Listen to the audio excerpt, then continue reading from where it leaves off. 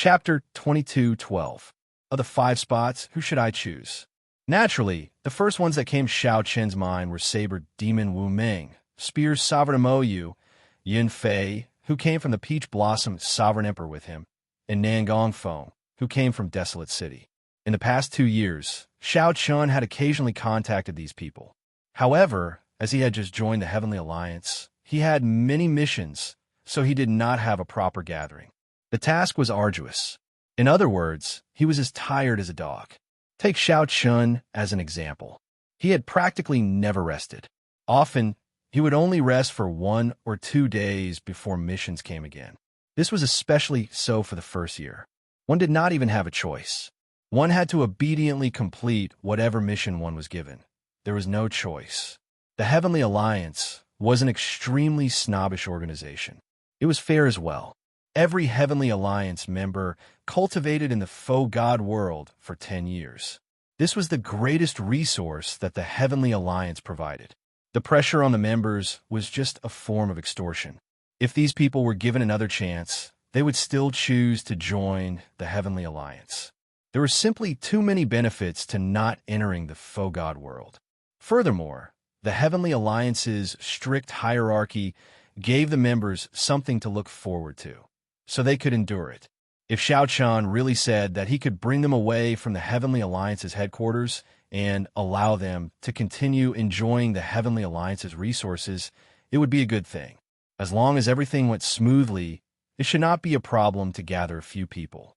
Xiao Chun went to look for Yun Fei first.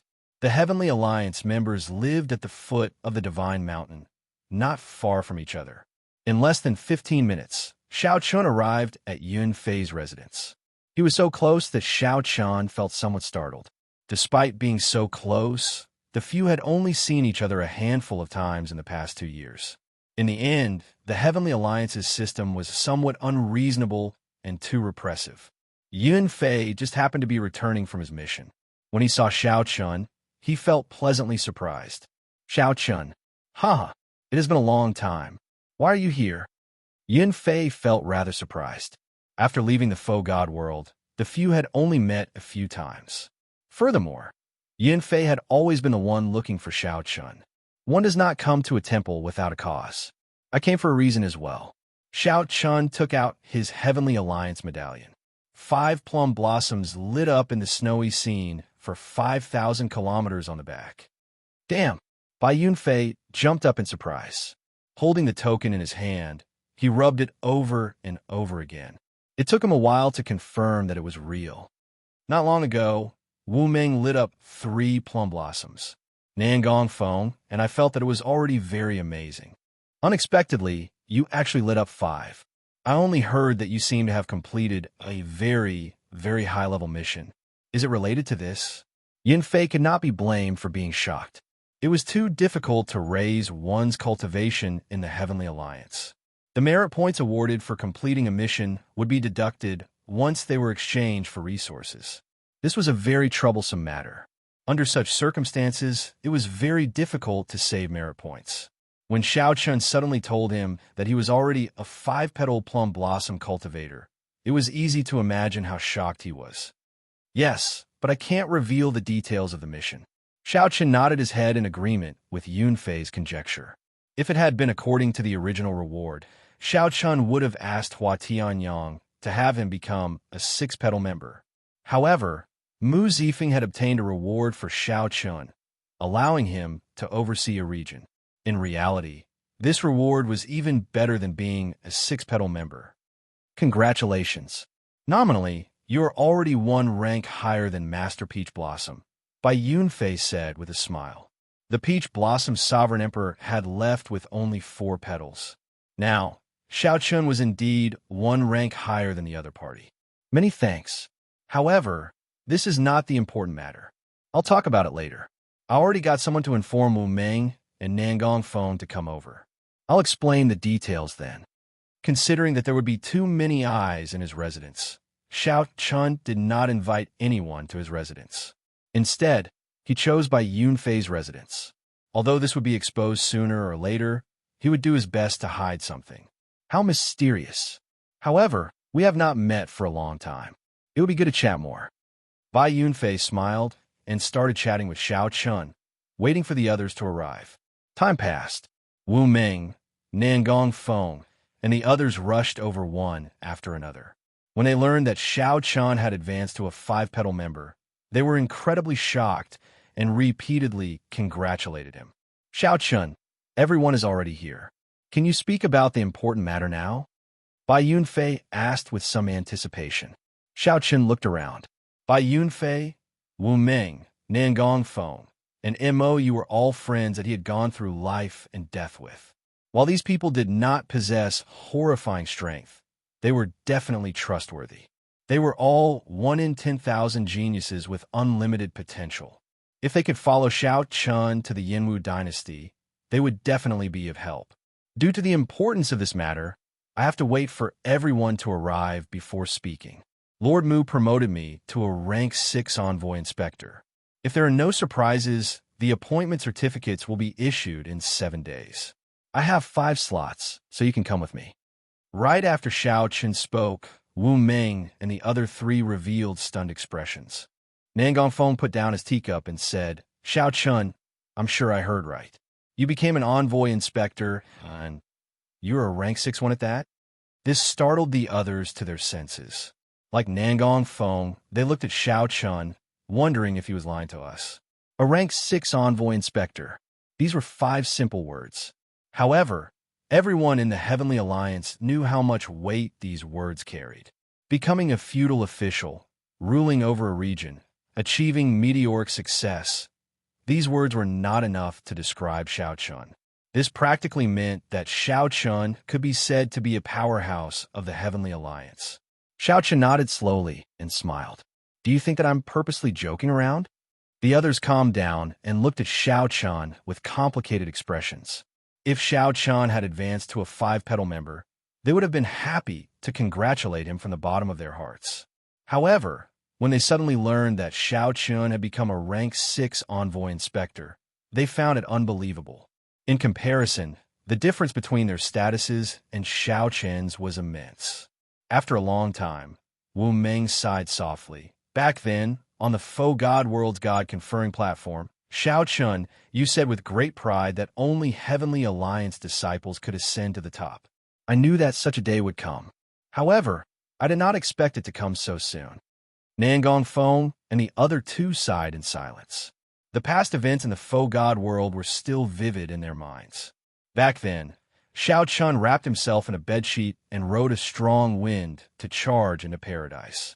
Under everyone's mocking gazes, he fought alone and coincidentally obtained the 100,000-year requirement. Then, he took the lead and climbed the heaven-bridging peak. Xiao Chun occupied the God-conferring platform alone and fought against the outstanding talents of 4 super factions. That lofty aspiration and boldness had left an indelible impression in the others' hearts. In hindsight, Xiao Chun had already shown the grace of a powerful overlord in the Faux God world. Now, everything in the Heavenly Alliance happened naturally.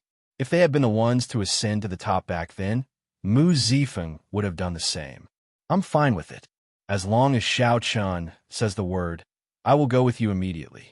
I have missions every day. I've long since grown tired of them. I've had enough of this life.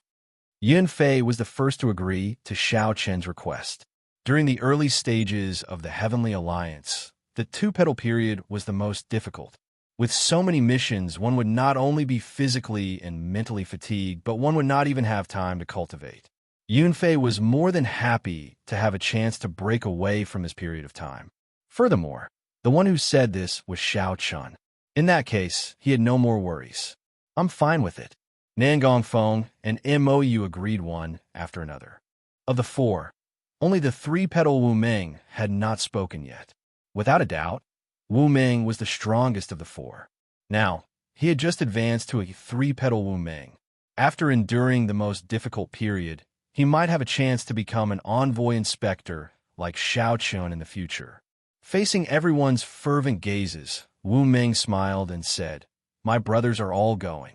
There is no point in me staying behind alone. Good. This time we will do something big.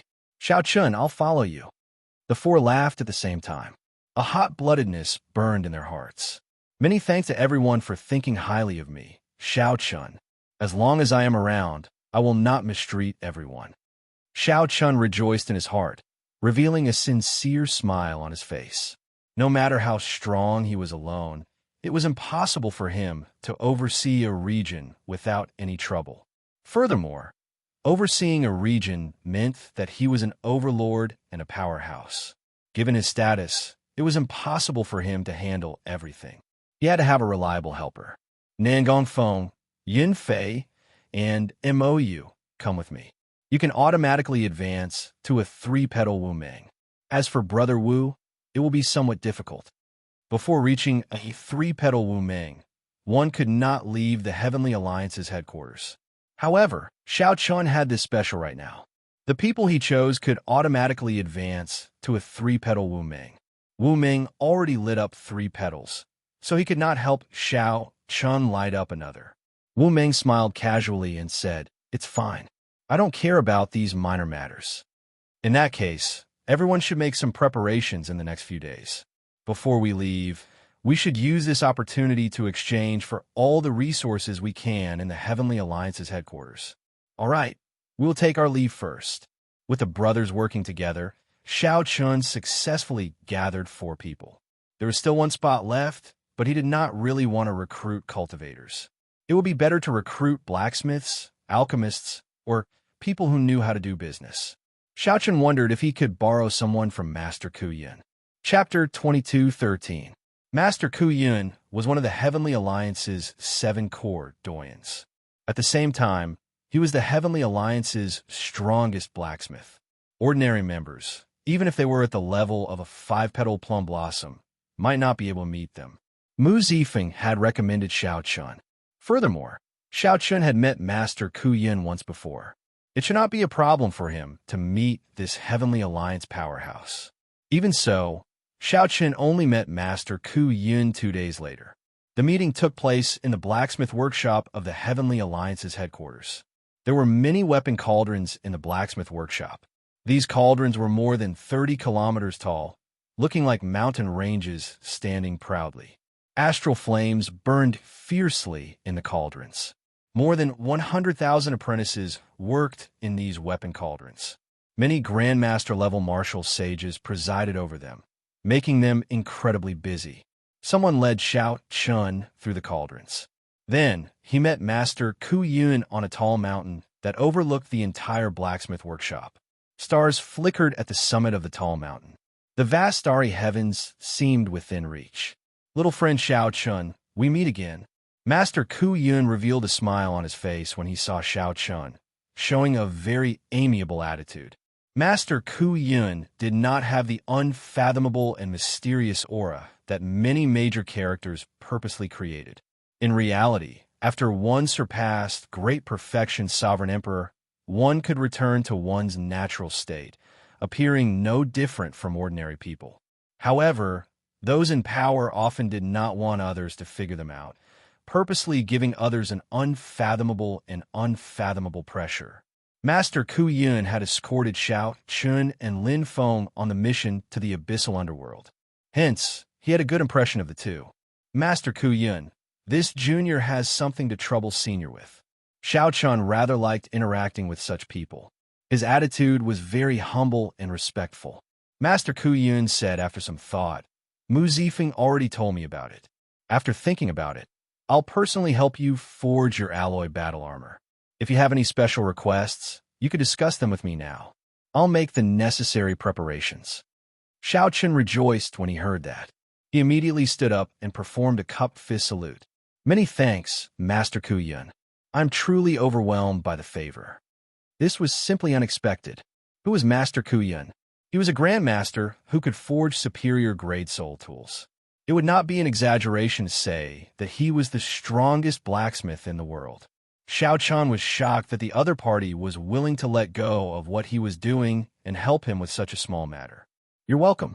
You specialize in saber arts and the Thunder Great Tao, with the Ice Great Tao complementing it. These are all things that I know. When I reforge it, I will take them into consideration. What do you think?" Ku Yin smiled. He was rather pragmatic and did not bother with pleasantries. After a brief pondering, Xianxia asked, "What does Senior think I should choose? I only have a superficial understanding of the art of artifact refinement, so I don't dare to speak before Senior Ku Yun." Master Ku Yun did not stand on ceremony. He said directly, "In my opinion, you should focus on amplifying and strengthening your Thunder Dao. Now that your Thunder Dao domain has reached the 4th layer, you might as well strengthen it to the limit. My idea is to infuse an ancient Thunder Dragon's reverse scale, 1,000 tons of Thunder Dragon True Blood, a Thunder Dragon Spine, and a strand of Great Desolate Ian Dragon Soul into the Alloy Dragon Armor. It happens to be compatible with your bloodline. At that time, the Alloy Dragon Armor will be like your flesh and blood, and you will be able to use it as you wish." This stunned Xianxia for a moment, somewhat unable to react to Master Ku Yun's suggestion. To Xianxia, this sounded like something out of a fantasy story. However, the other party spoke of it very naturally, as if it was nothing much. After a while, Xianxia startled awake. He thought to himself, "How stupid I am. Who is the other party?" Although he is not the strongest blacksmith in the martial epic, no one would dare to say anything if he is one of them. Xianxia nearly got fooled by the other party's amiable attitude. Ku Yun did not have a strong air, but that did not mean that he was not strong. Since Ku Yun said that he would personally help Xianxia reforge the Alloy Dragon Armor, how could he just casually reply? Otherwise, his reputation would be tarnished. Take Mu Zifeng, for example. Xianxia was clearly a 5-petal plum blossom, but Ku Yun put him in charge of a rank 6 conferred land. What's wrong? You feel that something is wrong? Master Ku Yun frowned slightly, thinking that Xianxia was still somewhat dissatisfied. He said seriously, "If this is still not enough, there will be trouble. I'm afraid that I will not be able to complete it within 7 days." Xianxia quickly said, "There's no need. There's no need. This is very good. In that case, I'll leave the Alloy Dragon Armor to Senior. This is a great opportunity."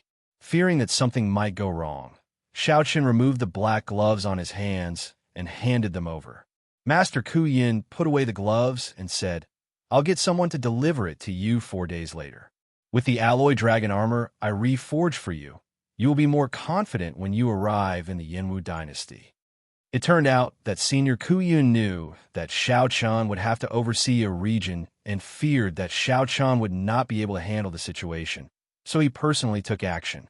Such good intentions warmed Xianxia's heart, making him feel even more respect for this senior. "I still have a dynasty's sacred tool. I would like Senior to take a look and see if you can restore it."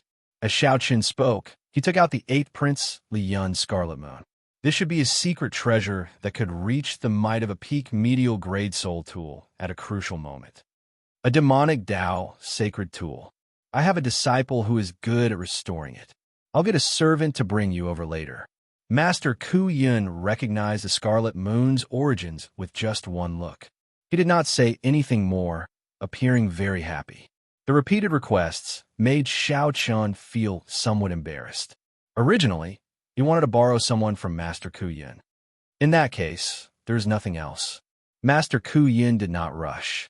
He smiled and said, "Little friend, how do you feel about overseeing a region before the age of 100, becoming a rank 6 envoy inspector? It is rather surprising. However, it suits my intentions. I keep feeling somewhat pressured staying in the Heavenly Alliance's headquarters." Xianxia spoke honestly, not holding back at all. Master Ku Yun nodded. In the world, be it sects, noble clans, empires, or dynasties, they're all organizations that benefit one another. However, noble clans are connected by bloodlines and have accumulations. Sects have seniors to guide them, and their inheritances are everlasting. All of these can give people a sense of belonging. However, the Heavenly Alliance is a purely profit-driven organization. Everyone comes together for their own interests, believing in eternal benefits. Given your character, it is not strange for you to feel pressured. Mu Zifeng is rather generous. The two chatted for a while. Although there was a difference in their statuses and ages, they got along quite well. In the end, it was because Master Ku Yun did not care about authority. Master Ku Yun relied on his own strength to become a core doyen. No matter who became the alliance chief, he would be an irreplaceable existence. With extraordinary strength, one could naturally transcend others. Many of Master Ku Yun's insights were refreshing to Xiaochun. Let's leave it at that, then. I have to make some preparations for you. Master Ku Yun sent off the guest with tea. Then, Xiaochun performed a cup-fist salute and took his leave. Then, a servant led the way to the forging workshop, where Ku Yun's disciple, who was good at restoring secret treasures, was. Soon, Xiaochun arrived at a vast forging pavilion. 3 cauldrons stood there, and 10,000 people moved about in an orderly fashion. Above the pavilion, someone was leaning against the railing. With a wave of his hand, he gave out a series of orders. Xiaochun thought, Master Ku Yun's disciple is rather capable. He can command 10,000 people so easily. With Master Ku Yun's servant leading the way, Xiaochun did not encounter any obstructions. Soon, he arrived at the pavilion. Please wait a moment. The servant bowed slightly and stepped forward. Then, he passed through the many ancient screens and went to report. Miss Mo, an administrator from the Heavenly Alliance, is here on Master's orders to meet you. Xiaochun's spiritual sense was sharp. He heard the servant's words and felt slightly startled. Miss Mo? This reminded Xiaochun of a person, which distracted him. Just as he felt uncertain, a familiar voice rang out. I wonder which administrator it is. To think that he could startle Master. Sorry for not going out to welcome him. Clatter, clatter. The screens with ancient paintings of mountains and rivers parted, looking like mountains and rivers breaking apart layer by layer. A beautiful figure approached from afar, looking like she was descending from the horizon, crossing the mountains and rivers to meet Xiaochun. When the beautiful figure appeared, Xiaochun could see her appearance clearly. Every frown and smile of her magnificence showed. Who else could it be but the Dragon's Gate's Imo-chun? Chapter 22:14. The person who came was indeed Imo-chun, the Dragon's Gate's Imo-chun, that stubborn top beauty of the Cloud Sea domain, who dared to ruin her beauty. One's life has no roots, drifting like dust. There are no regrets in the green hills. Fate is sought in the clear water. The mountains and rivers will eventually meet again. The two stared at each other for a long time, staring at each other in a daze. Countless emotions turned into silk, lingering in their hearts. The servant leading the way sensed that the two seemed to know each other, so he took his leave and left. Now, only Xiaochun and Imo-chun remained in the pavilion. They seemed to have many things to say, but they did not know where to start. After a while, Imo-chun blushed slightly. She smiled faintly and said, Big brother Xiao, are you just going to keep looking at me like this? No matter how much you look at me, you will not be able to tell anything from my face. Xiaochun startled awake and smiled faintly. Then he said softly, Speaking of flowers, I am indeed not as pretty as you. Hee. It has been a long time. Big brother Xiao, you really know how to joke. When Imo-chun saw Xiaochun, she felt very moved. For the sake of seeing Xiaochun, she had put in so much anticipation, perseverance, and hard work. However, when she truly saw Xiaochun, she discovered that she did not feel as excited or impulsive as she imagined. There was only a trace of gentleness and warmth in her heart. With just one look, she knew that her big brother Xiao was still the big brother Xiao for back then. His visible face and invisible heart had not changed. Imo-chun had long since passed the age of a young girl in love. At this moment, she suddenly realized that Xiaochun had always been around and had never gone far. Otherwise, why did she not feel any distance or unfamiliarity after not seeing him for so many years? It was still the same familiar feeling from back then, as natural as before. It had never changed. This was because he had always been around, in her heart, in her dreams, in the best memories of her life. Xiaochun had never possessed him, but he had always been around. Time passed mercilessly, but it did not change her big brother Xiao much. Now, when Imo-chun saw Xiaochun, it was like returning to a dream, returning to the best memories of the past.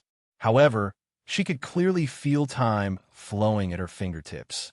This strange and mystical feeling was indescribable. Do you have wine? I already finished my 1,000-year flame. Seeing the faint smile on Mo Chen's pretty face and Mo Chen's gaze on him, Xiao Chun said awkwardly, "Don't worry." "Yes." Mo Chun meekly took it out and placed it before Xiao Chen's table. The gentleness and smile on her face did not diminish as she poured wine for Xiao Chun. He gently shook it until the golden crow flew around. Xiao Chen gulped it down in one gulp. His blood immediately began to burn as if it was on fire. Xiao Chun had not tasted the 1,000-year flame in a long time. This cup was truly carefree. "Good wine, you should drink it too." "Yes." After a few cups, Xiao Chun sighed softly. "A few years ago, I saw the 1,000-year flame that the heavenly fragrance's holy daughter brought to Peach Blossom City. Then, I knew that you had come to the Great Thousand Realms. Unexpectedly, I met you in the Heavenly Alliance's headquarters one day." Mo Chun put down her wine cup and replied, "It's a long story. Actually, I only became Master Ku Yun's disciple because of the Heavenly Fragrance's holy daughter." "Oh," Xiao Chun said with some surprise.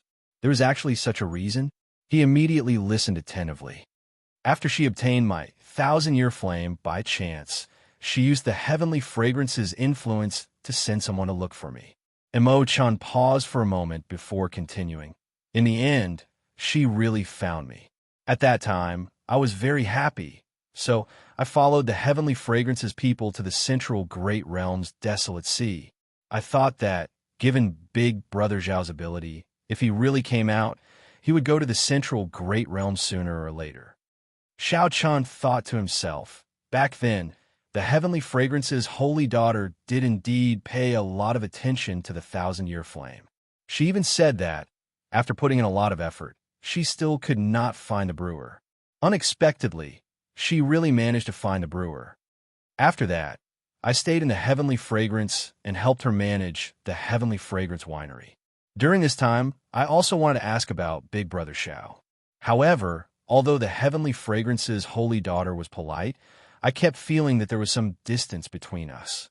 I did not dare to ask about it, and could only hide it in my heart. Xiao Chen nodded. He had seen the Heavenly Fragrance's holy daughter before. She was always shrouded in a layer of fog, unfathomable and unfathomable. Saying that there was some distance between the holy daughter and the Heavenly Fragrance's holy lord was a nice thing to say. To put it bluntly, it was like she was high and aloof, looking down on everyone. Master and the Heavenly Fragrance's holy lord are acquainted with each other and often go there to drink. Once, she noticed me and said that I have talent for refining and that brewing wine is a waste of my talents. She insisted on taking me in as a disciple. Before I left, the Heavenly Fragrance's holy lord said that I was very lucky. At that time, I did not understand. Now, I somewhat understand where I am. Mo Chun spoke tirelessly, giving a short account of her experiences after leaving the Kunlun realm. "Don't you know that I'm in the Heavenly Alliance?" Xiao Chun asked, finding it strange. He was somewhat famous in the Heavenly Alliance. He should be able to find out after asking around a little. Mo Chun shook her head and replied, "I don't know. I have only been in the Heavenly Alliance for a year and have not left the blacksmithing workshop at all. After that, I learned that the Heavenly Alliance is a super faction, so I became even more cautious. Previously, I tried to secretly ask about Big Brother Xiao in the Heavenly Fragrance. However, they all said that Big Brother Xiao vanished after the Peach Blossom Wine Festival, so I could not find out anything about him." Xiao Chun entered deep thought. Mo Chun had only been in the Heavenly Alliance for a year. Indeed, there was no way for her to know about him. Xiao Chun recalled that when he first entered the Heavenly Alliance, he could only remain in his residence and did not know that Mo Chun had come to the blacksmithing workshop. As for after the Peach Blossom Wine Festival, most people would think that Xiao Chun vanished. Those people might not even know about the existence of a super faction. How could Mo Chun find out anything about him? This made things somewhat difficult for Mo Chun. If not for today's coincidental meeting, who knew when they would meet again after Xiao Chun left the Heavenly Alliance's headquarters? Let's not talk about this for now. How are my old friends in the Heavenly Alliance? Is Big Brother Ing and the others doing well? Xiaochen had been thinking about his old friends in the Heavenly Alliance. However, he could not return to the Kunlun realm for now, so he could not find out any news about them. Now that Imo-chan was around, he could ask about them. They're doing well. After the demonic calamity, there were many things to do, and the Dragon's Gate rose. The various races and sects temporarily put aside their prejudices and elected the Dragon's Gate as the leader. Big Brother Zhao's dream of the Dragon's Gate's revival is already a reality. 100,000 Dragon's Gate disciples worship the totem that Big Brother Xiao left behind every day. I feel like the totem is slowly gaining life. Also, everyone misses you. Given that, my existence was not erased by the heavenly Tao. Imo-chan nodded and said, no. As far as I know, everyone still remembers Big Brother Xiao. No one has forgotten. Xiao-chun entered deep thought. In the past, the heavenly demons would erase all traces of the people who left in the Kunlun realm. Be it memories or words, they would all disappear like they never existed. However, this did not happen to Xiao-chun. This was somewhat strange. Perhaps my traces will be erased, Imo-chan said with a somewhat sad expression. After all, this was her hometown. It had existed for decades, yet it was mercilessly erased. No one would be able to accept this. Xiao-chan said softly, that might not be the case. I feel that the Black Lotus Church might have done something back then, affecting the heavenly Tao that the Kunlun realm borrowed. This matter is not urgent. I will investigate it. In the future, the two of us will return to the Kunlun realm together. Is there a chance? Imo-chun asked in anticipation as a light flashed in her eyes. Xiao-chun thought for a while. With his current strength, it would be somewhat difficult for the Divine Universe Steel to bring him back alone. Bringing two people would be even more difficult. However, the future was hard to say. After the Divine Universe Steel replicated the Blue Dragon Ancient Lands Tao platform, it could clearly sense the totems of the Kunlun realm beyond the sea. This was hope. There will be a chance. Xiao-chun stood up and said, let's not talk about this for now. I want to bring you with me to the Yinwu dynasty. The Yinwu dynasty? Yes. Seeing that Imo-chan felt confused, Xiao-chan explained how he oversaw a region and became a rank 6 envoy inspector. Imo-chan, are you willing to help me again? Just like back then, when you and I re-established the Kunlun realm's Dragon's Gate and slowly rose up, Xiao-chan said in a sincere manner. Imo-chan smiled faintly as she recalled the various things of the past. Back when the Dragon's Gate was re-established, the sect powerhouses of the Four Seas came to attack. Each of them brought a great gift, wanting to destroy the newly established Dragon's Gate. However, Xiao-chun did not fluster in the face of danger. Dressed in white robes, he held a saber in one hand as he danced around in the air, catching all the great gifts. There were too many stories between the two. They could not finish talking about them in a few days and nights. Now that they met again in the Great Thousand Realms, Xiao-chun invited Imo-chun to join hands again. Naturally, the answer went without saying. Imo-chun will always be Big Brother Zhao's best friend. If Big Brother Xiao is willing to let Imo-chun stay by your side, how can Imo-chun reject? However, I'm afraid that Master will not be willing for me to leave.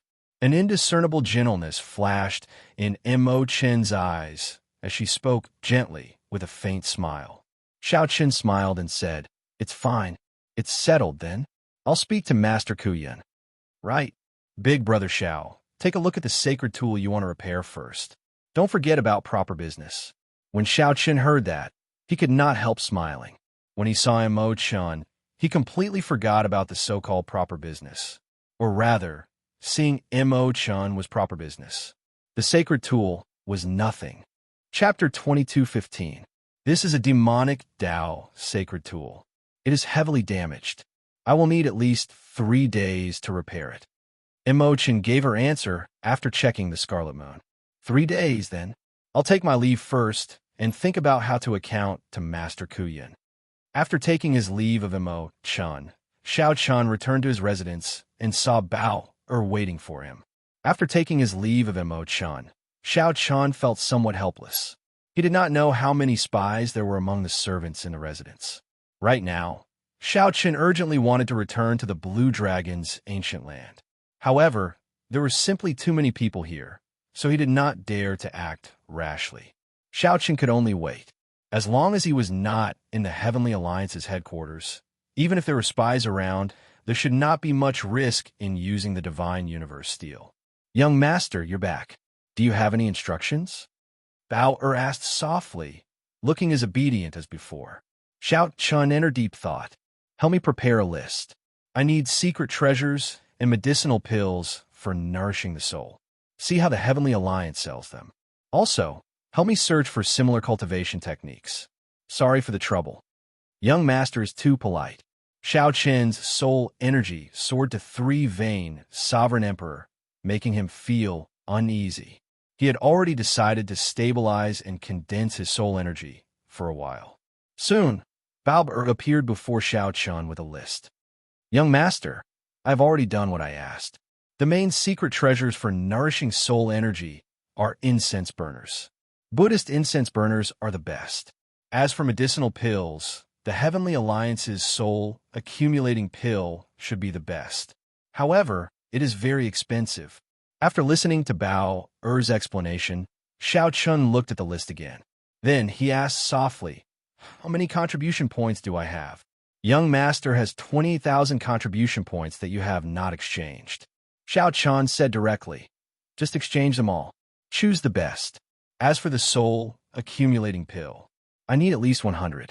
If I do not have enough contribution points, I will use my origin liquid to exchange for them. All right.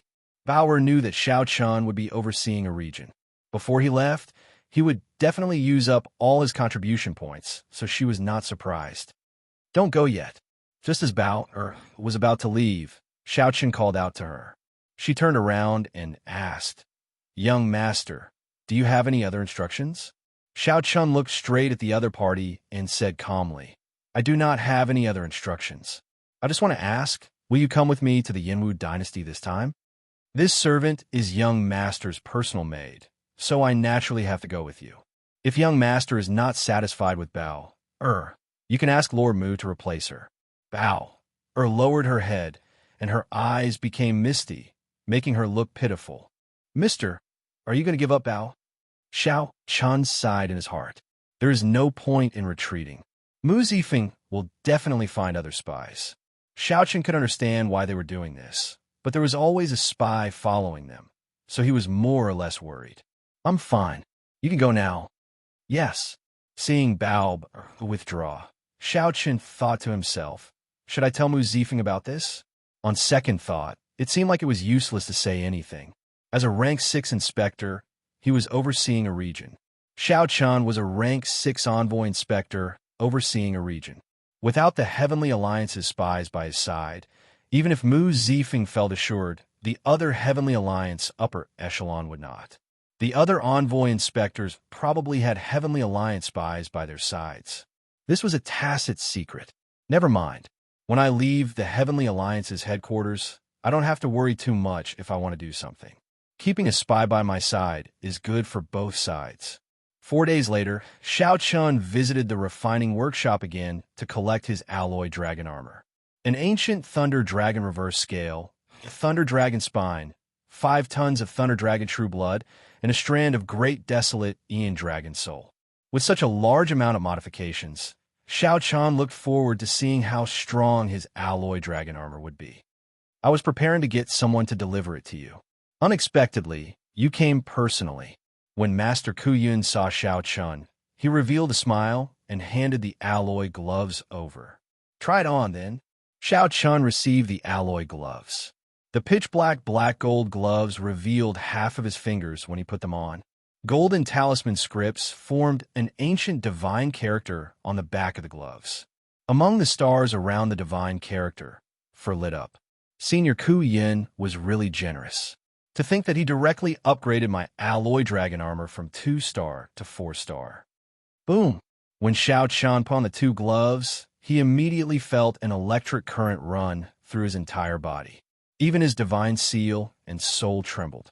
A bloodline connection and soul merging with each other spread in his heart like a fish in water. The roar of an ancient thunder dragon rang out beside Xianxia's ears. A purple thunder dragon image flashed in his eyes. How strong! Before Xianxia activated it, he could already feel that the alloy battle armor was already very different from 3 days ago. Completely different from before. Master Ku Yin stood upright with a smile. Clearly, he was very satisfied with his work. He said indifferently, "Try it out after activating it." "Very well, Senior." With a thought, Xianxia activated the alloy battle armor. In an instant, the Azure Dragon's power in the depths of his bloodline ignited like tar, turning into a surging dragon flame burning fiercely. A dragon might burst out of Xianxia's body and shook the surroundings. Even the huge refining workshop could feel this dragon might radiating out. A dragon image came out of each of the gloves, flickering with electric light as it wrapped around Xianxia's arms before spreading throughout his body. Electric light flickered, and soon, a dragon roar encircled Xianxia's body. When the two dragon images merged into one, Xianxia's body trembled. When the two dragon images merged, a brand new alloy dragon armor appeared on Xianxia's body. The originally silver alloy dragon armor now had many deep purple dragon patterns on it. In the blink of an eye, it looked like two dragon images coiled around the alloy dragon armor. The dragon images had long fangs and 5 claws, looking boundlessly tyrannical. When the bright silver alloy dragon armor paired with the purple dragon patterns, its original heroic aura was swept away, replaced by absolute tyranny. A purple pendant hung on Xianxia's forehead. It was like a finishing touch, making the entire alloy dragon armor come to life. Xianxia's bloodline surged. The moment the alloy dragon armor appeared, he could clearly feel it. Xianxia's entire body, bloodline, and soul were stirred. The dragon blood and dragon soul contained in the alloy dragon armor perfectly merged with his dragon race bloodline. It was simply flawless. There was simply no armor more suitable for Xianxia. Xianxia stretched out his hand and clenched. The purple dragon patterns on the alloy dragon armor flickered with electric light. In the next moment, resplendent electric light burst out of his palm. Then, Xianxia's fourth layer thunder, Dao, domain silently erupted. Xianxia felt like he was not holding a clump of electric light in his palm, but a sea of electric light. With the support of the alloy dragon armor, his fourth layer thunder Dao domain actually reached the horrifying might of a fifth layer thunder Dao domain. This, Xianxia's shock could not be expressed with words. He found it unbelievable. Too strong, really too strong. Just a single set of battle armor had increased his strength by more than 50%. Master Ku Yin appeared rather calm. He smiled softly and asked, "How is it? Are you satisfied?" "Satisfied. Very satisfied. Senior Ku Yin really gave me a great gift." Xianxia praised from the bottom of his heart. Ku Yin's eyes flashed with a trace of gratification. Anyone would feel happy when their work was praised. The pendant on your forehead is the reverse scale of the primordial thunderous dragon, and it's also something that I spent a lot of effort on. Not only can it help you block your opponent's sword chi and weapons, but it also has strong resistance to soul technique attacks and illusions. It can even injure your opponent. If a sovereign emperor's forehead was pierced, it would be relatively dangerous. Even if they did not die, they would be severely injured. Ku Yin's move was truly the finishing touch. His skill had reached the pinnacle. This alloy dragon armor was unique in the entire Heavenly Alliance. Xianxia was very satisfied with it. I basically reforged the entire alloy dragon armor for you. This is just the foundation. If you have enough resources in the future and find more dragon souls and dragon blood, this alloy dragon armor will become even stronger. This old man is not boasting, but he stands alone in the entire Heavenly Alliance. Even in the entire martial epic, few can compare to him. Master Ku Yin said with a trace of pride. It might sound like boasting to others, but it wasn't false to Master Ku Yin. Right now, his time was limited, and he could not properly experience the alloy dragon armor's full power. He would definitely have to carefully study it later. However, no matter how good the armor was, he couldn't forget his purpose for coming here. Xianxia reluctantly put the armor back into his alloy dragon gloves and said, "Actually, besides the alloy dragon armor, I have another matter to discuss with you. I know. You're talking about the sacred artifact of the dynasty, right? Go get it from Mo-chun. She can be considered my favorite student. This small matter won't be a problem for her." At the mention of Mo-chun, Master Ku Yun appeared very satisfied, looking like he wanted to make her his final disciple. When Xiao Chun saw the situation, he could not help complaining in his heart. However, he still braced himself and said, "Senior, I would like to take Mo-chun away temporarily and have her come with me to the Yanwu dynasty." "What did you say?" Right after Xiao Chun spoke, Master Ku Yun's smile immediately vanished. He said seriously, "Say it again. I didn't hear you clearly." Xiao Chun had no choice but to repeat himself. After Master Ku Yun said that, his expression immediately turned uncertain. "Don't even think about it. This old man is compatible with you. Furthermore, I owe Mu Zifeng a favor, so I made an exception to help you. However, you want to take away my favorite disciple with just one sentence? Furthermore, you want to go to a place like the Yanwu dynasty. Just go. I'll pretend I never heard that." Master Ku Yun's attitude surpassed Xiao Chen's expectations. Furthermore, there seemed to be more to his words. What did he mean by going to a place like the Yanwu dynasty? Could it be that I can't go to the Yanwu dynasty? Seeing Xiao Chen's somewhat confused expression, Master Ku Yun's expression eased significantly. He sighed and said, "Little friend, this old man will tell you the truth. You should not have chosen to oversee the Yanwu dynasty. I would not let you take Mo-chun away anywhere else, much less the Yanwu dynasty." Xiao Chen calmed down and said, "Let's not talk about the Yanwu dynasty for now. Senior, can you let me finish? I am not a wastrel who covets her beauty. I have known her for more than 20 years, and we both came from the same abandoned land." When Master Ku Yun heard that, his expression immediately changed. He looked at Xiao Chun in shock. "You are the person Mo-chun mentioned? This old man really could not tell that you came from an abandoned land." Chapter 22:16. Master Ku Yun found it hard to believe that Xiao Chun actually came from an abandoned land. It was already very difficult for one to come out of an abandoned land. It was simply incredible that Xiao Chun could reach where he was. Whether Master Ku Yun believed it or not, Xiao Chun did indeed come from an abandoned land. Xiao Chun gave a full account of his experiences in the Kunlun realm and his relationship with Mo-chun. After Master Ku Yun heard everything, he sighed softly. Previously, Mo-chun mentioned someone who came from the same place as her. I wanted to ask her about it, but she was somewhat cautious and did not say much. Now, I understand that it is you. I have to think about this properly. Master Ku Yun's tone had already softened significantly. Previously, he disagreed with Xiao Chun to think about it properly. Xiao Chun did not insist. After some thought, he said, "Senior's earlier words seemed to imply something. Could the Yanwu dynasty be a troublesome place?" Master Ku Yun thought for a while before answering honestly. "Mu Zifeng should have told you not to choose the Yanwu dynasty, right?" Xiao Chun nodded. "Lord Mu did indeed say that. However, after I insisted, he agreed. In that case, I will not say anything more. Since he agreed to let you go, he naturally has his reasons." Since Mu Zifeng already persuaded Xiao Chun, Master Ku Yun did not say anything more. He waved his hand and said, "You may withdraw first. As for Mo-chun's matter, we will speak about it later." After sighing in his heart, Xiao Chun took his leave. As a core doyen, Master Ku Yun held the same status as Mu Zifeng.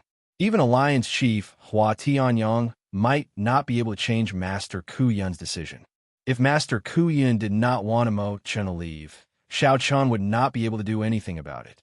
However, after thinking about it, if the Yanwu dynasty was really a troublesome place, it would not be impossible for Mo-chun to remain in the Heavenly Alliance's headquarters. When Xiao Chun returned to his residence, Bao had already finished exchanging for all the secret treasures and medicinal pills that he needed. There was a silver incense burner with 3 layers of lotus petals, the corresponding heaven-grade perfume, and 100 soul-accumulating pills. Putting aside the silver lotus censer and the heaven-grade incense, The 100 soul-accumulating pills really made Xianxia's heart ache. Not only had he used up all of his merit points, but he had also spent the tens of thousands of drops of origin liquid in his possession. So expensive. After putting it away, Xianxia sighed softly, feeling a little heartache. Bauer smiled and said, "There's naturally a reason why it's expensive. This soul-accumulating pill was a secret recipe of the Heavenly Alliance. It could not be bought in the outside world and was only supplied to Heavenly Alliance members. Furthermore, the number was limited. Members with less than 5 petals could only receive 5 per month. If not for Lord Mu's care, with young master's ability, you would only be able to exchange for 20 pills at most. As for the effects, young master will know after consuming it."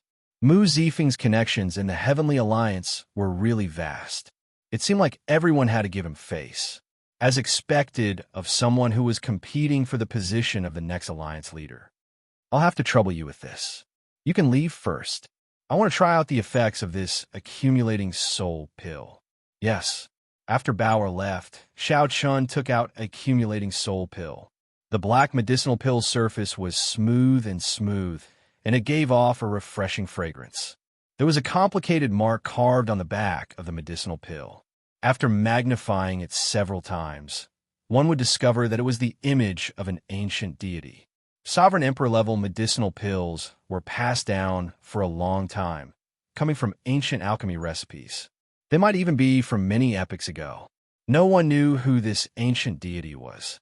However, the deity statue contained the miraculous effect of nourishing the soul. After refining the soul-accumulating pill, the deity statue would automatically form. In fact, the quality of the medicinal pill depended on the lifelike image of the deity statue. After Xianxia swallowed one, he first used his divine energy to refine it, waiting for the medicinal energy to activate.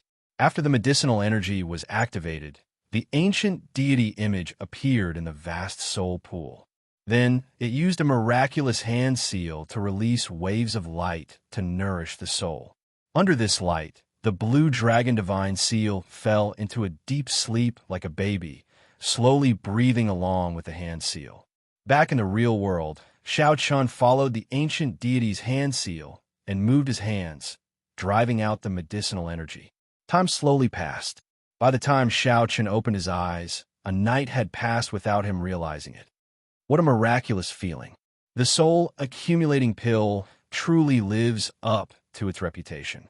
After consuming just one medicinal pill, Xianxia felt his somewhat berserk soul energy withdraw significantly. The soul energy that leaked out from the divine seal, which he could not control, slowly returned to the divine seal. It looked like Bauer did not lie. This soul-accumulating pill was indeed worth its price. If I refine all 100 of them, my soul energy will be purified at least 9 times, cleansing it. At that time, the blue dragon divine seal will undergo a qualitative change. Xianxia thought to himself, considering the time, the certificate of appointment from Mu Zifeng should have arrived by now. Xianxia did not have to wait for long. Half a day later, Mu Zifeng arrived with the certificate of appointment for a rank 6 envoy inspector overseeing the Yanwu dynasty. "Give me the authority token." After Xianxia put away the certificate of appointment, he took out the authority token and handed it to the other party. After Mu Zifeng sent in a mark, Xiaoqian's Heavenly Alliance authority token slowly changed. The scene on the back changed slightly. It still showed 5 eye-catching plum blossoms amid the vast snow. The symbol of the Heavenly Alliance's holy relic, the snow god whip, appeared on the front. Sword hilts appeared on each of the 4 corners of the authority token. It's done.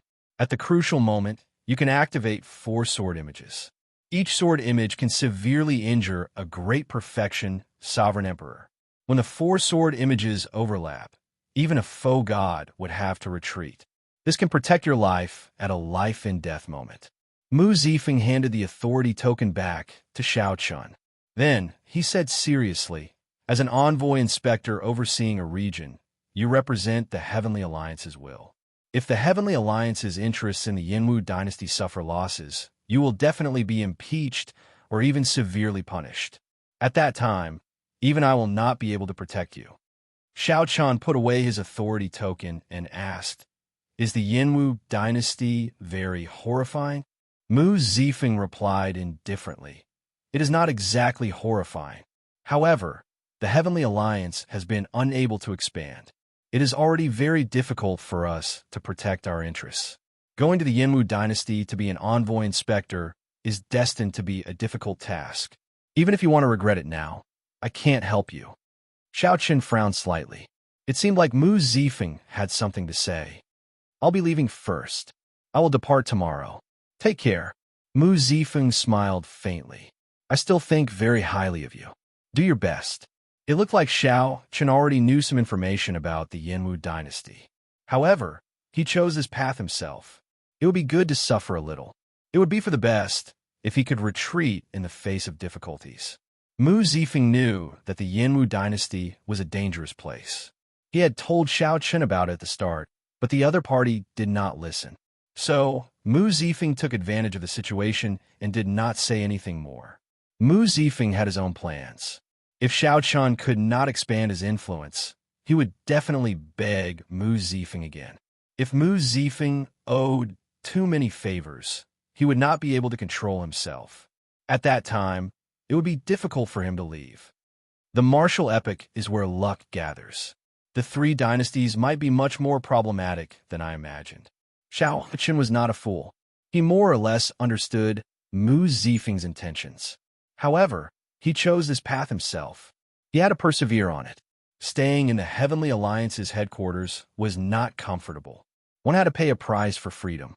Furthermore, Xiao Qin never feared challenges. He had long wanted to go to the three dynasties and meet the true heroes of the Great Thousand Realms. The next day, Xiao Qin, Wu Ming, Nangong Feng, Bao and the others gathered at the Heavenly Alliance's Dao platform. They prepared to head to Desolate City. Then, they would cross the overflowing sea and head to the Yinwu dynasty's capital. "Lin Feng, there's no need to send me off. Let's stop here." On the last day, Lin Feng braved some pressure to send off Xiao Qin. "Be careful when you go. I heard that the Heavenly Alliance branch in the Yinwu dynasty has too many interests. Before you, 2 envoy inspectors died already. The waters are too deep. It has already become an unsolved case." Lin Feng hesitated for a long time before sending a voice projection to Xiao Qin about the information he obtained from Xianxia. In reality, Xianxia's original words were harsh. He said that Xiao Qin was seeking death. To think that a mere one-vain sovereign emperor dared to oversee the Yinwu dynasty. Xiao Qin was simply reckless. When Xiao Qin heard that, he felt slightly stunned. Clearly, he had not expected there to be such secrets. To think that 3 envoy inspectors died before Xiao Qin. Even with the might of the Heavenly Alliance's headquarters, it had become an unsolved case. You take care, too. The reward that Xianxia obtained for Lin Feng was a superior grade cultivation technique. After that, Lin Feng would have to remain in the Heavenly Alliance's headquarters for a long time. The missions that Lin Feng would face would become more dangerous. After Lin Feng left, Xiao Qin waited for 1 hour. Then, he sighed to himself. "It looks like Master Ku Yun is unwilling to let me go. This is good." Just as Xiao Qin prepared to ascend the Dao platform, a voice rang out behind him. "Big Brother Xiao." Xiao Qin turned his head and saw Imo Chun rushing over. Her face was slightly red, clearly in a rush. Xiao Qin revealed a faint smile. With Imo Chun by his side, he felt much more at ease. He swore to himself that no matter how dangerous the Yinwu dynasty was, he would protect Imo Chun even if he had to risk his life.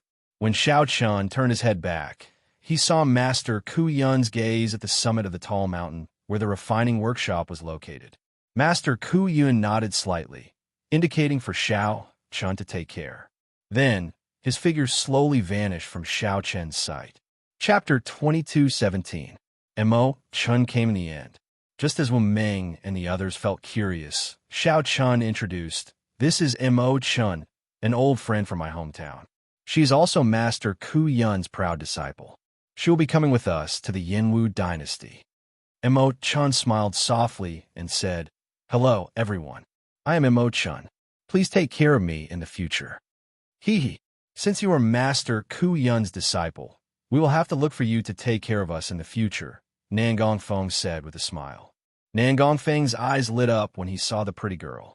While they were joking, no one dared to underestimate Master Ku Yun's disciple.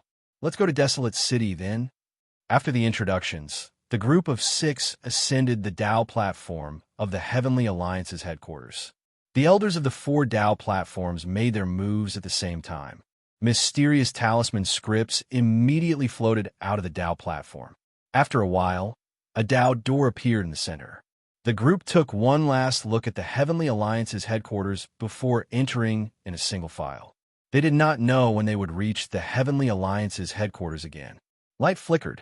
When their vision cleared again, Xianxia and the others appeared on a tall mountain. To the north of the tall mountain was the glorious and ancient Desolate City. To the south was the vast, sparkling, overflowing sea. Little friend Xianxia, it has been a long time. This old man has been waiting for you. The one to welcome Xianxia at the Dao platform on the tall mountain was Desolate City's city lord, Xianxia. To think that Lord City Lord personally came to welcome us. I do not dare to accept this. Xianxia quickly stepped forward, not daring to tarry. Desolate City bordered the overflowing sea. It was the Heavenly Alliance's most important stronghold in the Central Great Realm. The Desolate City's city lord was a powerhouse with a status equal to that of a court doyen. Xianxia smiled happily and said, "Why would I not dare to accept this? You came from my Desolate City, and you're already a rank 6 envoy inspector before the age of 100. How could I not personally send you off when you fought so hard for me? Nan Gongfeng, Yin Fei, you two are pretty good as well. If I am not wrong, you should be one of the heaven-defying sovereign personages who took the test back then. Now, you are already sovereign emperors. The younger will surpass you in time." When Desolate City's city lord spoke to Xianxia, he did not neglect the people around him, giving him a good impression. "According to the rules, I can't keep you here. Otherwise, I'll treat you well. Look above. That is the 7-star heaven suspending warship that the Heavenly Alliance prepared for you. It is completely made of alloy." Xianxia pointed above his head, and the others looked up.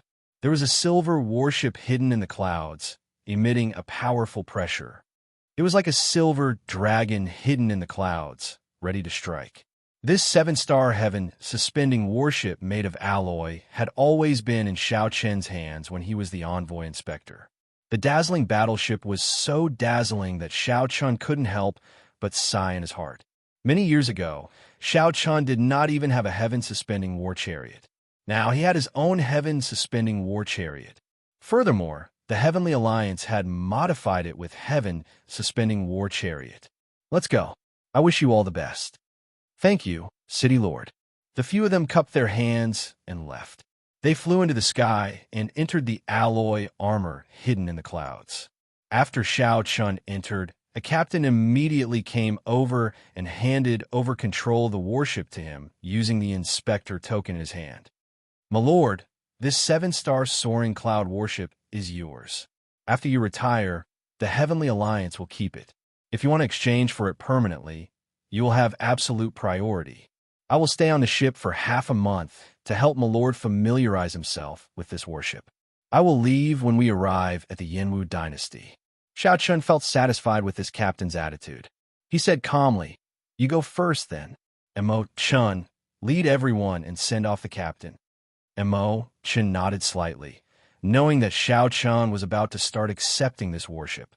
This was a 7-star heaven suspending warship made of alloy. Furthermore, it was made of alloy. Even a peak sovereign emperor might not be able to bear to attack it after seeing it. The value of this warship was inestimable. The earlier Xianxia could accept it, the earlier he could. As for Xianxia, he casually strolled around the warship. He had experience as a pirate before. He was very familiar with the warships designed by the Pirate Alliance. Soon, he gained a rough understanding of this 7-star heaven suspending warship. It was indeed pretty good. Heaven suspending warships were mainly used in the Central Great Realm. They had their own merits compared to pirate ships. Not wanting to be too high profile, Xianxia made the silver warship in the overflowing sea change to an ordinary sky blue color, the same as the overflowing sea. The overflowing sea was the largest inland sea in the central Great Realm. There was a world gate in the middle of the sea, connecting to the 7 great forbidden seas of the Great Thousand Realms. There were many legends about the overflowing sea. However, most of them were forgotten long ago. Now, most people treated it as a sea of trade, known for its prosperity and prosperity. After patrolling the area, Xianxia went to the deck and looked at the boundless, overflowing sea. He discovered many ships in the surroundings, as many as fish in the river. There were at least 10,000 ships heading for the Yinwu dynasty at the same time. After Xiaoqian's soaring cloud changed its color, it did not stand out among them. What is waiting for me in the dynasty? When faced with an unknown challenge, even if one knew that it would be very troublesome, one could not help being curious. Lin Feng's final words cast a shadow over this trip. To think that the previous 3 envoy inspectors all died. Indeed, the Yinwu dynasty was a land of trouble. However, it was good to be able to leave the Heavenly Alliance's headquarters. Xiaoqian already had enough of the Heavenly Alliance's atmosphere. Being stuck between Mu Zifeng and Swearenji did not feel good. Compared to the Heavenly Alliance's pure profit organization, this was too stifling. After a while, Xiaoqian returned to his room and looked around. He pressed his palms together and circulated the demonic cloud, heaven, swallowing art. Demonic chi immediately surged out, spreading to every corner of the room. Even if someone checked in secret, they would only think that Xiaoqian was cultivating a demonic Dao cultivation technique. After all, this was not the Heavenly Alliance's headquarters. There were not that many sovereign emperor experts on the warship. When the demonic chi turned pitch black, Xiaoqian spread his hand, and the divine universe steel appeared in his palm. I should have gone long ago. I had no choice but to wait until now. Xiaoqian sighed. Logically speaking, now that he was a sovereign emperor, he should have gone to the Blue Dragon's ancient land. However, the Heavenly Alliance's headquarters had many spies. Xiaoqian could not guarantee that no one was spying on him during every mission. Xiaoqian remained cautious and could not find an opportunity. Today, he finally got one. Whoosh! A light flashed, and Xiaoqian entered the Divine Universe steel space. The Dragon Race's Dao platform was under his feet, and a blood moon was above his head. A vast sea lay in front of Xiaoqian. There were many teleportation nodes on the sea, connecting the Divine Dragon Empire's vast transportation formations and many secret realms. At the end of the sea was a blurry blue dragon totem.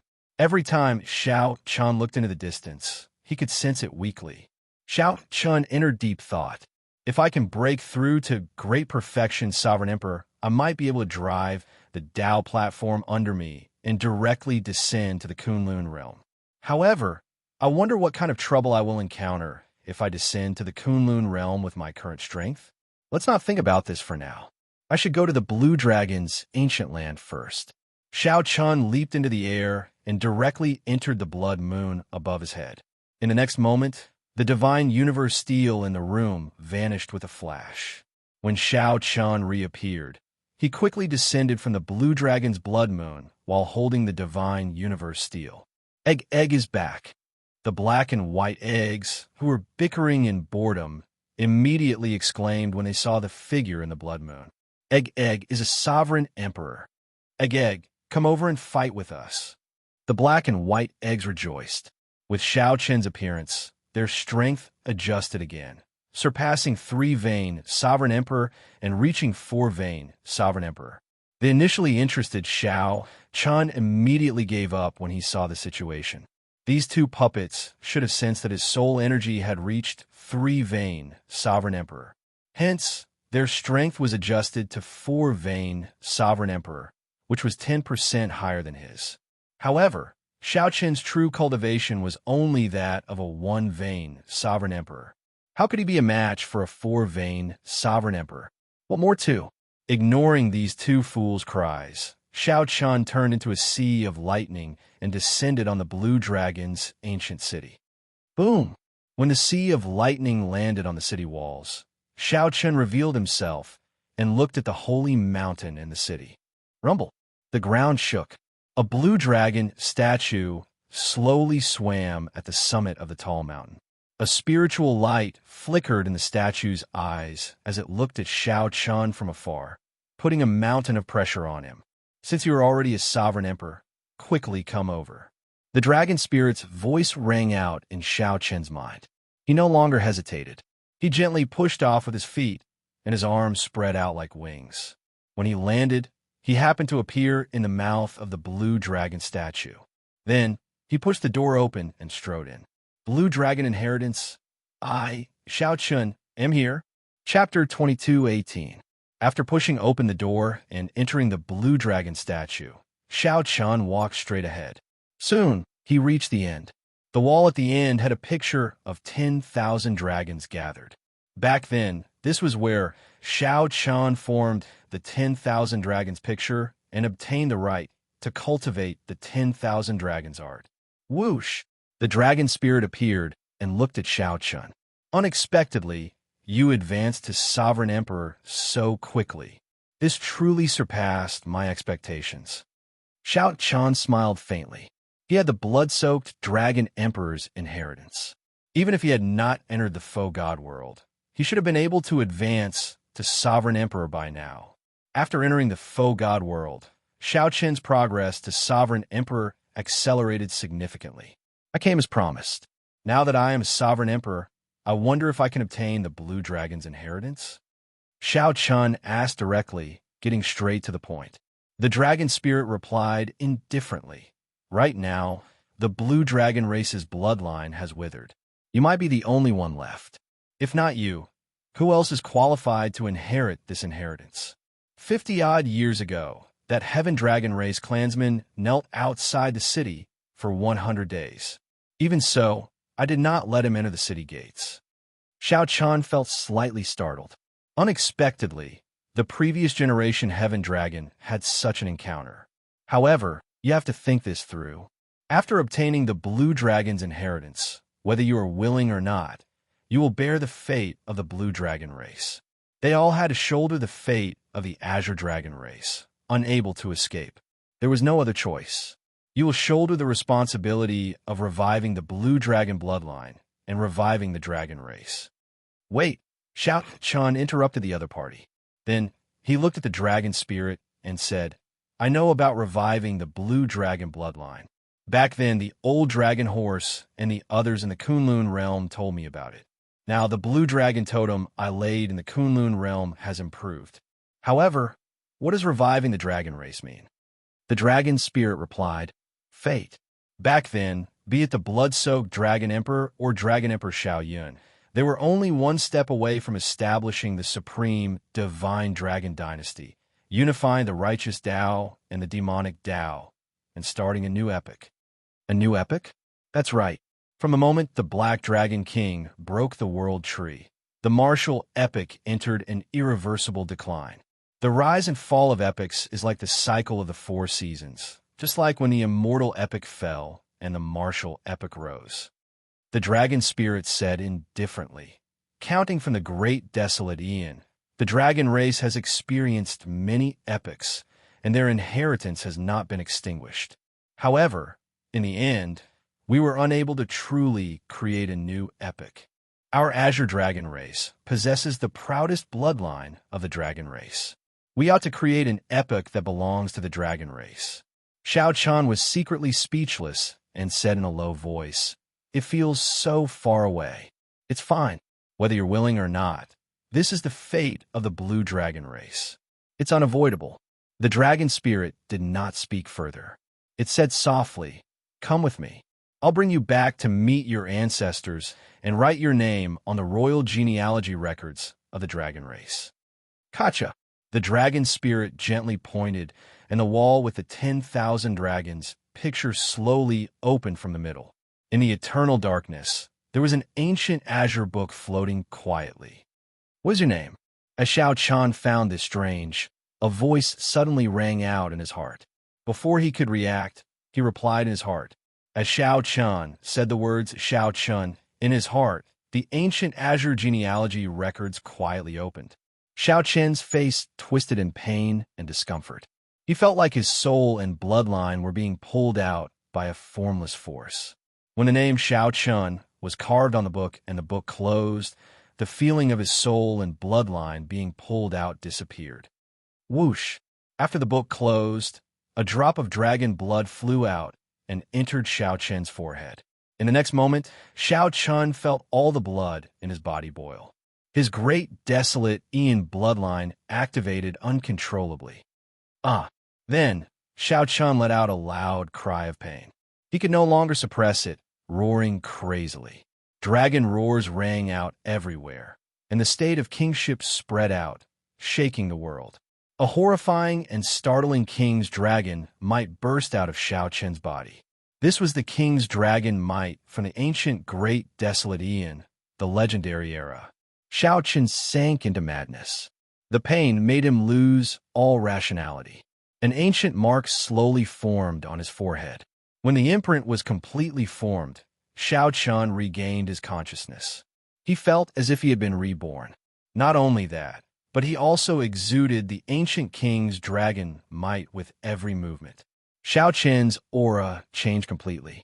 Not only that, but the power of the blue dragon in his bloodline seemed even stronger than before. The most shocking thing was that he could now control his great desolate Aeon bloodline as he pleased. After the great desolate Aeon bloodline erupted, his strength would soar wildly. However, it would not last for long. The side effects were obvious. After the bloodline was activated, there would be a long period of weakness. However, now that the bloodline was clearly activated, Xiaochun did not feel any madness at all. Everything seemed to be as it should be. This is my strength in the first place. Naturally, it should be under my control. What's wrong with me? Xiaochun looked at the dragon spirit in shock, not understanding what was going on. King, you are now the king of the blue dragon race. The blue dragon king is you, Xiaochun. Your name is already written in the royal genealogical record. Naturally, your bloodline is the royal blue dragon bloodline. Although the other bloodlines proclaim themselves kings, their names are not written in the royal genealogical record. None of them are true kings. The dragon spirit said, back then, although Dragon Emperor Xiaoyun was defeated, the royal genealogical record did not fall into the enemy's hands. Whoever possesses the royal genealogical record holds the authority to be conferred king. Now, in this martial epoch, only the dragon race truly possesses the royal genealogical record. The royal genealogical records of the other great desolate Aeon races were lost long ago. This slightly stunned Xiaochun. Although he was conferred the title of Blue Dragon King in the Kunlun realm, in reality, that was just a title. It did not bring about any change. This time, Xiaochun was able to properly acknowledge his ancestors and obtain a drop of royal true dragon blood. From today onward, he would be the bona fide Blue Dragon King, not just a title. Did you just say that I have the authority to be conferred king? A brilliant light flashed in Xiaochun's eyes as he looked at the royal genealogical record. The dragon spirit said indifferently, now that you are the Blue Dragon King, this royal genealogical record naturally belongs to you. Those dragon kings not written in the genealogical record are all false kings. The dragon emperor is also a false emperor. The authority to be conferred king. This was probably the most valuable treasure in the blue dragon inheritance. Xiaochun found it incredible just thinking about it. With this genealogical record, he would have an additional trump card in his fight for the dragon emperor position. Come, follow me to the inheritance hall. Right after the dragon spirit spoke, the 10,000 dragons picture walls reappeared, isolating the royal genealogical record in that eternal darkness. Xiaochun followed the dragon spirit, making many turns before arriving at the inheritance hall. The inheritance hall had a total of 7 floors. Restrictions surrounded the entire hall, radiating the blue dragon's might. Bathing in the familiar blue dragon's might, Xiaochun felt a sense of familiarity and comfort. Each floor of this inheritance hall has a corresponding supreme treasure, be it alchemy recipes, secret treasures, cultivation techniques, or all three. Aside from the first floor, which does not require a challenge, the remaining 6 floors require you to pass a test before you can enter. The dragon spirit pointed to the inheritance hall and introduced it to Xianxia. Can I enter now? Xianxia asked in anticipation. You can. The dragon spirit paused for a moment before continuing. However, only a small number of treasures will appear on each floor. The first floor will be randomly distributed based on your strength. The later floors will be based on your performance in the tests. The better you perform, the more rewards you will receive. Xianxia asked curiously. There's such a thing? Didn't you say that all the inheritances here belong to me? Why is there such a setup? The dragon spirit laughed softly and said, What are you thinking? Since this is the inheritance hall, naturally, it has to be passed down from generation to generation. Could it be that you want to empty out this treasury? Such a setup ensures that my blue dragon race will never decline. As long as the bloodline survives, there will be a time for us to rise again. Now that you're the blue dragon king and the dragon emperor in the future, you have the responsibility of enriching the inheritance hall. Xianxia smiled bitterly. After thinking about it, he agreed. So, he did not say anything more and headed for the inheritance hall. The invisible restrictions sensed the royal blue dragon bloodline in Xianxia's body. They did not stop him at all, letting him enter smoothly. This is? A weapon was stabbed into the centermost stone pillar of the inheritance hall's first floor. It was a black saber. Xianxia felt excited. Although his tyrant saber had been modified several times and was already comparable to an ordinary inferior grade soul tool, it was still a Dao tool and not a soul tool. In terms of grade, it was still a Dao tool and not a soul tool. Given Xianxia's status as a rank 6 envoy inspector, it was no longer appropriate for him to continue using a Dao tool. Xianxia walked over with large strides and saw the words Heavenly Waters on the stone pillar. Heavenly Waters? Your name is Heavenly Waters? Chapter 22:19. Heavenly Slayer. A pretty good name, Xianxia muttered to himself. Then, he stretched out his hand and grasped the saber's hilt. A familiar feeling came. The saber hilt seemed to be made from the trunk of a thundercliff tree, similar to the 200,000-year-old herb king that Xianxia once obtained. Suddenly, a loud rumble rang out, and the saber half burst forth with resplendent electric light. The entire inheritance hall's first floor trembled slightly. Xianxia tried to pull the saber out, but found it extremely strenuous. The electricity from the saber continuously bombarded his physical body. Interesting. This saber has a rather bad temper. Xianxia snorted coldly, and his thunder, Dao domain spread out. Chi! Chi! He immediately pulled the saber out by 1 centimeter. Following, that was an even stronger counterattack. Strands of electricity gathered in the hall, forming electric blades that shot at Xianxia. Xianxia strengthened his thunder, Dao domain, to the second layer. The electric blades flying over immediately turned to dust, knocked away. You have a temper. However, I do not have the time to continue playing with you. Xianxia smiled, and his thunder, Dao domain, broke through the second layer and the third layer, reaching the fourth layer. Then, a saber light flickered on his forehead as he brought out his saber, Dao domain. The instant the 2 Dao domains layered over each other, Xianxia pulled hard and pulled the saber out in one breath. Kasie. The instant the saber was completely drawn from the stone pillar, there seemed to be the sound of something shattering. Was a heart shattering? It was not a heart shattering, but the sky shattering. If Xianxia could see through the inheritance hall, he would see a continuous crack in the sky of the land of the blood moon when the heavenly slayer saber was drawn, looking like a wound. The saber was 2.5 fingers wide and 1.3 meters long, looking like a lone peak piercing the clouds. The tip of the saber had a 30-degree angle. Electric patterns spread out like ripples on the black saber, giving off a bleak chill. After Xianxia drew the heavenly slayer saber, a jade strip slowly floated out. Xianxia reached out and grabbed the jade strip. Immediately, words introducing Heavenly Slayer appeared in his mind. Heavenly Slayer, a medial grade soul tool, a weapon. The blade was forged from the demonic tribulation lightning metal, and the handle was made from the ancient lightning cliff tree. The ancient lightning dragon true soul was infused into it. The devil tribulation lightning gold was a transcendent divine material that was produced when an ancient devil monarch underwent the true God tribulation. It was ferocious and domineering, containing heavenly Tao killing intent. It was sharp, able to release demonic tribulation divine lightning, as if it was heavenly punishment. If it was activated at full strength, it could shatter the sky, cause the sun and moon to lose their light, and cause the stars to fall.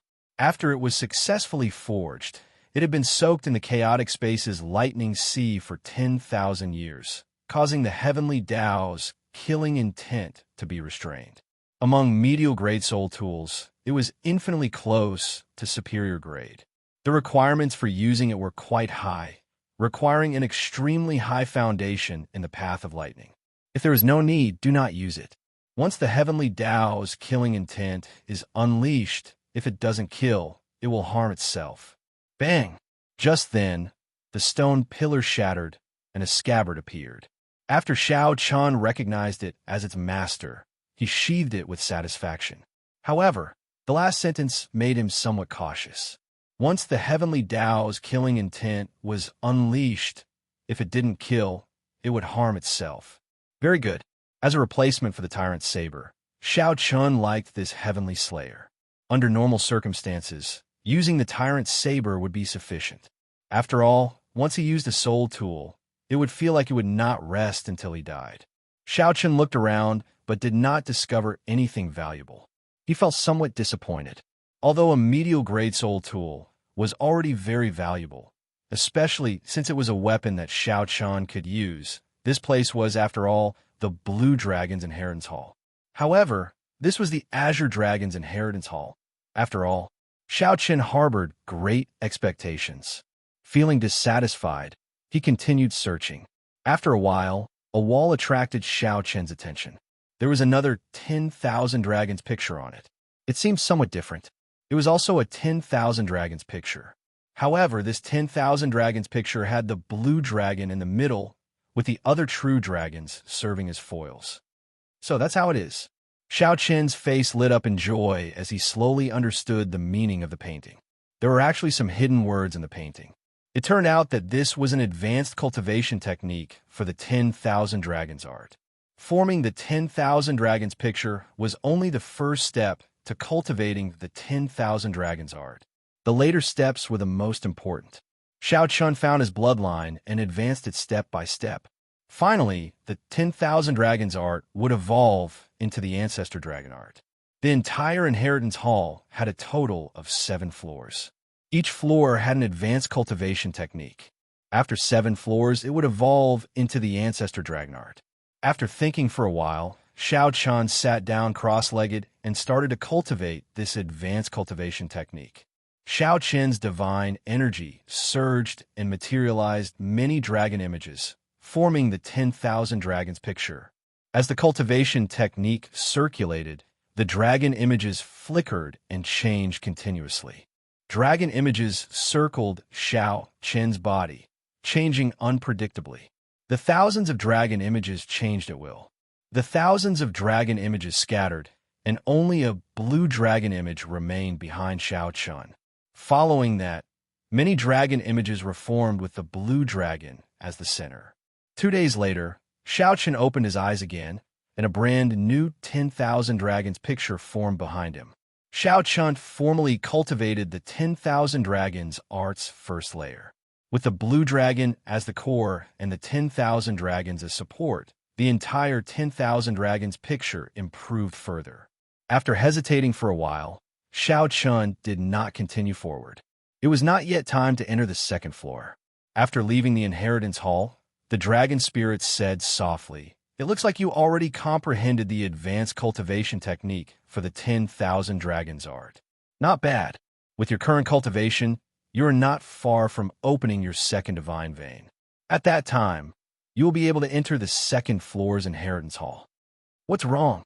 Does the second floor's inheritance hall require 2 divine veins to enter? The dragon spirit smiled and said, That might not be the case. However, you can give it a try. You cannot pass the test with just one divine vein.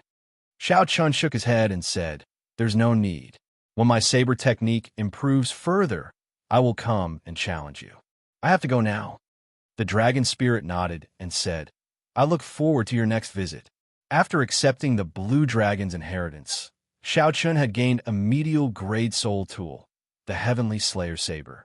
He had been conferred the title of Blue Dragon King and obtained the royal Blue Dragon bloodline, successfully advancing the 10,000 Dragons art. Xiao Chen's harvest in this trip to the land of the Blood Moon surpassed Xiao Chen's expectations. Be it the Heavenly Slayer Saber, the royal Blue Dragon bloodline, or the brand new 10,000 Dragons picture, they all allowed Xiao Chen's strength to soar. Now, those sovereign emperors who had not condensed any divine veins could not last one move against Xiao Chun. No matter how demonic or strong a one-vein sovereign emperor was, Xiao Chun could easily kill them. As long as one was not an outstanding talent or had a fortuitous encounter, he could crush a two-vein sovereign emperor. Even against a three-vein sovereign emperor, if Xiao Chun brought out all his trump cards, his chances of victory would still be high. Only a great perfection sovereign emperor could put some pressure on Xiao Chun. However, if the other party underestimated him, his chances of victory would be hard to say. After leaving the ancient Blue Dragon City, Xiao Chun turned into a bolt of lightning and landed before the black and white eggs, looking like he teleported. "Long time no see," Xiao Chun said softly. The black and white egg smiled and said, "Cut the crap. Come and fight with us first. Our hands are itching. How many years has it been since we bullied you? If we don't, we won't get another chance." Right. Brat, your growth in strength is really horrifying." These two fellows had adjusted their cultivation to four-vein sovereign emperor. Furthermore, they had faux god foundations. Furthermore, they were puppets. Naturally, Xiao Chun would not seek a beating for no reason. If you want to exchange moves, sure. Come one at a time, or two at the same time. That's all, Xiao Chun said rationally. "TSK, who wants to go one at a time with you? We are here to bully you. If we cannot bully you, why will we fight with you?" Egg, you are really shameless." The black and white eggs immediately became unhappy when they heard that, so they started blabbering on and on. "Never mind, then. Actually, I came this time mainly to bring you out for a stroll. What is the point of the two of you bickering here all day? If you're capable, come out with me and see what true experts are like." Xiao Chun ignored the two's chatter and started bewitching them. The black egg shook its head and said, "The two of us want to go out as well. However, we have master's final orders." Xiao Chun said honestly, "Actually, the dragon egg emptied out this inheritance palace back then. The two of you are guarding an empty city." "What? I don't believe you. I want to go and take a look." The two felt shocked and incredulous when they heard that. When they entered the palace and saw an empty hall, they were immediately stupefied. "What a great dragon egg! To think that you are so ruthless. You emptied out master's inheritance all by yourself. Not even dregs remained. To think that we guarded it for so many years. Damn dragon egg, after we go out, we will find you and beat you up in a meat paste." After a while, the black and white eggs appeared before Xiao Chun. They said, "Come, we'll go with you. Hee. Once we three eggs work together, we will be unrivaled. No one will be a match for us. Let's go. The two battle puppets were bored out of their minds in the land of the blood rain. In reality, they had wanted to go out long ago. Everything went as Xiao Chun expected. He smiled faintly and called the black and white eggs into the divine universe steel. Chapter 22:20. Demonic chi and black smoke continued to surge in Xiao Chen's room on the alloy warship. Whoosh! A light flashed, and the divine universe steel returned to the room from the land of the blood moon. Soon after, three figures appeared one after another. After Xiao Chen appeared, he gently waved his hand, and all the demonic chi immediately vanished. Then, two combat puppets, one black and one white, appeared at the same time. A 7-star heaven suspending warship. Its entire body is made of alloy. Egg, you really struck it rich. The black and white eggs had followed their faux godmaster and were very knowledgeable. They immediately recognized the alloy warship. The black and white eggs immediately praised it excitedly. Xianxia revealed a faint smile. Although the black and white eggs were only 4 vain sovereign emperors, they had the foundations of a faux god. The black and white eggs were especially good at working together. Although they were 4 vain sovereign emperors, 5 vain sovereign emperors, or even 6 vain sovereign emperors might not have an advantage over them. However, Xianxia had to think of a reason for the two to appear. The two of you, can you make yourselves appear to be early-stage sovereign emperors in the eyes of others? Xianxia asked softly after thinking for a while. Black Egg smiled and replied, "How difficult is that? According to the rules that Master left, we can only increase our strength if you increase it. However, we can lower our strength freely, so you don't have to worry." Xianxia thought about it and agreed. When he first met the black and white eggs, he had thought that they were only great perfection holy venerates. I am somewhat curious. I am clearly only a 1 vain sovereign emperor. How would the two of you adjust to 4 vain sovereign emperors? White Egg giggled at Xianxia's doubts. Do you think we are fools?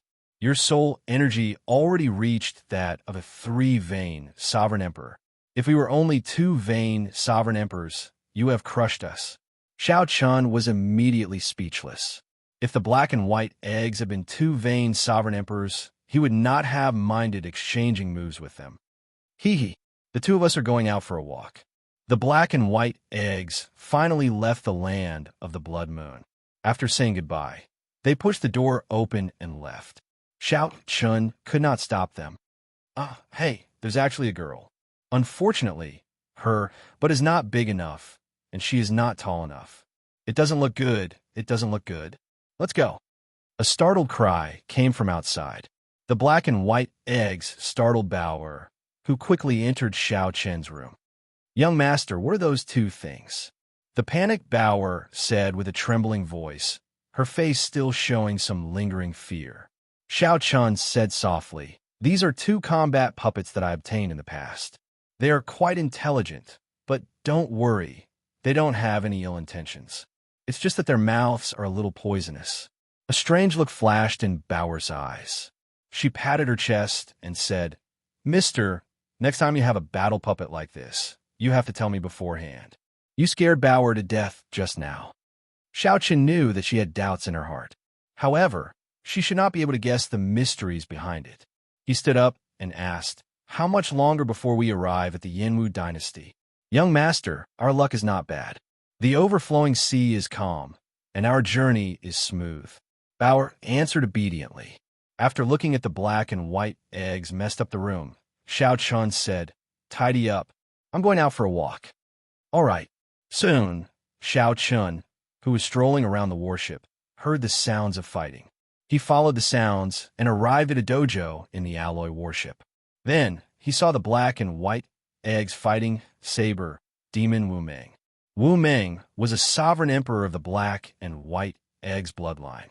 The black and white eggs suppressed their strength to the same level. At the side, Mo Chun, Nangong Feng, and the others watched interestedly. Bang! Wu Meng got knocked off the arena. He showed a pained expression, his eyes filled with confusion. Trash! Trash! You can't even defeat my 2 combat puppets." The black and white eggs mocked Wu Meng cockily. Nangong Feng said, "Big brother Wu Meng already lost 3 times. Each time, he cannot last more than 10 moves. Strange. Where did Xiaoqian's 2 combat puppets come from? Hey, big brother Xiao, you are here." When Mo Chun saw Xiaoqian, she smiled faintly and said softly. Xiaoqian nodded. Then, he walked over and asked, "What happened?" Mo Chun explained. He said that Egg brought these 2 combat puppets over. After explaining for a long time, we understood that it was referring to your big brother Xiao. After that, for some reason, he started fighting with Wu Meng, saying that he wanted to torture him. Nangong Feng smiled and said, "Xiaoqian, do you really have a nickname called Egg?" The others also looked over curiously, revealing smiles on their faces. Xiaoqian smiled bitterly. His illustrious reputation was going to be ruined. These are 2 combat puppets that I obtained by chance. I just recovered them today. If you're interested, I can give them to you. If you're interested, you can exchange moves with them. They should be able to improve your strength significantly. Really? Yun Fei and the other 2 asked with interest, their eyes lighting up. Of course, fighting with the black and white eggs had significantly improved Xiao Chen's strength. Of course, the prerequisite was that he could endure the torture of these 2 fools. In that case, I will have to give it a try later. Hence, the miserable cries on the alloy warship did not stop for the next few days. Every day, aside from refining the soul, accumulating pill, Xiao Chun started to practice the Moya abstinence violation saber technique's 5th move, 3 life flower. 3 life flower. When 1 flower bloomed, 3 lives appeared. This vaguely seemed similar to Xiao Chen's state of cycle. However, after so many years of research, Xiao Chen understood that it did not have much to do with the state of cycle. Xiao Chen only recently comprehended the true meaning of this. The 3 life flower cleansed all the glory of one's previous life. The instant the flower bloomed, all the glory would be cleansed, illuminating one's previous life and current life. 10 days passed in the blink of an eye. Xiao Chen's group crossed the overflowing sea and finally arrived in the Yinwu dynasty's territory. Aside from Xiao Chun, Imo Chun, and Bao the others appeared fatigued and dispirited. Naturally, the reason went without saying. Anyone who had been tortured by the black and white eggs for 10 days would end up like this. Their physical bodies were still weaker than Xiao Chen's. However, as Xiao Chun said, their strength had indeed soared. A short 10 days equaled half a year's worth of experiential training, perhaps even more. Wu Meng could even fight the black and white eggs to a draw at the same cultivation realm. When Wu Meng was on the verge of victory, the black and white eggs decisively stopped fighting him and focused on training Nangong Feng and the other 2. Young master, should we communicate with the nearby Heavenly Alliance factions and get them to send us to the imperial capital? Bauer asked. This was a responsibility. Xiao Chen waved his hand and said, "There's no need.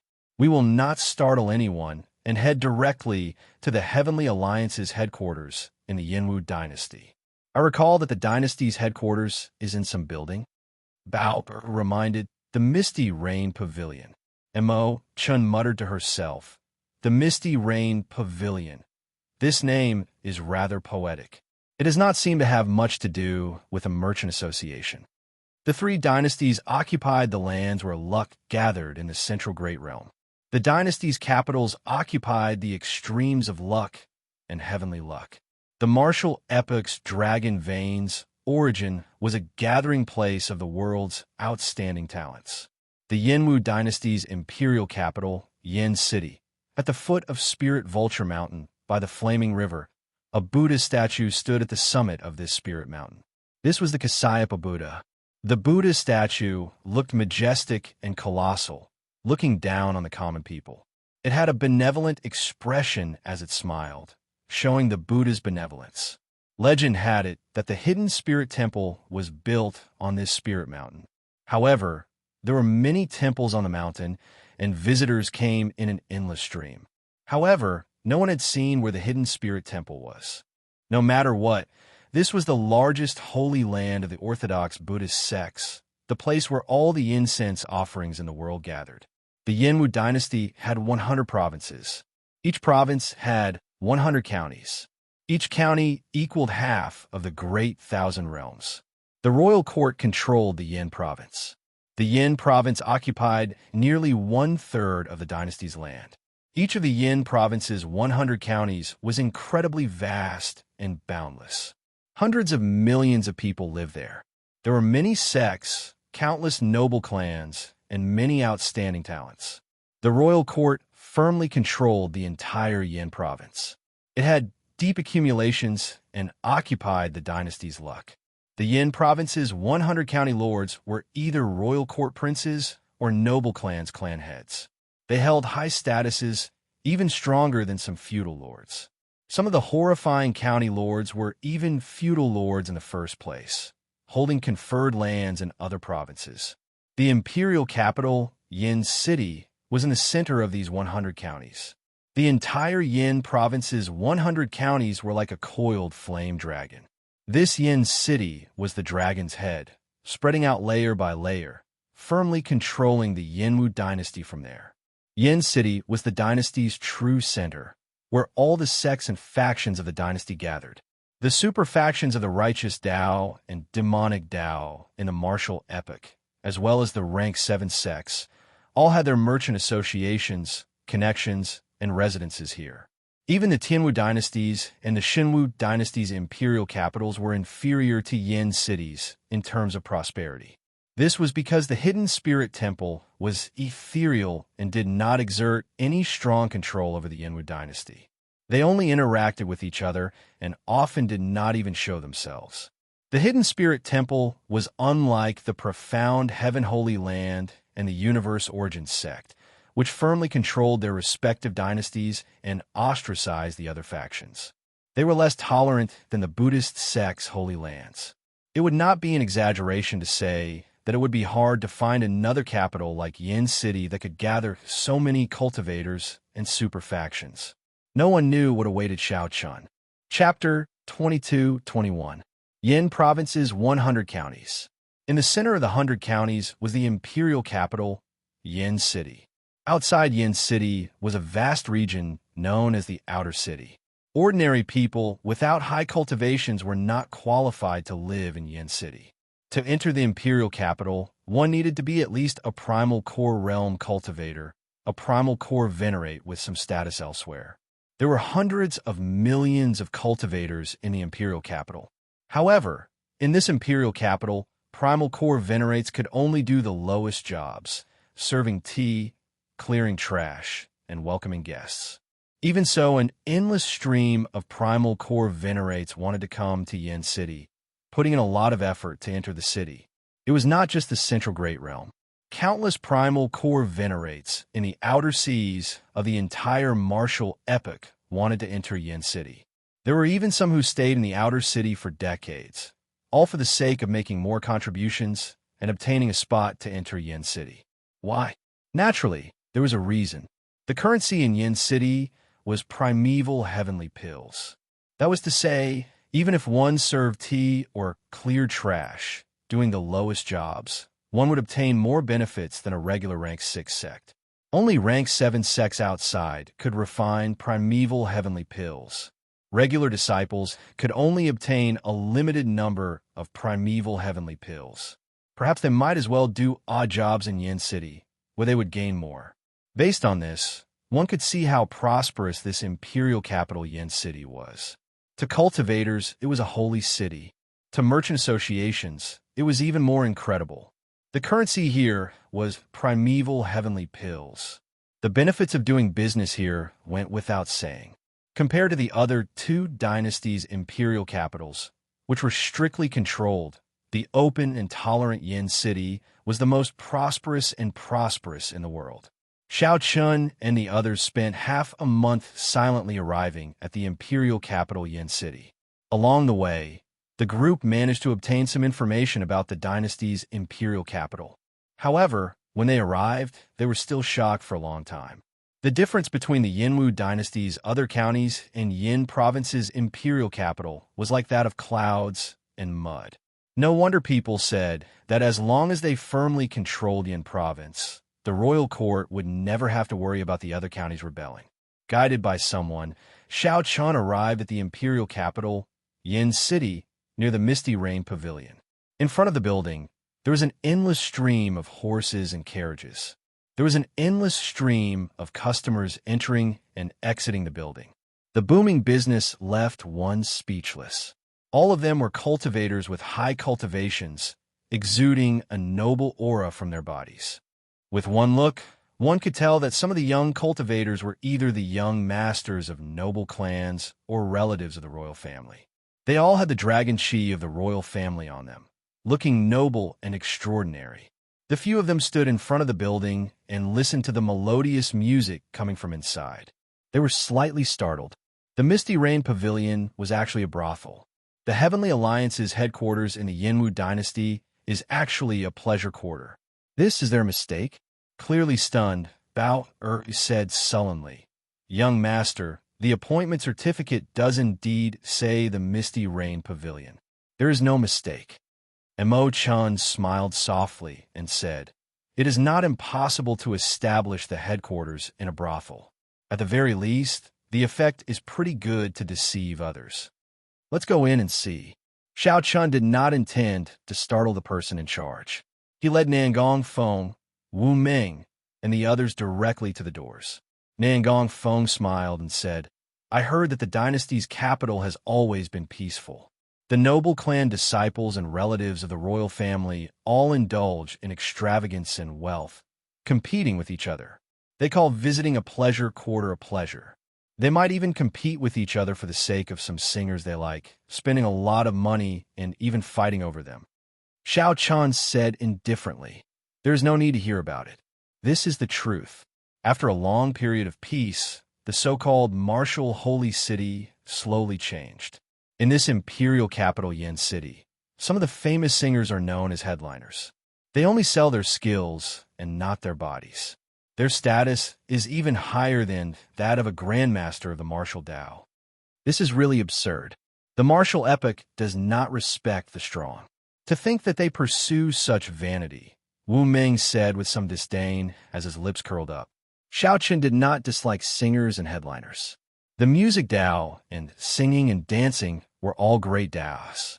The azure lotus sword fairy from the fairy basket that Xiao Chen once obtained was one of these great Daos. She was so strong that Xiao Chen still found her unfathomable. However, a group of noble clan disciples and relatives of the royal family blindly pursuing such vanity was somewhat neglecting the essentials. Perhaps Yin City had to pay a price to become the most bustling capital in the world. This young master looks somewhat unfamiliar. Are you an honored guest from outside? The manservant at the entrance asked softly when he saw Xiao Chen's group. Xiao Chen did not deny it. He replied softly, Yes, I have long heard of the Misty Rain Pavilion's name, so I came to take a look. Sorry, if you are not an honored guest of this shop, you will need to pay a certain amount of primeval heavenly pills before you can enter. The manservant apologized softly. However, he revealed an aloof expression in his eyes. The group hid their cultivations.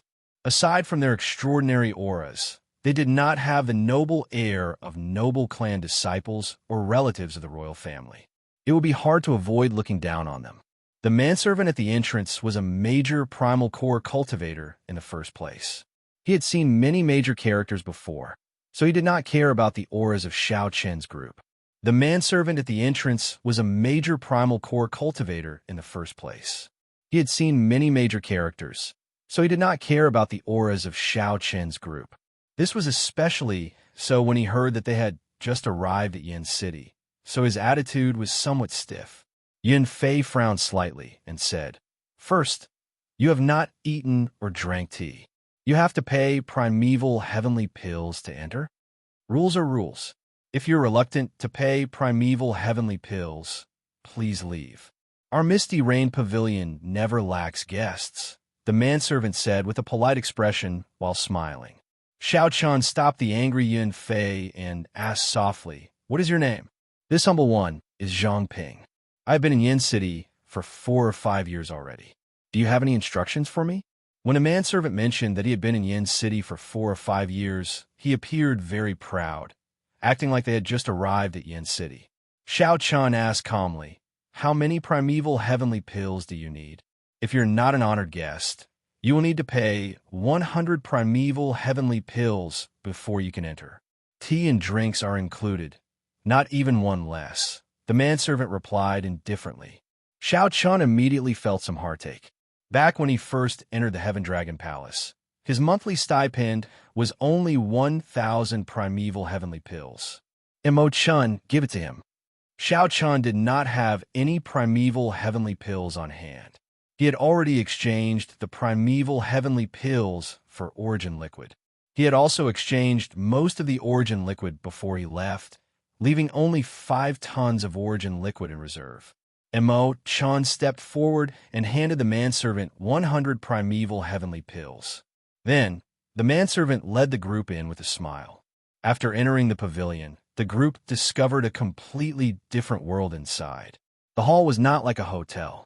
Instead, it was a small world of its own. There were 50 kilometers of peach trees and small rivers. The guests gathered in groups of 3 to 5. White clouds floated in the center. A stage made of heavenly mountain white jade was on the white clouds. On the stage, a woman was playing the pipa and singing a clear song. The tune changed unpredictably. Sometimes it sounded like a mountain stream hitting a rock. Sometimes it sounded like a gushing river, looking grand and majestic. Many mysterious phenomena appeared behind her.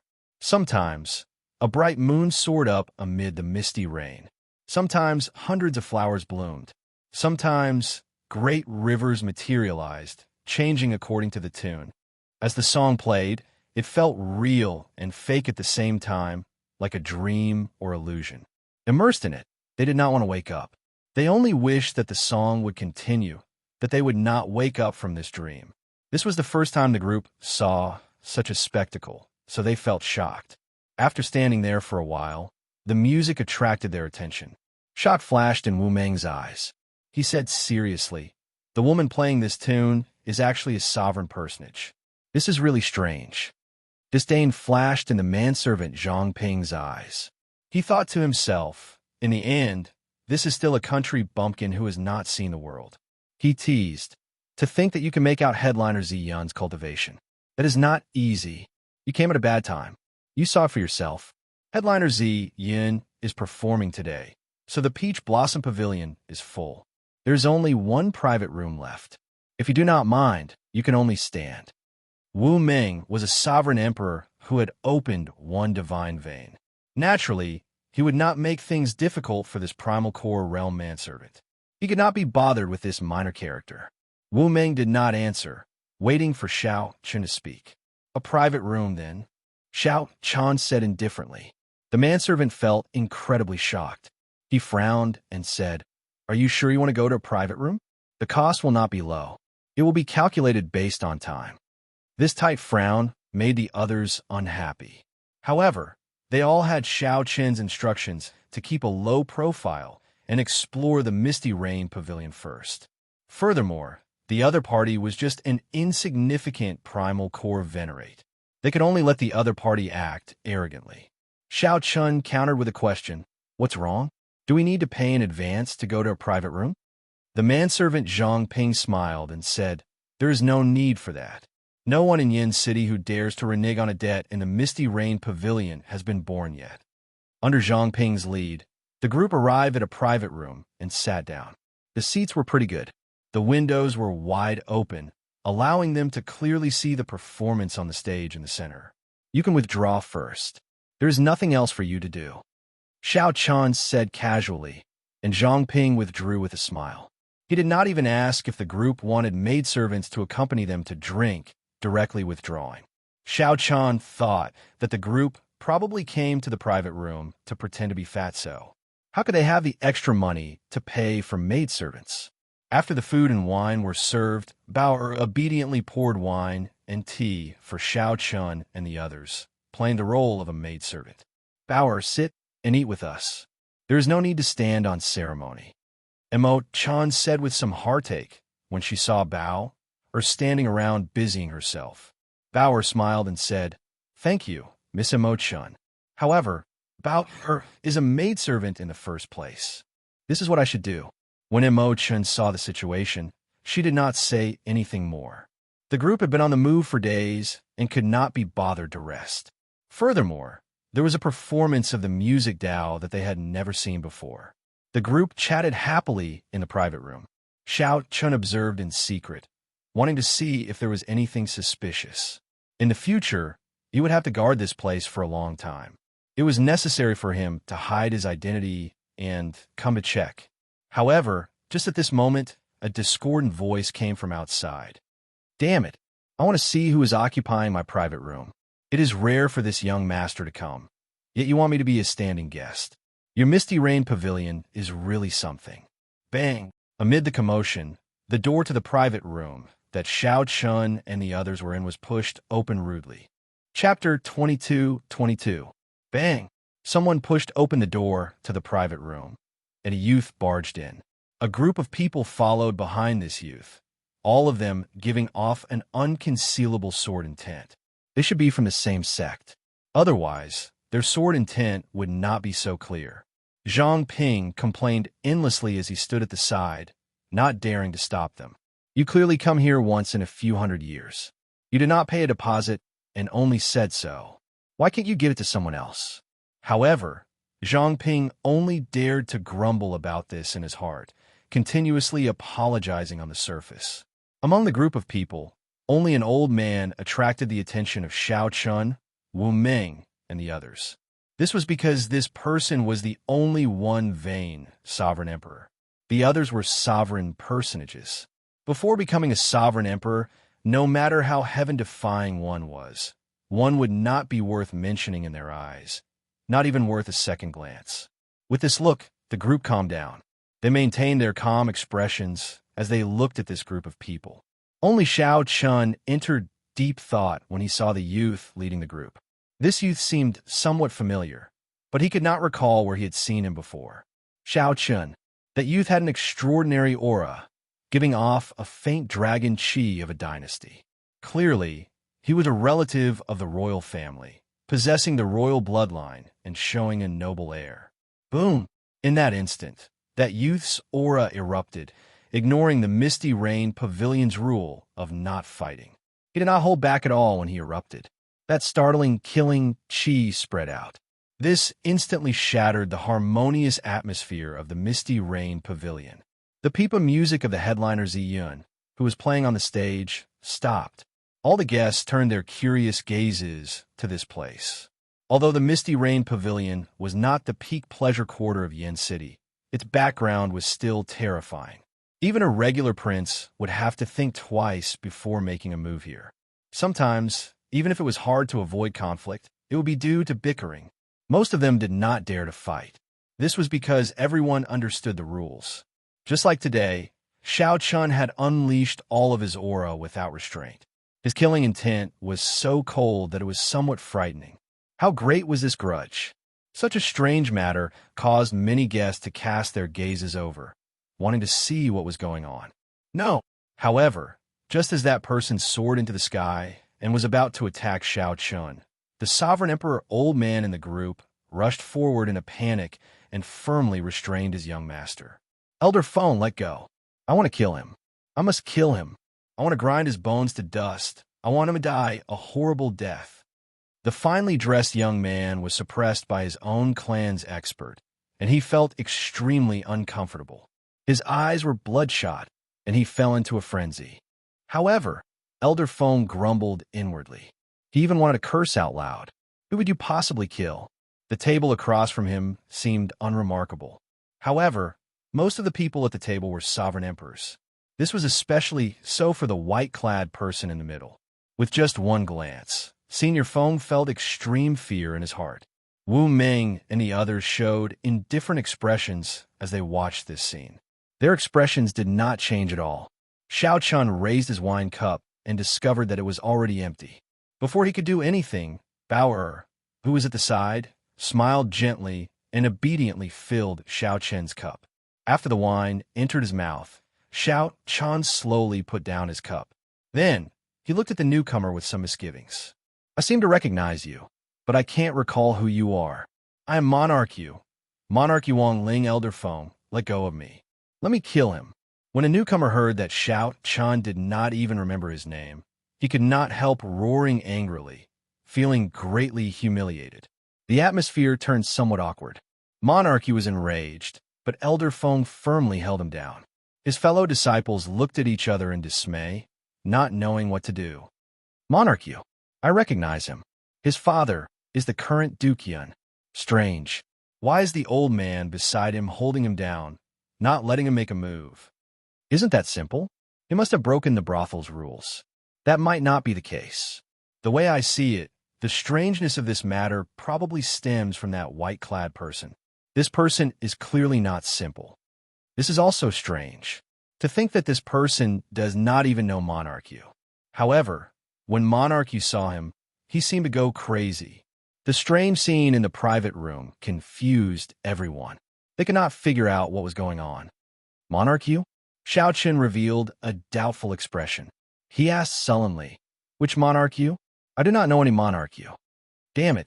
Xiaoqin, do you think that you can escape death by pretending to be crazy?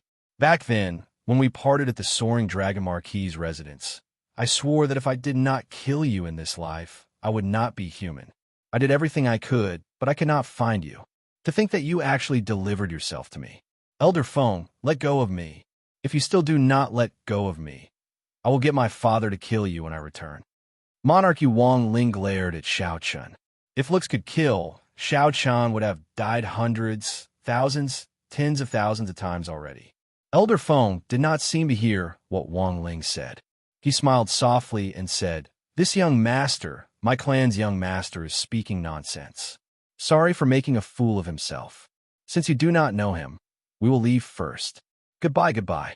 Seeing that Xiaoqin could not remember who he was, Elder Feng felt lucky and wanted to quickly leave with Monarch Yu. Xiaoqin toyed with the wine cup in his hand, entering deep thought. Then, he said sullenly, "Wait a moment. I remember who he is. Monarch Yu. This was a grudge from many years ago. Back when Xiaoqin first entered the Central Great Realm, Lan Luo's father, the Soaring Dragon Marquis, invited someone to compete with him in archery on the battlefield. Xiaoqin shot 3 arrows in a row, defeating the other party with every arrow.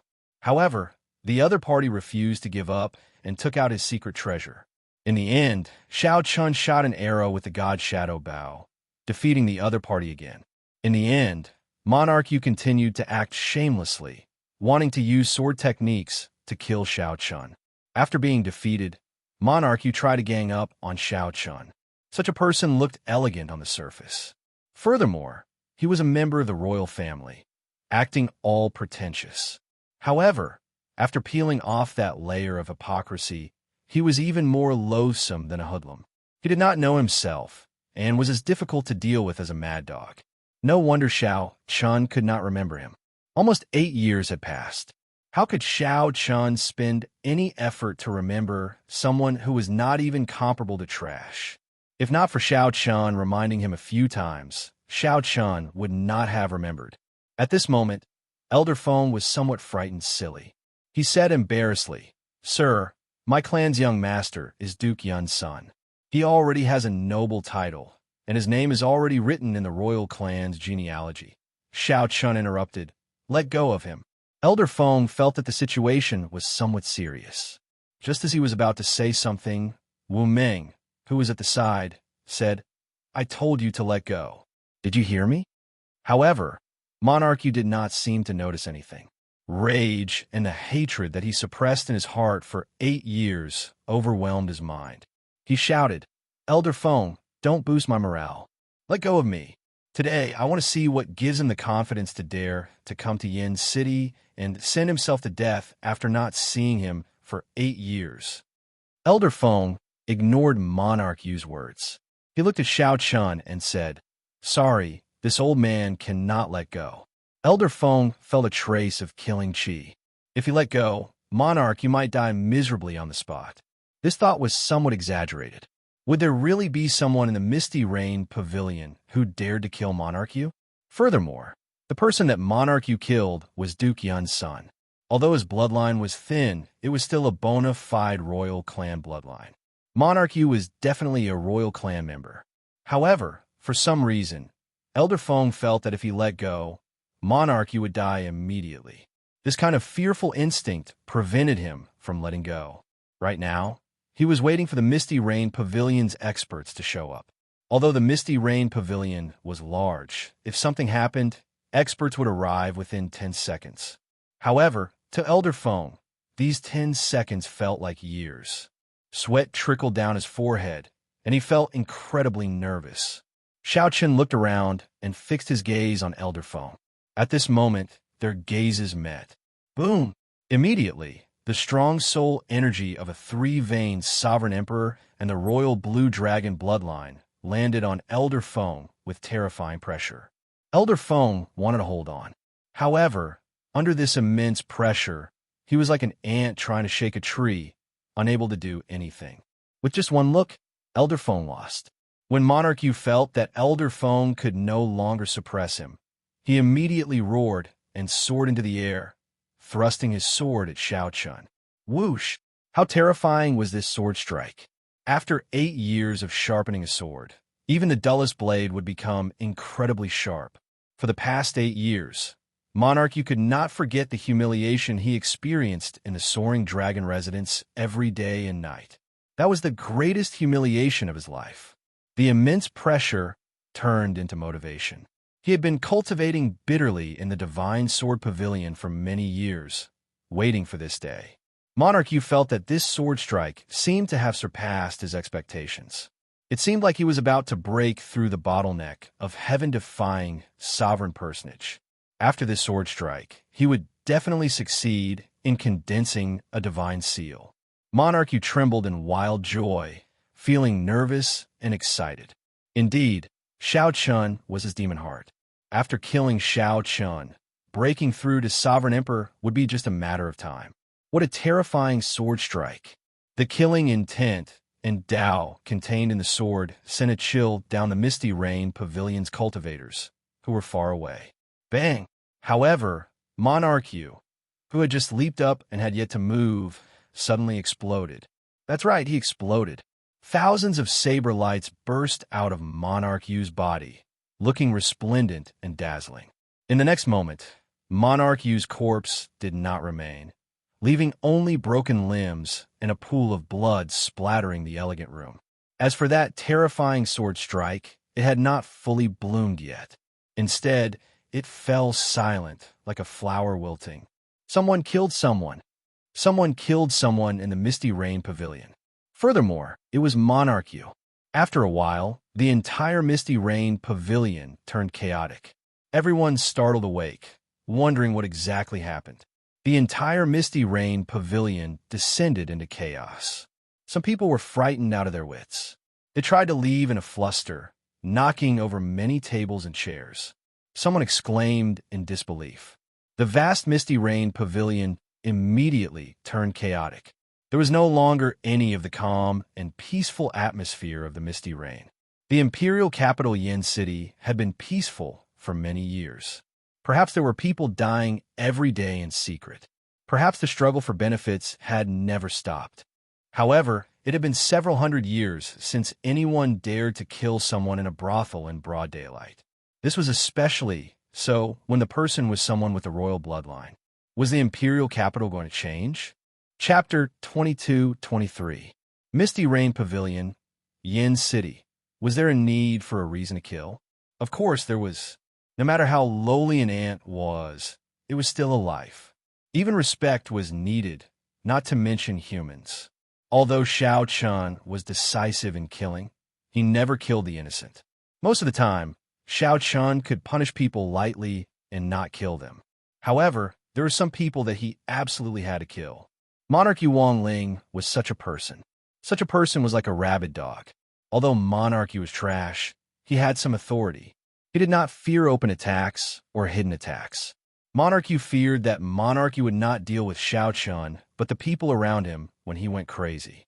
One did not fear hypocrites. One feared true vile people.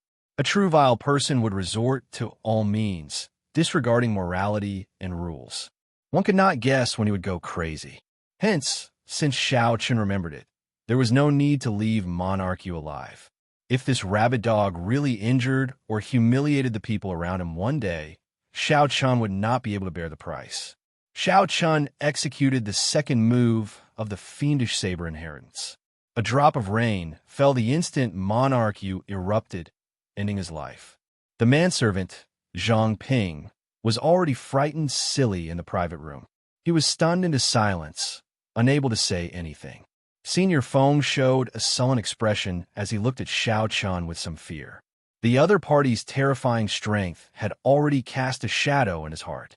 Senior Feng wanted to leave, but did not dare to, as Xianxia had not said anything yet. The Divine Sword Gate disciples accompanying Monarch Yu were stunned, unable to react. Whoosh! Whoosh! Whoosh!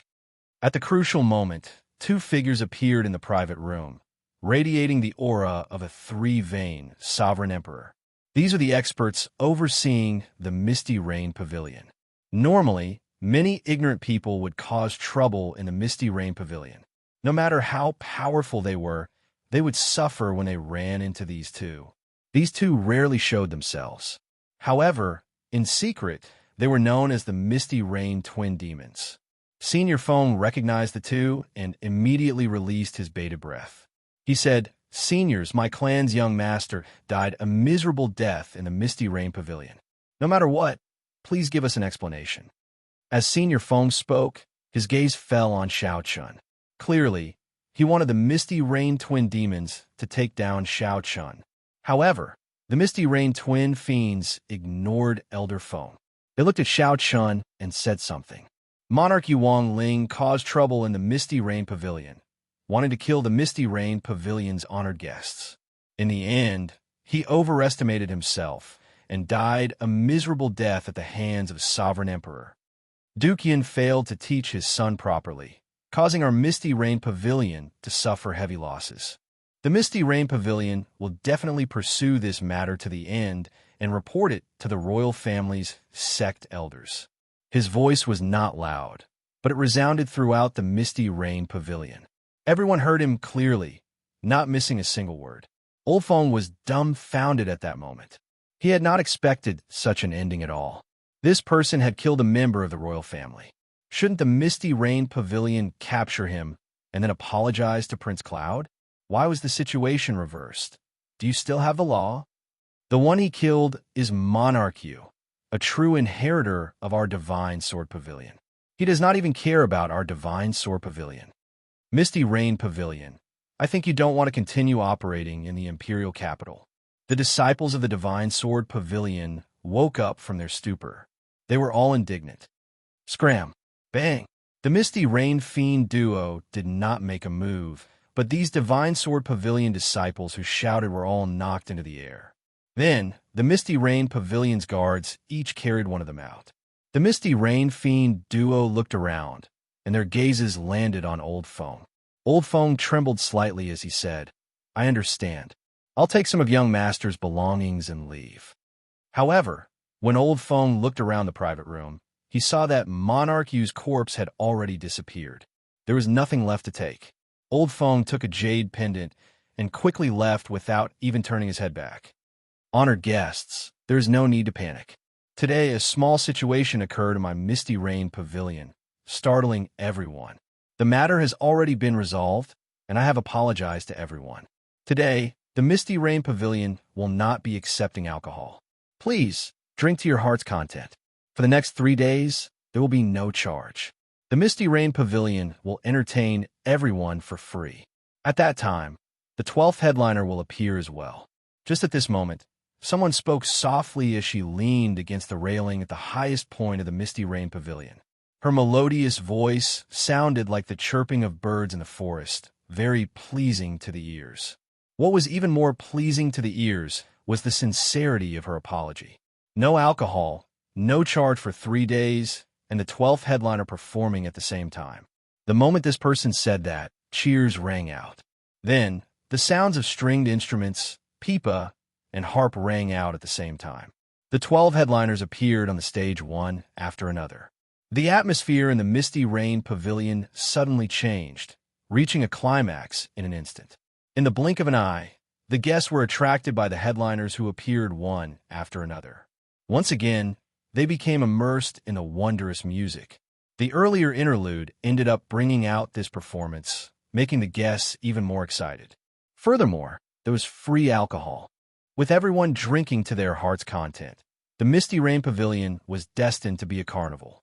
Only a few people knew that the pleasure quarters in the imperial capital had not seen blood for hundreds of years already. There had to be something fishy about the Misty Rain Pavilion protecting this person in secret. However, no matter what, Monarch Yu was a royal clan disciple. If he died in the Misty Rain Pavilion for no reason, the Misty Rain Pavilion would not be able to hide it even if they wanted to. In less than a day, this news would spread throughout the entire imperial capital. At that time, it would be another good show.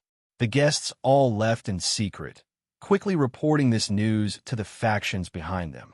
Inside the private room, Zhang Ping wiped the floor in fear. When he saw the bloodstains, he trembled in fear. A heaven-defying sovereign personage died for no reason.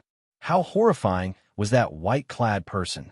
Fortunately, that white-clad person did not seem to mind Zhang Ping's earlier underestimation. "This young master, please come in. Our pavilion master wishes to meet you." The Misty Rain Pavilion's twin demons, two aloof, three-vain sovereign emperors, respectfully greeted Xianxia. Such an attitude shocked the manservant, Zhang Ping. My goodness, to think that these two rarely seen major characters of the Misty Rain Pavilion are so respectful to this white-clad person. Xianxia said calmly, "Let her come and meet me. Right here." What kind of joke was this? Zhang Ping was a rank 6 envoy inspector. In some sense, he was the pavilion master's direct superior. Even if Xianxia did not like to use his status to suppress others, there were some rules that could not be broken. Since when could subordinates summon their superiors? The Misty Rain Pavilion's two old men immediately exchanged glances, anger flashing on their faces. "We need to ask for instructions." The two old men spoke softly after exchanging glances. "Hee. There's no need to ask for instructions. How can this little girl not come when the envoy inspector summons me?" Bell-like laughter rang out from outside the door. Then, a girl wearing a red qipao walked in, revealing her long, slender legs. Her exquisite facial features looked like the most perfect carving, without any flaws. The instant she entered, ancient paintings fell around the private room, forming an independent world, isolating it from the outside world. The manservant, Zhang Ping, also fell into a deep slumber without a sound. The Misty Rain Pavilion's twin demons paled in shock. They performed cup-fist salutes and bowed. "This subordinate greets the envoy inspector. We offended you earlier. Please forgive us." "It's fine," Xianxia said indifferently. Then he took out the appointment certificate that Yi Zifeng had given him and gently sent it to the girl in the qipao. The girl in the qipao had only guessed it. When she saw the appointment certificate, she confirmed Xiaoqian's identity. "This little girl is Su Yi. I welcome the envoy inspector to the Misty Rain Pavilion. I did not know the envoy inspector's identity earlier and offended you. Sorry for the poor reception." The girl in the qipao returned the appointment certificate to Xiaoqian. Then, she smiled faintly and said, "Before you came, I was the acting envoy inspector. It looks like I will be idle for a while." Xiaoqian said indifferently, "There's no need. Just do what you were doing before. If there are any problems that you cannot resolve, you can tell me. You still have to work hard. This is Mo Chun, Master Ku Yun's disciple. He will help you deal with this." Mo Chun smiled faintly and stood up. "Greetings, elder sister Su Yi. Please take care of me in the future." Master Ku Yun's disciple? A strange look flashed in Su Ye's eyes. Naturally, she knew about Master Ku Yun. He was one of the strongest blacksmiths in the current martial epoch. At the same time, he was the Heavenly Alliance's oldest core doyen. What Mo Chan cared more about was Master Ku Yun's identity. Did that mean that this white-clad youth already obtained the support of two core doyens? Originally, the headquarters had sent a fellow who was not even 100 years old just to go through the motions. Mo Chan thought that the headquarters had already given up on the Yanwu dynasty and only wanted to maintain the status quo. However, it looked like things were different now. "These are my companions. They are all outstanding talents. Even before the age of 100, they are already sovereign emperors. If there is any trouble, you can send them out. There's no need to stand on ceremony." After introducing Mo Chun, Xiaoqian pointed to Wu Meng and the others beside him, introducing them one by one. Suya's expression did not change. Her smile did not diminish, but her heart turned increasingly grave. Is the headquarters really determined to stand guard in the Yanwu dynasty? "Lord Xiao, how do you intend to deal with today's matter?" "Duke Yin will definitely pursue this matter. At that time, the Misty Rain Pavilion will inevitably face some pressure." Suyi spoke for a while, giving instructions on the Misty Rain Pavilion's matters. Then, she suddenly changed the topic, trying to probe Xiaoqian. Xiaoqian looked at Su Yi and smiled faintly. "I'm a sovereign emperor. First, he humiliated me. Then, he tried to kill me. He died a worthy death. If you cannot even deal with such a small matter, you can't be the Misty Rain Pavilion's pavilion master, right? Sui wanted to use today's matter to pressure Xiao Chun, to see how he would deal with this when he just arrived in the imperial capital. Who knew? Xiao Chun was even more direct. He told her not to make irresponsible remarks about such a small matter, lest she tarnished her status. Xiao Chen's meaning was that if she could not deal with such a small matter, there was no need for her to be the pavilion master. While Xiao Chen's words looked simple, they actually contained hidden meaning. If she did not deal with it properly, others would look down on her and even use her as a scapegoat. Sui replied softly, "Naturally. Although this matter is somewhat difficult to deal with, this subordinate will definitely handle it properly." Naturally, the royal clan disciples were incredibly noble. However, it was not to the point where they could kill anyone they wanted. Furthermore, Xiao Chun was just a king of a branch family. However, Xiao Chen's attitude and the hidden meaning in his words made Su Yi somewhat wary. This white-clad youth was probably not as simple as she imagined. "If there is nothing else, this subordinate will take my leave first," Su Yi said softly. "Wait." Su Yi looked up at Xiao Chun and asked in confusion. Xiao Chun fell into deep thought. "Your name is Su Yi, right? I recall that there is a noble clan of swordsmen in the Yanwu dynasty. The current clan head, Su Han's Han, is known as the strongest expert of the sword Dao, known as Sword God." When Sui heard this, he raised his eyebrows and asked sullenly, "What's wrong? Envoy Inspector, are you trying to investigate me? Didn't Lord Yi Zifeng tell you that some things cannot be investigated?" It was just that he sensed a powerful sword intent hidden within this lady's body, so he casually asked her a question. Who would have thought that he would touch the other party's bottom line? Xiao Chun was unperturbed and said coolly, "It's fine. You can withdraw. Remember to have the people in charge of the top 10 chambers of commerce come and see me tomorrow. If anyone doesn't come, I'll see him alone. I feel that it's not necessarily a good thing to be too hasty." The inspector has just arrived at the imperial capital, so there are many sights to see. For example, the flaming river outside the city. It's magnificent and magnificent. You can take a good look at it. Suye's tone was calm as she spoke unhurriedly. This woman wanted Xiao Chun to see the flaming river to warn him to see how deep the waters of the imperial capital were, and not to get involved. Xiao Chun smiled faintly and said, "When I have time, I will go and take a look. If I accidentally fall into the river, I hope Pavilion Master Su will pull me up." When Sui heard that, her expression warmed up somewhat. She smiled and said, "My lord, you jest. Goodbye." Chapter 22-24. After watching Su Yi leave, Imo Chan smiled gently and asked, "Big brother Xiao, are you tired of talking in riddles?" Xiao Chan said softly, "I'm not used to speaking like this, but sometimes I don't have a choice." It was just a casual sentence, but there was a hidden meaning in it. It was a little stupid. Not only would they misunderstand the other party's intentions, they might even fall into the other party's trap and become the scapegoat. Xiao Qin was naturally not used to it, but as he said, it was unavoidable. It was the first time they had met, and they did not trust each other. Even if you told the truth, the other person might not believe you. You might even send the wrong message. Perhaps a casual remark would attract the hostility of the other party. For example, Xiao Chun had unintentionally sensed the horrifying sword intent contained in the other party's body. Thus, he had casually asked about the swordsman clan. Although Suya's expression did not change, her tone clearly became much harsher. She even secretly warned Xiao Chun. Fortunately, Xiao Chun made up for it in the end. When he asked her to pull him up after he fell into the water, it meant that he had no enmity towards Su Yi. Only then did Suya's expression soften slightly. Speaking of which, if Xiao Chun recalled correctly, fiendish saber Shimu came from the divine Sword Su clan.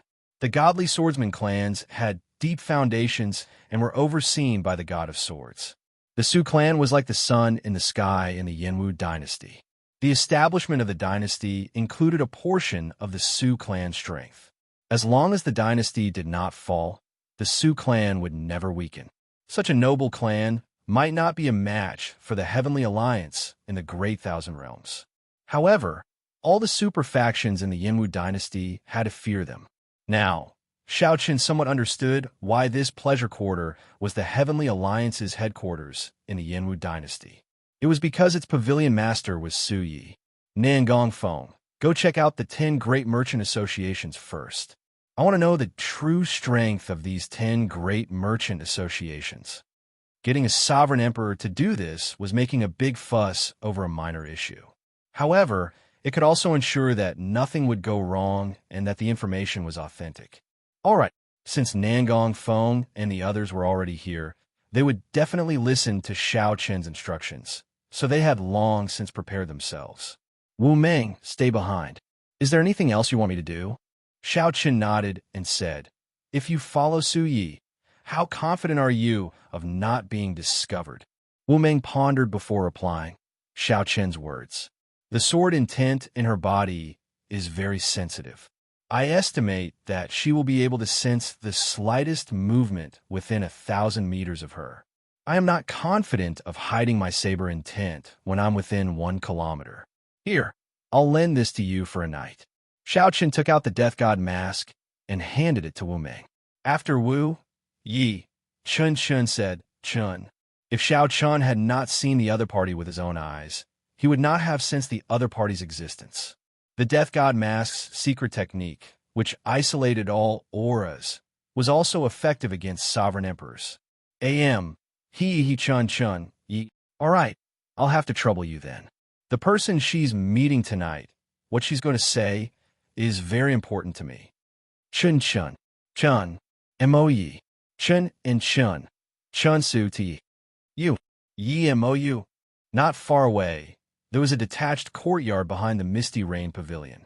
The imperial capital, Yin City, was destined to not be peaceful tonight. Someone killed Duke Yun's son in the Misty Rain Pavilion. Furthermore, it was a false accusation. News of this spread throughout the imperial capital in half a day. All the high-ranking factions received the news. Then, they quickly learned that the youth was the Heavenly Alliance's Xiao Chun. Everyone dug out everything about Xiao Chun in the faux god world. Even his past in the Divine Dragon Empire was sorted out. However, few factions knew that Xiao Chun was the Heavenly Alliance's rank 6 envoy inspector in the Yanwu dynasty. Only some factions with extremely vast accumulations could obtain this crucial information. This was the Heavenly Alliance's secret.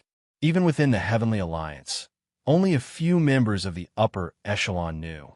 It would be extremely difficult to find out in a short time. Of Yin Province's 100 counties, one was called Flaming Cloud County, Duke Yun's conferred land. By the time Senior Feng arrived at Duke Yun's residence, the sky had already turned dark. Dark clouds covered the sky, appearing as heavy as his heart. What? Ling'er died? When Duke Yun heard the news, he was greatly shocked, finding it hard to believe. Everyone in the Yanwu dynasty would give the royal clan disciple some face, even Wang Ling, who was blind and offended someone he could not afford to offend. The other party shouldn't have killed him. Young Master really died. He died in the Misty Rain Tower. Elder Feng could imagine Duke Yun's rage. However, he still recounted the Misty Rain Pavilion's matter in detail. Bang! The Cloud Prince was enraged. Killing intent surged from his body as he slammed his palm down, shattering the thick wooden table.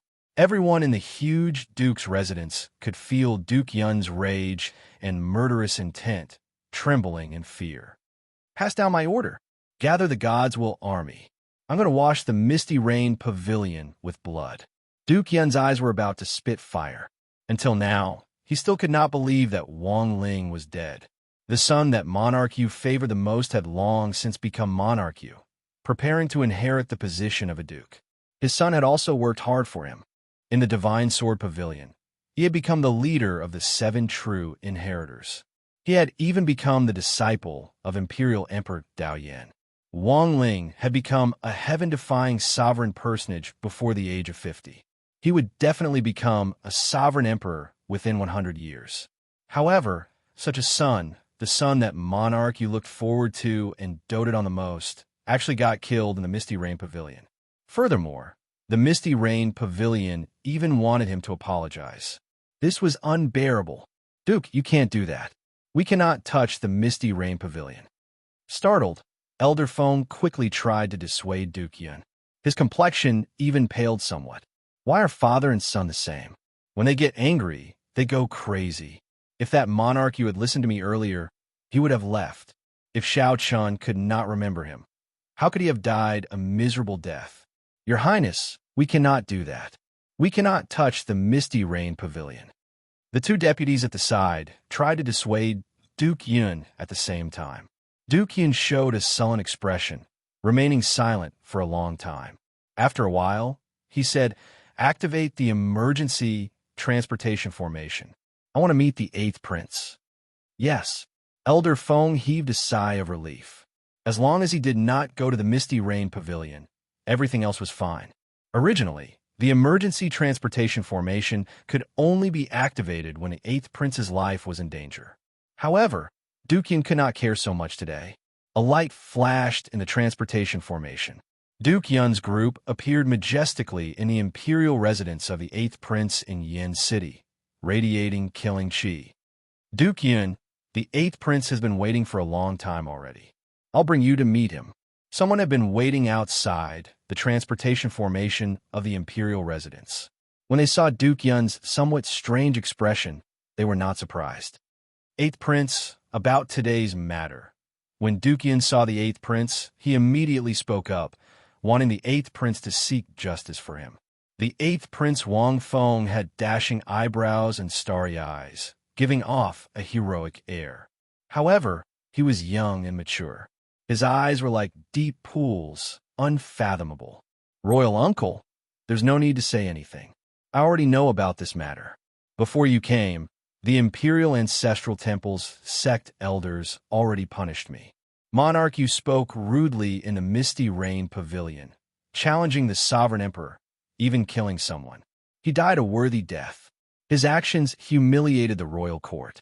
Because of you, I was implicated as well and was grounded for 7 days. As for your punishment, I already asked the sect elders to be merciful and exempt you from it. What? When Duke Yin heard what the 8th Prince said after interrupting him, he was stunned. It was as if he had been struck by lightning. This was not the result he wanted. Even if he could not touch the Misty Rain Pavilion, he would kill that Xianxia. The 8th Prince said calmly, "The elders' punishments have always been fair. Your son spoke arrogantly in front of thousands of people and even dared to try to kill a sovereign emperor. This was irrefutable evidence. I couldn't overturn it even if I wanted to. The disciples of the imperial family could not be arrogant, or kill at will. These were the teachings of the imperial ancestral temple's patriarchs. Your son committed all of them. I can't do anything about it." The Yinwu dynasty had always prospered, aside from the martial epic's luck. There was also the imperial ancestral temple's patriarch. He abided by the ancestral teachings and was very strict with the imperial family's disciples. No matter what you do in secret, as long as there is no evidence, everything is negotiable. But once you violated the ancestral teachings, no matter what, even if you were a prince, you would still have to be punished. King Yin was so angry that he wanted to vomit blood. His face was pale, and his breathing hastened. After a long time, he finally said with red eyes, "All right, I admit to all of this. It is my son's fault for implicating your highness in the punishment. However, I have been at your highness's side for so many years. My most valued son died. He grew up with you, but you did not say anything." King Yun's meaning was clear. The imperial ancestral temple's patriarch did not care. It was fine to apologize openly, but it should be fine to kill someone in secret. Even if that Xianxia was a 3-vein sovereign emperor, as long as the 8th Prince was willing, there were 10,000 ways to kill him in the imperial capital. As long as Xianxia was not discovered, everything was fine.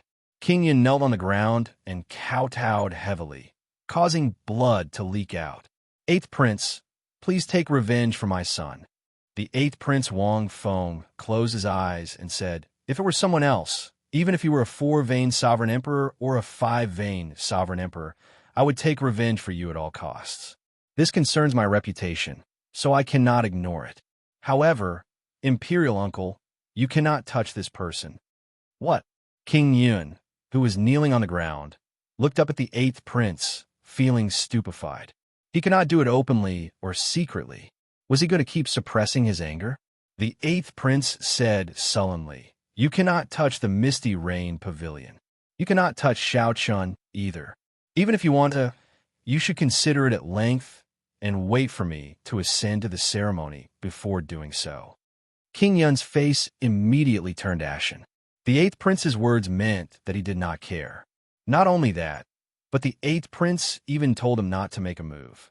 King Yun held his breath. After a long time, he stood up and said, "This old man understands. This old man has disturbed the eighth prince. I will withdraw now.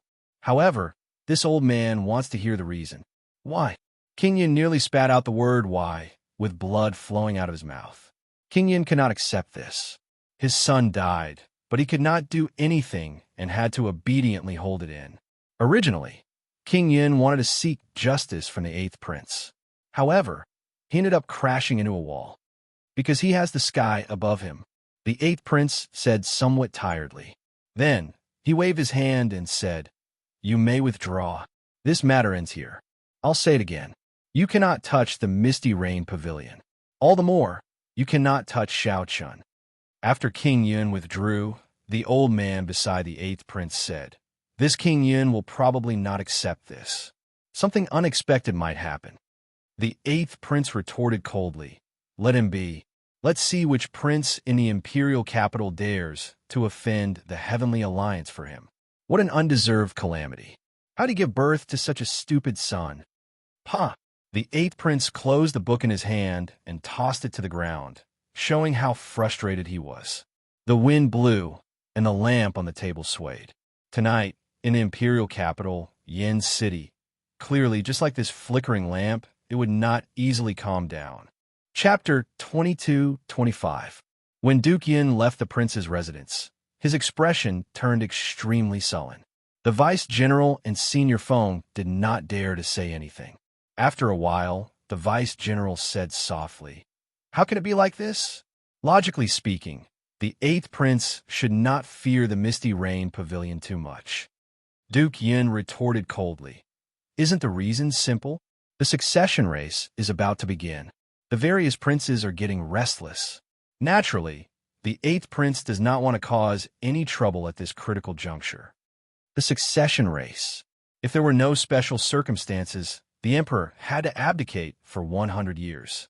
Then, the most outstanding prince would be chosen from the princes to inherit the throne. The Yinwu dynasty's emperor could only hold the throne for 100 years. This was to provide fresh blood to the dynasty, maintain its vitality, and prevent it from becoming rigid. No matter how ancient a dynasty was, once it became rigid, its luck would decline, and the nation's luck would fall. Since ancient times, there had never been a lack of such examples. Hence, the rulers of the various dynasties and empires would not remain on the throne for long.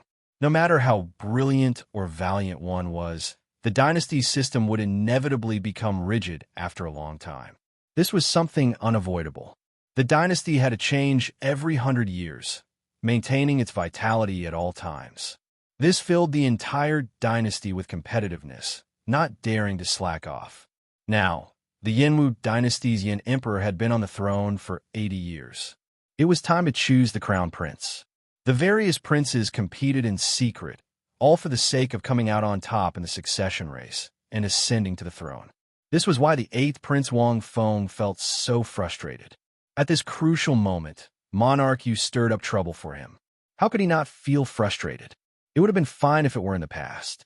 Now, how could Wang Feng stand up for him? After Duke Yin came out, he calmly thought about it and guessed the crux of the matter. "Duke, are we just going to let Monarch Yu's grudge go? If the eighth prince does not agree, we can go and seek help from the other princes," the vice-general at the side suggested. Duke Yin had been in the empire for many years. As a chess piece in the fight for the crown prince, he was still very attractive to the other princes. "That's right," Duke Yin said indifferently. No prince would offend a Heavenly Alliance envoy inspector at this time and place. However, I will definitely take revenge for Ling Even if I have to use my glory to do so, I will not refuse. Let's go to the Divine Sword Pavilion. The Divine Sword Pavilion was a rank 7 sect of the Yinwu dynasty, possessing deep accumulations. However, although it wasn't called the Godsword Pavilion, it didn't have much to do with the Godsword family. One was an aristocratic family, and the other was a sect. Because of the competition for the way of the sword, there was even some friction between them. As Duke Yin rushed to the Divine Sword Pavilion, the Smiling Daughter Pavilion's pavilion master also received news of the Heavenly Alliance's Xianxia's appearance. The Smiling Daughter Pavilion was the top pleasure quarter in the imperial capital Yin City. They would know that this Smiling Daughter Pavilion was not as simple as a pleasure quarter. Its accumulations were much deeper than expected.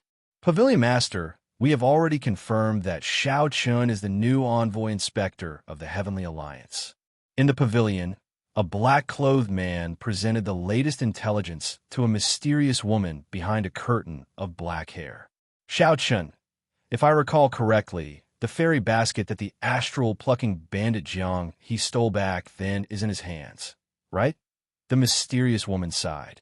Yes, we have made several deductions. The missing fairy basket is definitely not with Jiang He. There is only one possibility. After he stole the fairy basket, he casually gave it to Xiao Chun. Good. It would be fine if he were somewhere else. However, since he is in the imperial capital Yin City, we have to make him hand over the fairy basket. As the mysterious woman spoke softly, she exuded a tyrannical air that clearly did not belong to a woman in a pleasure quarter. Understood. At the same time, at the summit of Spirit Vulture Mountain, a Buddhist sect holy land outside the imperial capital, the Hidden Spirit Temple, a place invisible to the naked eye, a handsome-looking monk looked at the note in his hand and revealed a smile. Unexpectedly, you came to the Yinwu dynasty. It looks like I have to make some time to go down the mountain. This monk was none other than Yuan Zhen, who had interacted with Xiao Chun a few times in the faux god world. The night had not ended, and dawn approached. In a small courtyard beside the Misty Rain Pavilion, Xiao Chun, Imo Chun, and Bao were still awake. The two were organizing the information that Su Yi sent someone to hand over. Previously, Su Yi had been the acting envoy inspector. Now that Xiao Chun was here, they naturally had to slowly familiarize themselves with the information. However, Bao and Imo Chun were the ones organizing the information. Xiao Chun did not pay much attention to it. After lighting an incense burner and consuming a soul-accumulating pill, Xiao Chun sat down cross-legged and closed his eyes, condensing his soul energy. Everyone had their own specialties.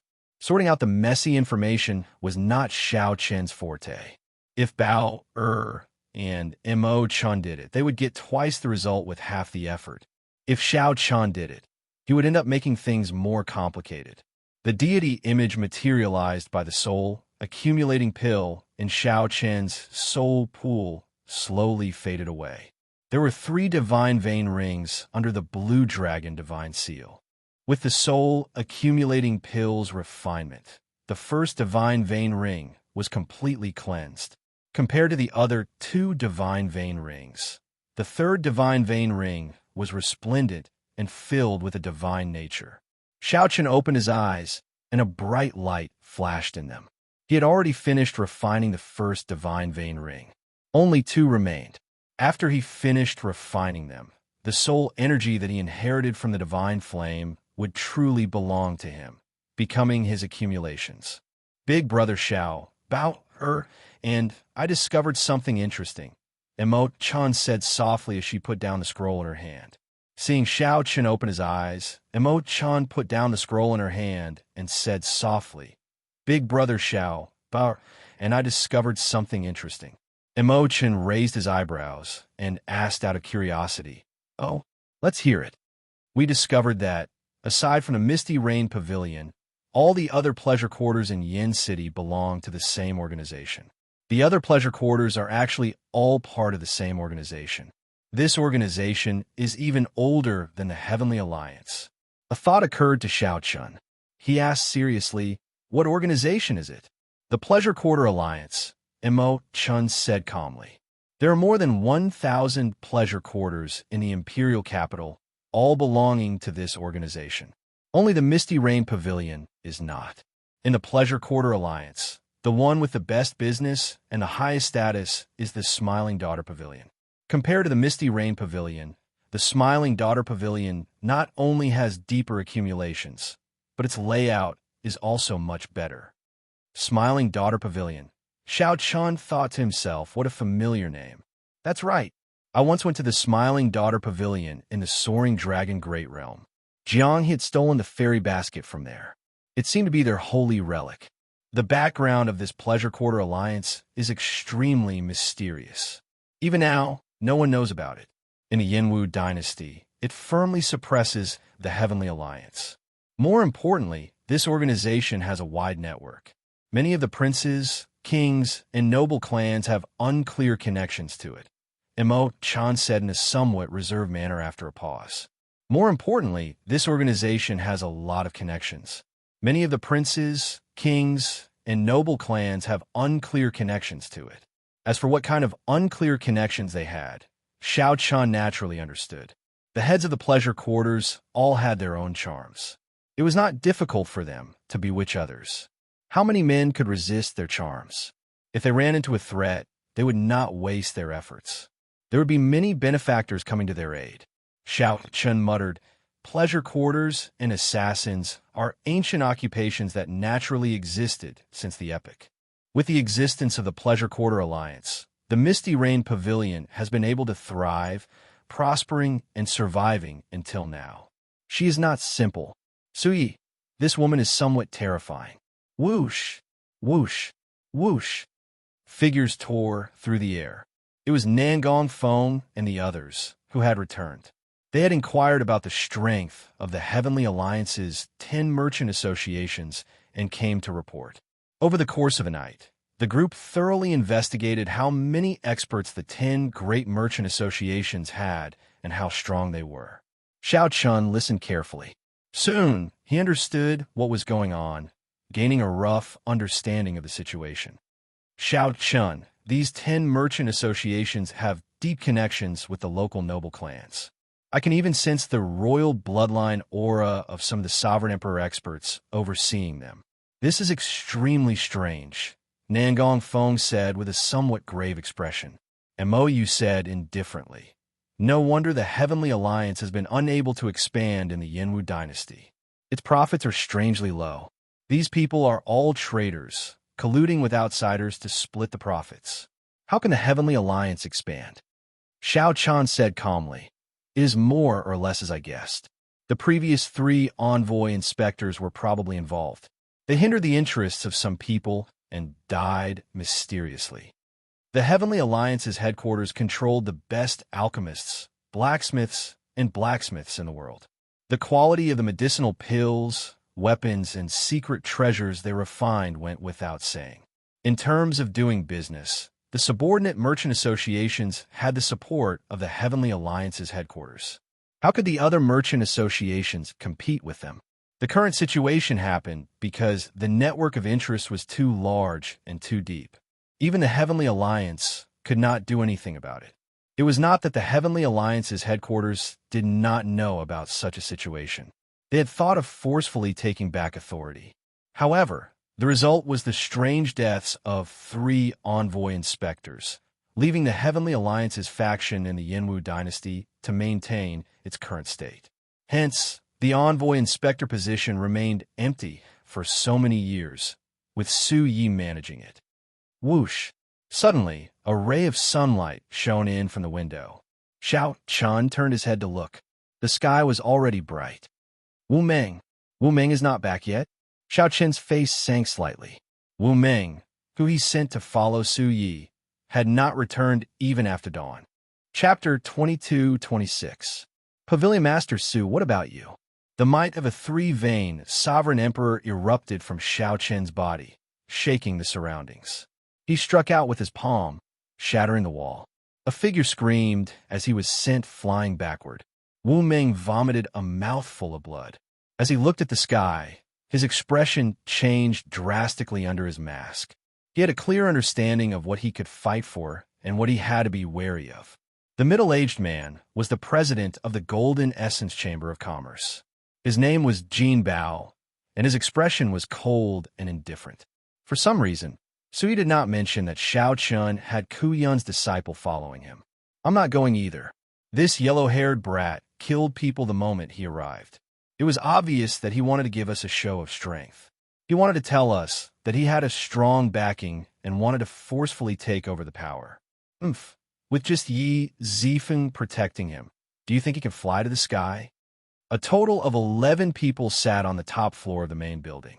Aside from Su Yi, the others were the leaders of the various merchant associations. If he could learn this information in advance and inform it to Xiao Chun, he would undoubtedly be able to take the initiative and advance or retreat with ease. A trace of exhaustion flashed between his brows as he said softly, I have already delivered the message.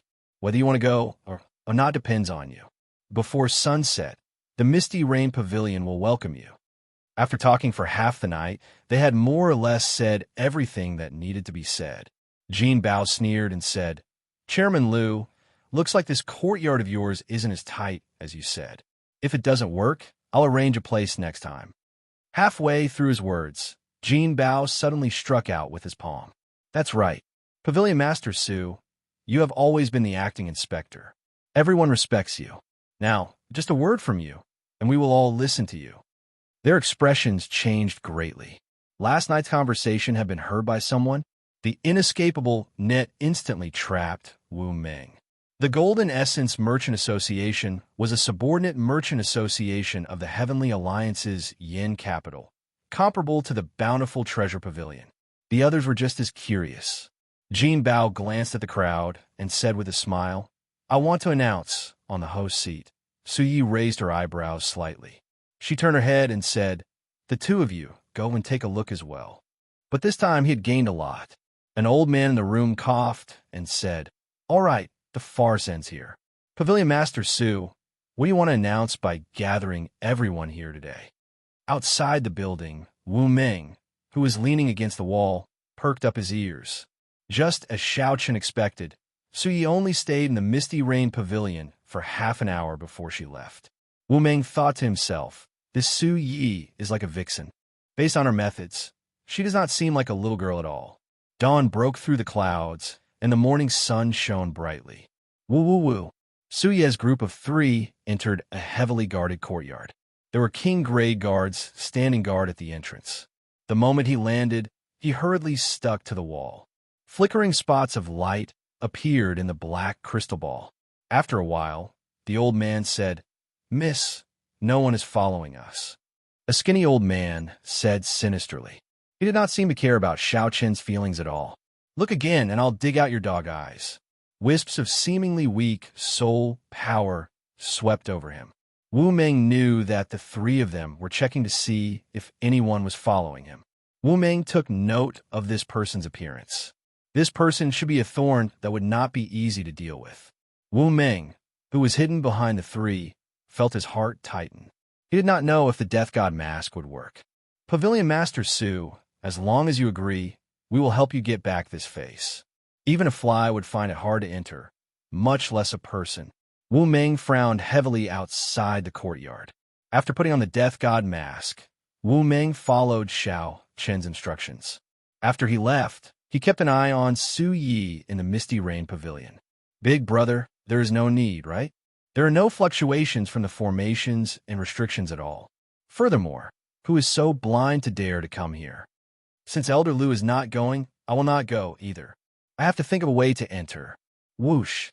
There had to be sovereign emperor experts maintaining the ritual formations and restrictions in the unseen darkness.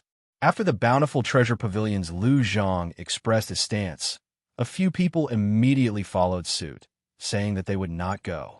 The gray-clad old man guarding the pavilion's roof frowned heavily. He seemed to have sensed some subtle fluctuations earlier. All right, I'll go. All of you come with me. Be quick and search the entire courtyard again. Wu Meng felt suspicious. At the same time, he felt eager to try. He revealed a faint smile under his mask. The 10 association chiefs gathered at the broken wall, watching Wu Meng's figure. In the next moment, footsteps rang out in the courtyard. A group of guards wearing the Heavenly Alliance's special battle armor rushed over from all directions. Su Yi raised her head and looked out the window. Unknowingly, the The sky had already turned bright. I told you to go, so go. Cut the crap. Huh, this is good. Since the new envoy inspector has arrived, I have to meet him. Wu Ming's figure flashed, and his entire body turned pitch black, merging with the night. Wu Ming found a blind spot and leaped up, silently landing in the courtyard. Huh? Wei Fatso asked with a heartless smile as he sat up again. He did not feel embarrassed or distressed over what happened earlier. Many people asked as they looked at Su Yi in dissatisfaction. Damn it, I was too careless. That Jin Bao discovered my presence after the sky turned bright. Su Yi raised her eyebrows. This old man was Lu Zhang, the association chiefs of the Bountiful Treasure Pavilion's Merchant Association, the strongest of the 10. This courtyard was also this person's property. The hidden experts and guards were all his people. Jin Bao smiled faintly and ignored them. The remaining people did not say anything. Some looked at Su Yi, and some looked at the silent middle-aged man. The other old man controlling the bronze mirror put away the secret treasure and said, "No one is following us." Wearing the death god mask, Wu Ming moved stealthily in the crowd, looking like he merged with the darkness. Boom! The streets of the imperial capital Yin City were still filled with flowers at night. There were not many women dressed like Su Yi, but they were not special either. They did not stand out in the crowd. Indeed, Su Yi came to meet these people. Vaguely, there seemed to be two big sects within the top 10 chambers of commerce. Su Yi glared at them, and a short sword landed between Fatso's legs. The sword pierced through Wu Ming's pants and stabbed into the chair, trembling slightly. Whoosh, whoosh, whoosh. Wu Ming thought to himself. Clearly, Su Yi was meeting with an important guest. They might be discussing how to deal with Xianxia. Wu Ming sat cross-legged and looked around. He now had a clear understanding of the attitude and bottom line of the 10 Merchant Association's association chiefs. This information would be extremely useful to Xianxia. It's nothing. I believe everyone already knows that our new envoy inspector is here. He even killed Duke Yun's son in my Misty Rain Pavilion. Let's not talk about this matter. He told me to pass on a message to everyone. You all have to go to the Misty Rain Pavilion to meet him before sunset. The two used the secret treasures in their hands to check again. Just as everyone said their goodbyes and prepared to leave, a brilliant light flashed in Jin Bao's eyes. Then, he suddenly said, "Wait." As Jin Bao breathed, he felt strands of soul energy sweep through his body. Fortunately, the death god mask worked again. The sovereign emperors in the courtyard did not discover him. Such a reply was equivalent to spouting nonsense. The imperial capital Yin City. However, the Misty Rain twin demons still did not feel assured. They each took out a secret treasure, a bronze mirror and a black crystal ball. This person was the 9 Cauldron Merchant Association's association leader, Wei Dexin, a famous pervert. Every time Su Yi saw him, he would teach Wei Dexin a lesson. Pavilion Master Su, aren't you being too careful? Fatso fell to the ground in fright, eliciting loud laughter. The others were already used to this and were not surprised. Su Yi nodded slightly and left. He really doesn't know his limits. I think he has forgotten how the previous 3 envoy inspectors died. Jin Bao said in a deep voice, I have something very important to tell everyone. The sky was already bright, but Xianxia still had not left. The death god mask had a very different effect during the day and night. Why is he so cautious? Where is he going? Puxia. Cough, cough, cough. The Misty Rain twin demons returned to Su Ye's side and said softly, It's fine. What happened? Su Ye did not move even after a long time. As she observed, black carriages occasionally stopped, and people entered them. A cold look flashed on Su Ye's face as she entered deep thought. I'll go all out. Only that fatso could not understand. He smiled happily, not knowing what Jin Bao was up to. Su Ye found this strange, not knowing what Jin Bao wanted to say. The one who spoke was a plump, well-endowed fatso with a wide smile on his face. His expression did not show any emotional fluctuations, appearing calm and gloomy. He gave the impression of an unfathomable martial Dao expert rather than the association president of a merchant association. The Misty Rain twin demons immediately left to carry out the order. "What's the matter?" Fatso asked with a smile. His beady eyes brazenly sized up Su Ye's voluptuous figure. Hundreds of sovereign personages patrolled the courtyard. There were even 3 vain sovereign emperors guarding the roof. Wu Meng wore a veil and a thick white fur coat. She hid her cultivation, appearing very cautious. The Misty Rain twin demons and 3 vain sovereign emperor old men followed closely behind, protecting her in secret. The sovereign emperor experts in the courtyard opened their eyes at the same time, locking their gazes on Wu Meng. When Jin Bao saw Su Yi looking at him, he said indifferently, "Whether I meet or not is a completely different matter. I need to go back and discuss this with the others before making a decision. If we go and the inspector asks us to hand over the dead, it won't be easy to deal with him. If we don't go, we'll offend the inspector. At that time, it's hard to say if we'll have our resources cut." Huh. He secretly transmitted his voice. "Third brother, bring some people to patrol the courtyard. Don't let anything happen tonight." "Humph. If you want to see him, you can go. I won't go unless he comes to pick me up personally. I heard that this inspector isn't even 100 years old. He's just a yellow-haired kid. If you want me to give him face, he'll have to see his sincerity first." Dong dong dong dong. In the main building of the courtyard, someone pushed open the window and looked outside. In the end, he purposely lured him into a trap, and due to his carelessness, he was severely injured by the other party. However, the formations and restrictions were all activated. The bountiful treasure pavilions, Lu Zhang's expression immediately turned unsightly. He said seriously, "Capture him. I want him alive.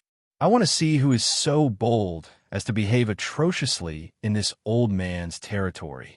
Perhaps Su Yi was taking a detour on purpose, or Yin City was truly very large, but they walked for 4 hours. They might gain a great harvest on this trip.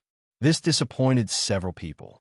The Bountiful Treasure Pavilions Association leader, Lu Zhang, snorted coldly in disdain. Naturally, Lu Zhang would not personally check. No one knew if this was a ploy to lure the tiger away from the mountain. Wu Meng, who was already hiding outside, felt his heart tighten. It was more or less what he guessed. Su Yi honestly told him what Xianxia wanted to say. "It's fine. It's probably just a routine check by the guards. The association leaders of our 10 merchant associations are gathered here. We have to be more cautious. Otherwise, we will become a laughingstock if we get wiped out." Wu Meng's opinion could influence the opinions of a group of people. Several people were waiting for him to speak. The sky and the earth were impenetrable. Su Yi laughed softly. Her laughter as pleasant as a wind chime. The Heavenly Alliance's headquarters appointed the envoy inspector. This little girl has always been barely able to hold the position. Now that a new envoy inspector is here, I will definitely have to hand over my position. Everyone, you have overestimated this little girl. Su Yi had many connections in the imperial capital Yin City. She had the backing of a noble clan and deep accumulations. Everyone had tested each other for a long time, whether to go or not. Most of them had already made up their minds. He killed people in the Misty Rain Pavilion. Clearly, he does not care about Pavilion Master Su. Chapter 22-27. The formation was activated, and the restriction was agitated. Logically speaking, an injured one vain sovereign emperor should have no chance of escaping. In fact, Xiao Chun did not even need a sovereign emperor to make a move. Given his current state, it would be difficult for him to charge out. On the roof, the 3 vain sovereign emperor gray-clad old man watched coldly as Wu Meng broke through the formation. There were 2 vain sovereign emperors at Xiao Chen's side, ready to attack at any moment. Under the suppression of the formation, I can only bring out 50% of my saber skills. Under the mask, Wu Meng paled as he felt the invisible pressure of the world. Xiao Chun could not bring out the full might of his divine seal and Dao domain. They were firmly suppressed around him, preventing him from moving. If he could activate the alloy battle armor, he would feel much better. However, that would expose his identity, which was not what he wanted. So. More than 100 elite guards soared into the sky. They relied on the array formation and restrictions to entangle Wu Meng. intending to capture him. Courting death. Wu Meng snorted coldly. Although he was injured, his dignity prevented him from accepting defeat at the hands of these small fries. Killing turned into a demon. Madness enraged. Bang! Wu Meng raged in his heart. Without any fear, he unleashed his massacre Dao domain. A saber light flashed, and the bright sky darkened. When the saber light disappeared, the sky turned bright. 10 cries of agony were heard at the same time. 10 figures died at the same time. Their bodies were split in half, and their souls were destroyed. Wu Meng seemed to have gone mad. He raised his saber and swung it down. As the sky darkened, he killed these elite guards, scattering them. Not only did he take a life with each slash, he killed 10 people in a fit of rage. So powerful. The various Chamber of Commerce's association chiefs, watching from the main building, sucked in a breath of cold air. This was even after Jin Bao had severely injured him. Jin Bao was a 3-veined sovereign emperor, someone who had been famous for a long time. Furthermore, he was still able to display such strength. If he wasn't heavily injured, how terrifying would his strength be? The bountiful treasure pavilion's Lu Zhang showed a grave and stern expression as he cursed. Bunch of good-for-nothings. Dead or alive, we must take him down today. Seeing Wu Meng make a move, Lu Zhang immediately felt humiliated. His plan to capture Wu Meng alive might fail. Second bro, third bro, you two go. Make it quick and don't let Mr. Lu lose face again. The gray-robed old man said lightly. The 2 people beside him laughed sinisterly. All right, my hands have been itching for a long time. Boom! The 2 of them leaped into the air. Immediately, wind and clouds gathered. He felt as if the sky was about to fall on his back. Cracks appeared in Xianxia's Dao domain. In a rush, he turned around and chopped. Dang! When the 2 sabers clashed with Wu Meng's sabers, he vomited a mouthful of blood and went flying back. Hee. Also play with sabers? Then we brothers will play with you. We'll show you what real saber skills are. The 2 brothers attacked at the same time. Saber lights flashed, and their figures changed. The sound of sabers clashing rang out endlessly. A vast saber intent soared into the clouds and spread out in the sky above the courtyard. Clang, clang, clang. Clanging sounds rang out continuously. Wu Meng gritted his teeth as he fought 1 against 2. In just a moment, there were hundreds of saber scars on his body, and blood dyed his robes red. However, the 2 brothers did not have it easy either, and there were also many saber scars on their bodies. Wu Meng was one example. If you hack at me, I will hack at you. Even if Wu Meng had to suffer another saber strike because of this, he did not fear it. This was where Wu Meng's nickname of Saber Demon came from. However, the cultivation technique that he cultivated matched his nature. As Wu Meng's injuries worsened, he became even crazier, attacking even more ruthlessly. To think that the bountiful treasure pavilion's Thunderbolt twin sabers can't suppress this person. After knocking Wu Meng away, the Thunderbolt twin sabers firmly suppressed him. This forced Wu Meng back to the ground, trapping him in the middle, unable to advance. However, after a while, when Wu Meng was bathed in blood, his aura of massacre multiplied. The howling saber hum was like a powerful killing god laughing maniacally. The berserk aura counterattacked. Whoosh, whoosh. Saber winds laughed maniacally like ghosts in the courtyard. A strong wind blew, and laughter rang out endlessly. It was unknown whether it was the saber laughing or Wu Meng laughing. However, that laughter made one's scalp go numb. To think that Wu Meng alone suppressed the Thunderbolt twin sabers with his aura alone. Playing with sabers with me? In that case, let's see whose saber is more ruthless. Wu Meng laughed maniacally under the mask. He did not care how severe his injuries were. His grave eyes only focused on the Thunderbolt twin sabers. With the demonic saber in hand, I sing to my heart's content, only killing. The expressions of the association chiefs in the main pavilion slowly changed. The Sovereign Emperor experts behind them had already moved to stand in front of the association chiefs without them realizing it. The association chiefs already placed their hands on their weapons, fearing that Wu Meng would erupt and take them down with him. He really is a madman. Could this fellow be someone of the demonic Tao? The association chiefs said in a trembling voice when they saw Wu Meng's crazed saber aura. No matter who he is, he will die today.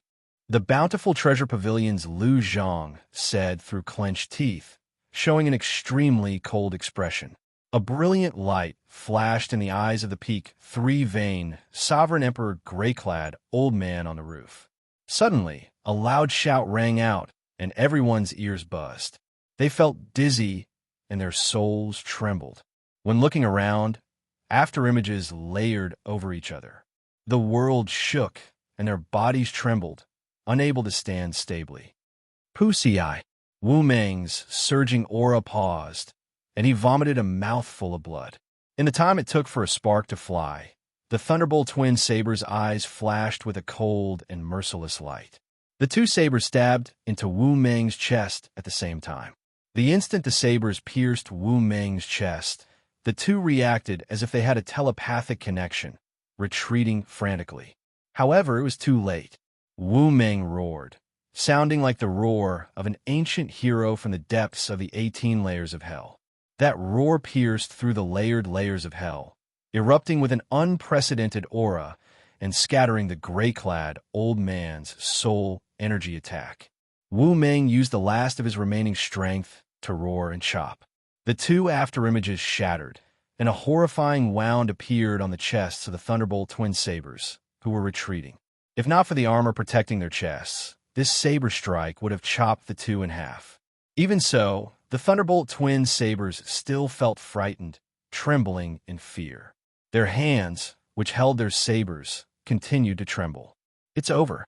Everyone could tell that Wu Meng had done his best after that final saber strike. While Wu Meng was not at the end of his rope, he was not far from it. Initially, he had been fighting with his life on the line. That final saber strike, which was unprecedented since ancient times, drained all his divine energy and soul energy. Die. The gray-clad old man, who had been standing on the roof and watching coldly, roared only at the crucial moment, soared into the air. He soared into the sky and arrived before Wu Meng in a flash. Despair flashed in Wu Meng's heart. However, that face under the mask smiled. Wu Meng had used his full power in this final battle, feeling carefree and carefree. He had not lived in vain. As an outstanding talent challenging the martial Tao, if he did not have the resolve to die, the Saber Demon and Wind Demon would not have reached their current heights. However, just as the gray-clad old man was about to attack, he suddenly felt like he had fallen into an ice cave. The gray-clad old man placed his hand on Wu Meng's head, not daring to strike and shatter Wu Meng's skull. Time seemed to have stopped. Everyone was shocked. The gray-robed old man had charged over at lightning speed. Why did the gray-clad old man suddenly stop? The gray-clad old man charged over at lightning speed and saw a white-clad person with a cold expression on the wall.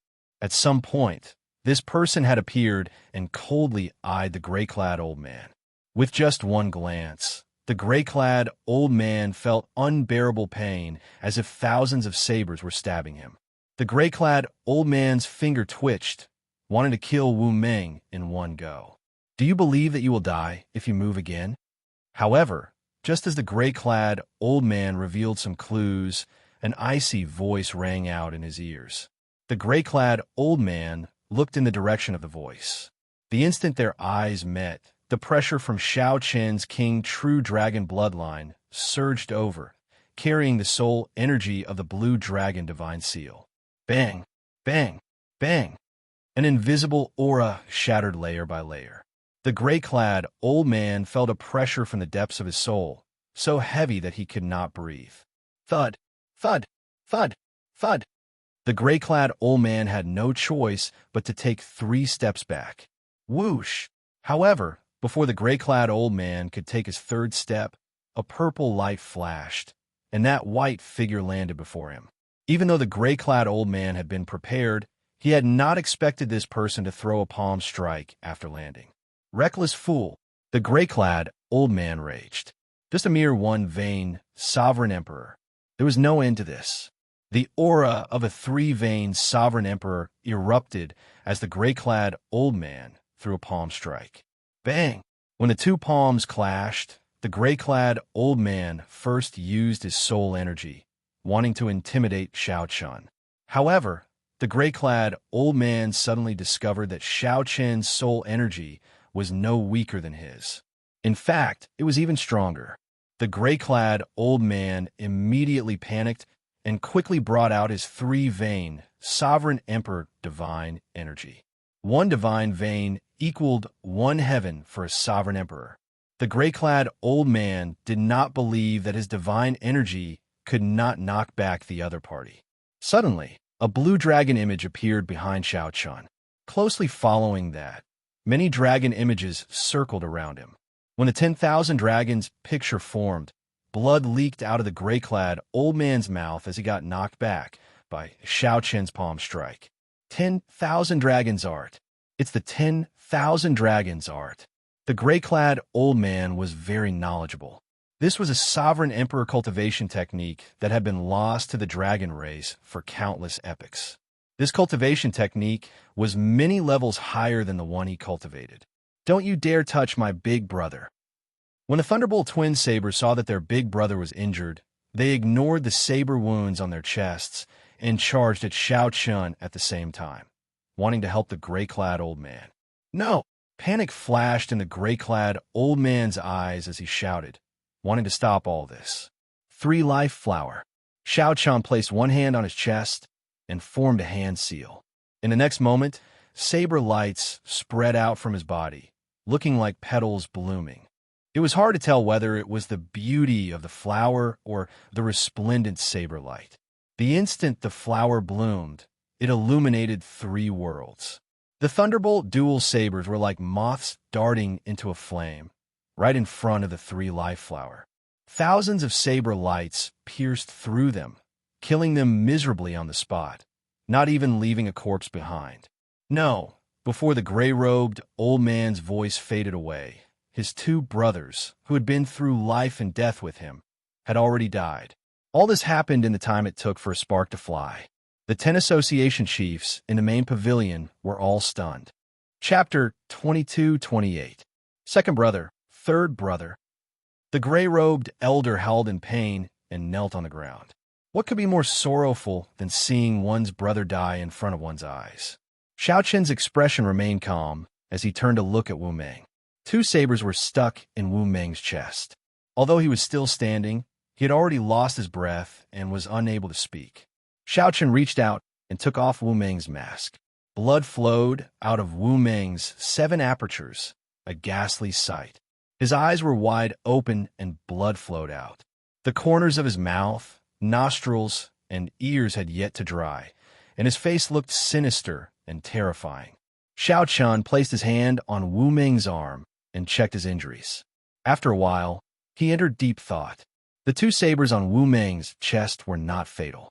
The truly fatal thing was that Wu Meng had exhausted all his qi and blood in battle, and his soul energy had dried up. Although he wasn't dead, he was hanging by a thread. Xiaoqian was a step too late. There was no need for the gray-robed old man to do anything. Wu Meng would die without a doubt. He would not be killed by others, but killed in battle. Looking at the wounds on his body, Xiaoqian knew at a glance that he could have avoided it. As long as he activated the alloy battle armor, with his strength, he should be able to rush out. However, he didn't want to expose his identity, so he chose to fight to the death. So. A few more figures landed in the courtyard. They were Nangong Feng and the others, who had rushed over. Seeing that Wu Meng had not returned by daybreak, Xiaoqian decisively chose to look for Wu Meng. The others were a few steps behind him, only arriving now. Brother Wu. Seeing Wu Meng's appearance, Nangong Feng and the others immediately revealed pained expressions. Only Mo. Chun calmly checked on Wu Meng's injuries. I've already sealed his divine seal to ensure that his soul doesn't scatter. He won't die, so don't be too sad. Mo Chun, take care of him. I'll be right back. Xiaoqian said softly and turned to look at the gray-robed old man. A trace of viciousness flashed in the old man's eyes, but he was not blinded by hatred. He looked coldly at Xiao Chun and quickly retreated. What a pity. This kind of person was a scourge if left alive. Now that he had voluntarily retreated, there was no reason to continue killing him. Xiao Chun looked around and saw a hole in the wall of the main building. The 10 Chamber of Commerce's guild leaders and Suyi looked at him with different expressions. Whoosh! Xiao Chun spread his arms and soared into the sky, the dragon's shadow following him. He was clearly just one person, but he gave off the impression that there were 10,000 dragons patrolling, majestic and unstoppable. Thud, thud, thud. Hurried and disorderly footsteps rang out. The leaders of the 10 great merchant guilds all took several steps back. The various sovereign emperor guards silently stepped forward and blocked the way, cautiously looking at Xiao Chun. As the saying went, there was strength in numbers. There were several three-vein sovereign emperor experts in this main pavilion. However, when they stood together and faced Xiao Chun, for some reason, they felt immense pressure, not daring to underestimate him. There was no need to explain the reason.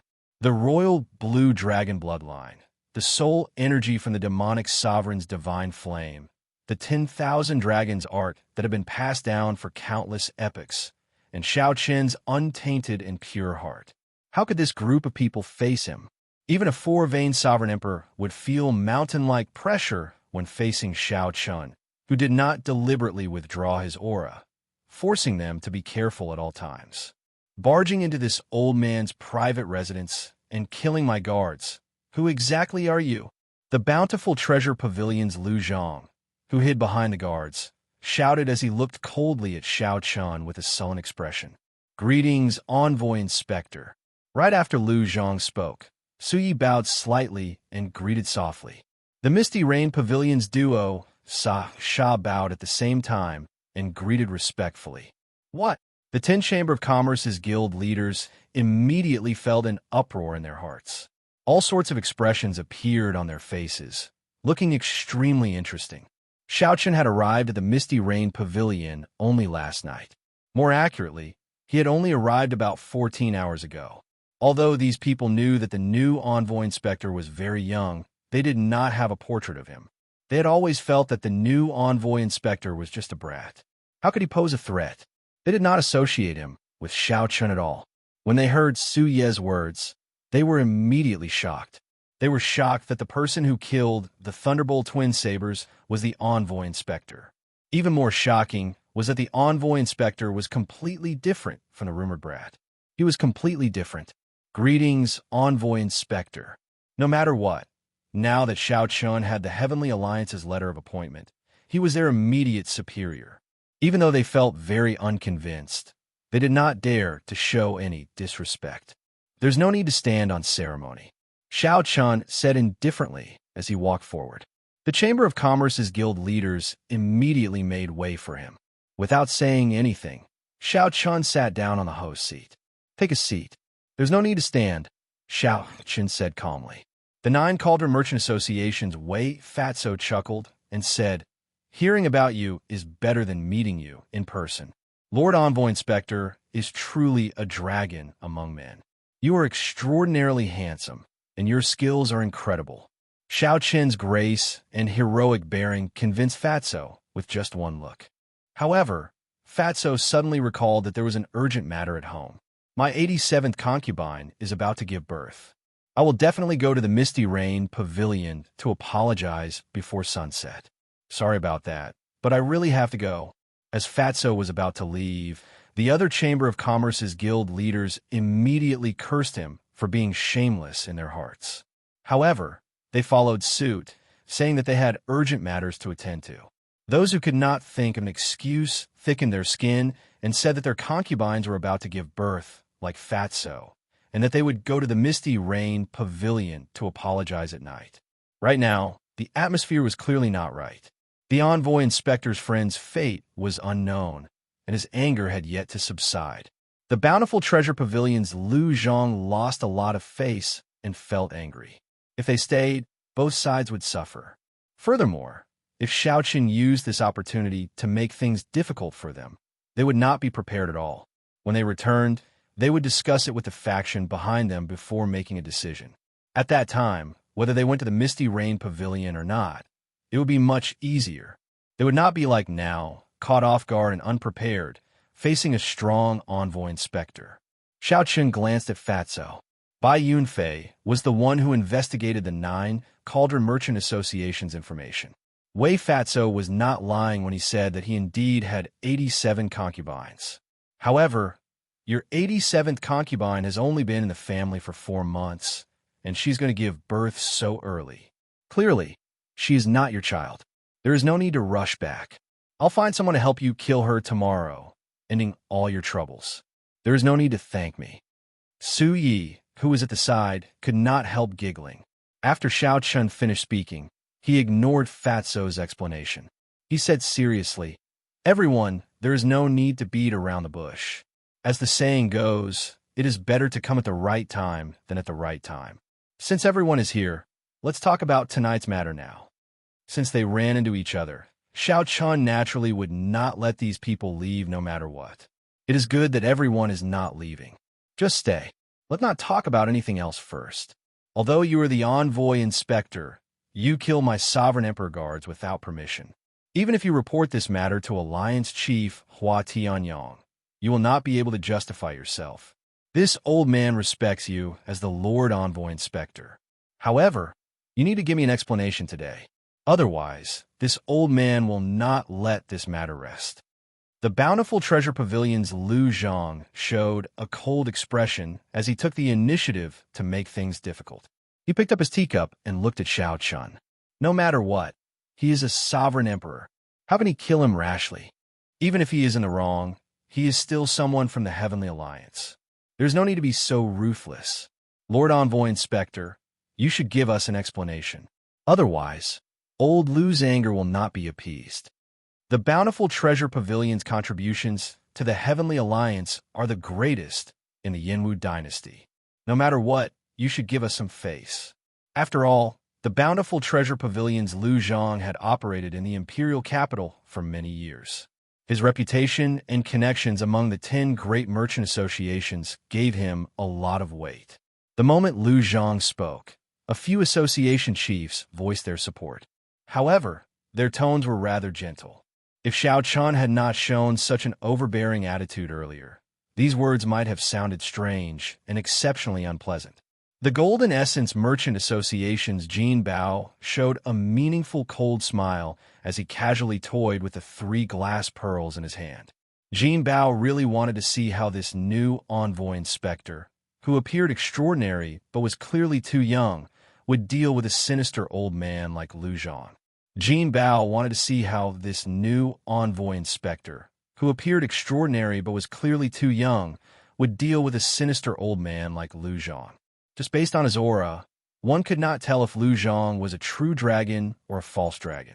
The 9 Calder Merchant Association's Wei Fatso seemed to be thinking about how to defend himself against the problem of whether he had planted the Bountiful Treasure Pavilion or not, ignoring everything else. The association chiefs of the other merchant associations observed Xiaoqun's expression and cheered in their hearts. As long as the Bountiful Treasure Pavilion's Lu Zhang continued to be unyielding, the bigger the commotion, the better. It would be for the best if this envoy inspector could cause a commotion and not talk about collecting authority and auditing the accounts.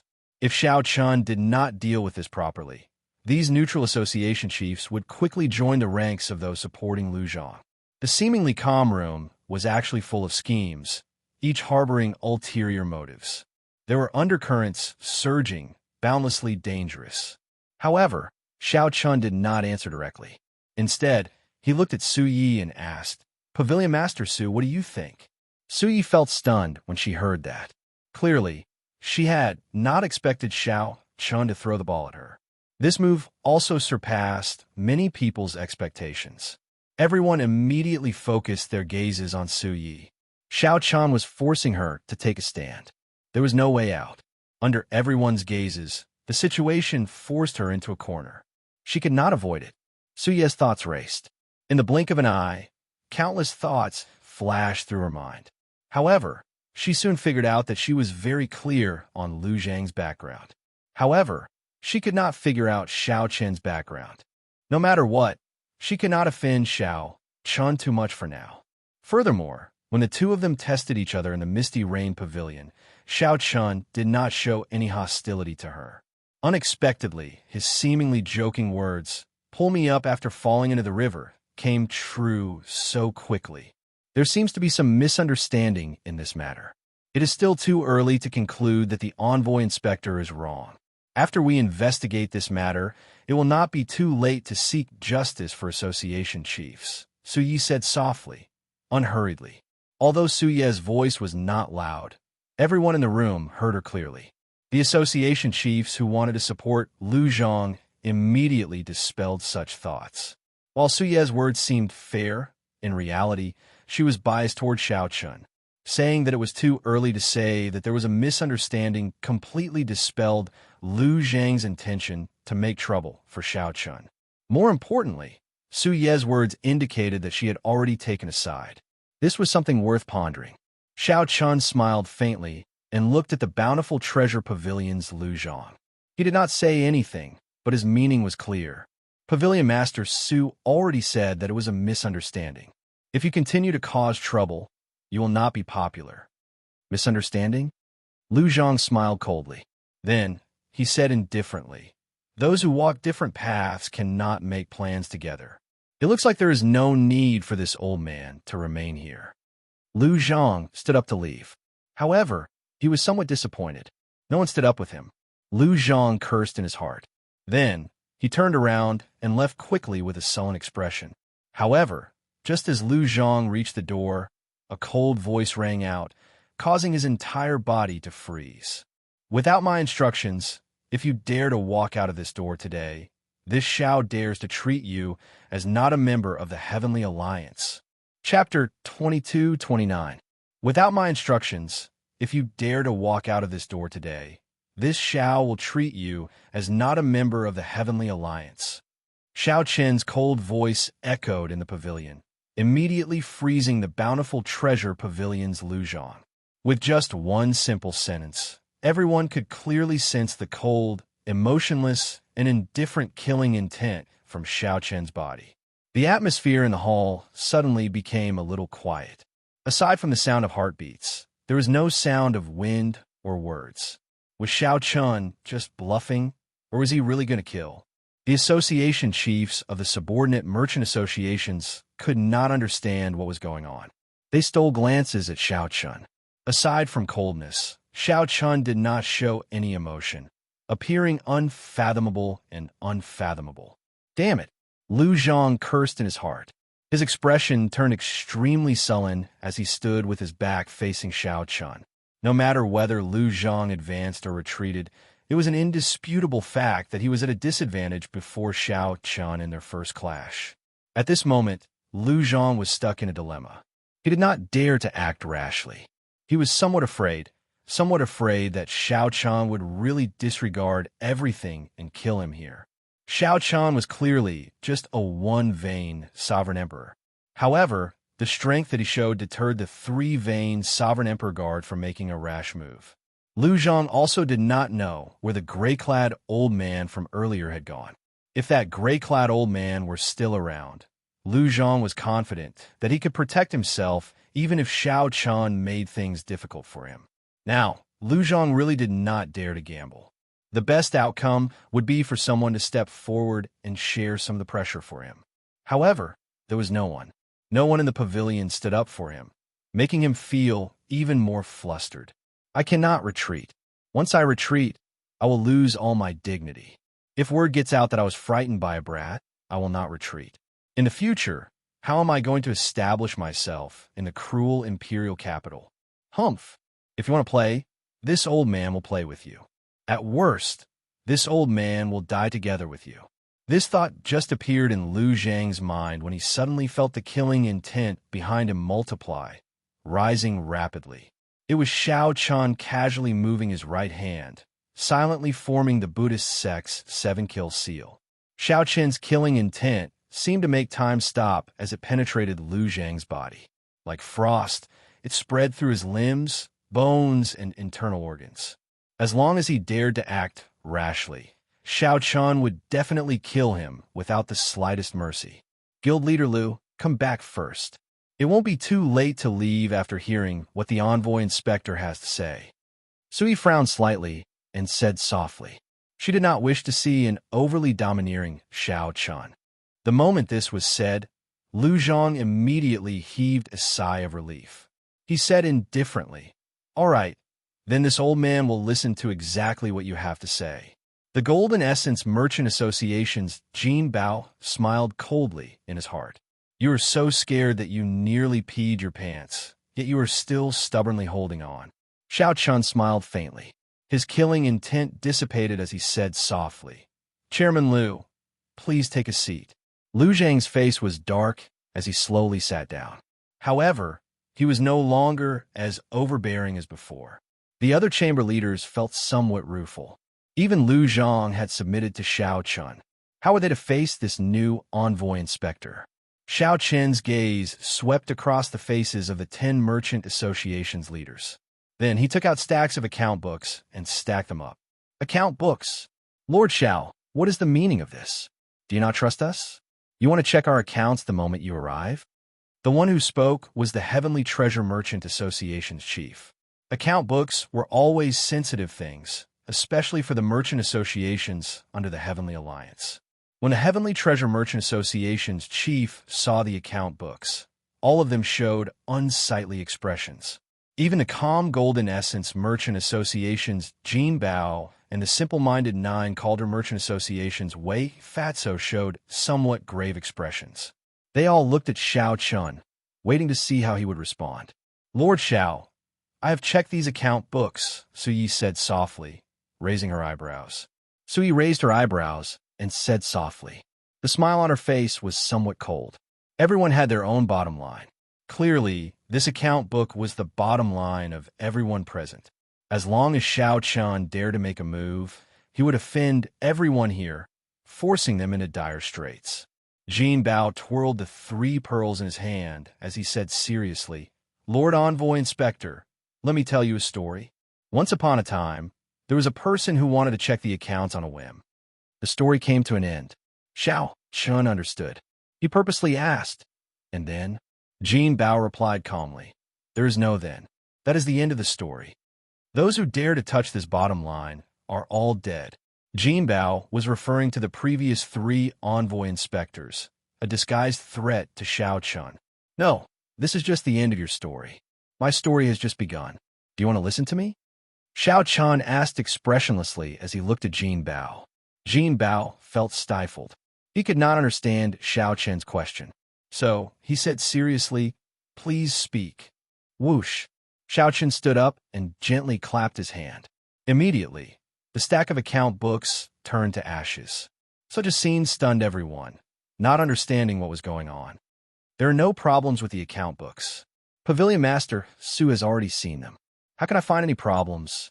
These words should have made the various association chiefs happy. However, Lu Zhang and the others felt that things were not that simple. Xiao paused for a while before continuing. "According to the Heavenly Alliance's rules, the subordinate merchant associations have to hand over 60% of their profits to the headquarters every year. Everyone has been following this rule for the past few years. This time, I am not here to check the accounts or to make things difficult for everyone. I'm doing this for everyone's benefit. From today on, the various merchant associations only have to hand over 40% of their profits to the headquarters." The moment Xiao said that, the expressions of the 10 association chiefs immediately changed. "Ha ha! The envoy inspector is really generous, reducing our burden by 20% in one go. However, the heavens can bear witness to my loyalty to the Heavenly Alliance, with the sun and the moon as my witness. How can I, this way, be a short-sighted person who covets small profits? Only when the Heavenly Alliance is strong can we gain a foothold in the imperial capital. I'm still willing to hand over the profits as per the old rules." Wei Fatso stood up and patted his chest as he spoke righteously. Seeing that Xiao was about to speak, Wei Dexin said, "My lord, there is no need to say anything else. I have already made up my mind. There is no need to try and persuade me otherwise. Xianxia smiled coldly in his heart. In the past, they said they would hand over 60%. However, in reality, they were just making up the accounts. The profits that were truly handed over to the Heavenly Alliance's headquarters were less than 20%. The merchant associations and the noble clans of the dynasty split the profits in secret. In some years, the profits were not even 10%. Since Xianxia was here, he naturally would not allow such a thing to continue. Most importantly, this concerned his own interests. When the others saw Wei Fatso, they seemed to want to follow suit. Xianxia raised his hand to stop them. Then, he looked at Wei Dexin and said, I am not trying to persuade you. I am helping you. Here is a new contract. Take a look. If there is nothing wrong with it, change it to 60% and sign it. The contract was written on golden paper with bright red ink. At the end of the seal was Xianxia's inspector seal and his own handprint. As long as Wei Fatso signed his name and stamped the seal of his Chamber of Commerce, he would be able to obtain the seal. This contract would take effect immediately within the Heavenly Alliance and could not be changed. With the contract in his hand, Wei Fatso took a look at it and his face turned pale. While Wei Fatso was looking at the contract, Xianxia took out the other contracts and handed them to the others one by one. You can sign the contract at 40%. No need to change it. Reset the past and redo the accounts. This will be supervised by Pavilion Master Su and Master Ku Yun's disciple, Immortal. We are willing to hand over 40% of our annual profits to the headquarters of the Heaven Alliance, effective immediately. Upon seeing these words, the faces of the Chamber of Commerce leaders changed dramatically. In the past, the accounts are all fake. They claim to be 60%, but in reality, only less than 20% of the profits were handed over. Once this contract was signed, they would have to hand over at least 20% of their profits every year. 20% was not to be underestimated. Given the prosperity of the imperial capital, Yin City, this additional 20% was an astronomical figure. Every one of the 10 great merchant associations had a hand over an additional 20%.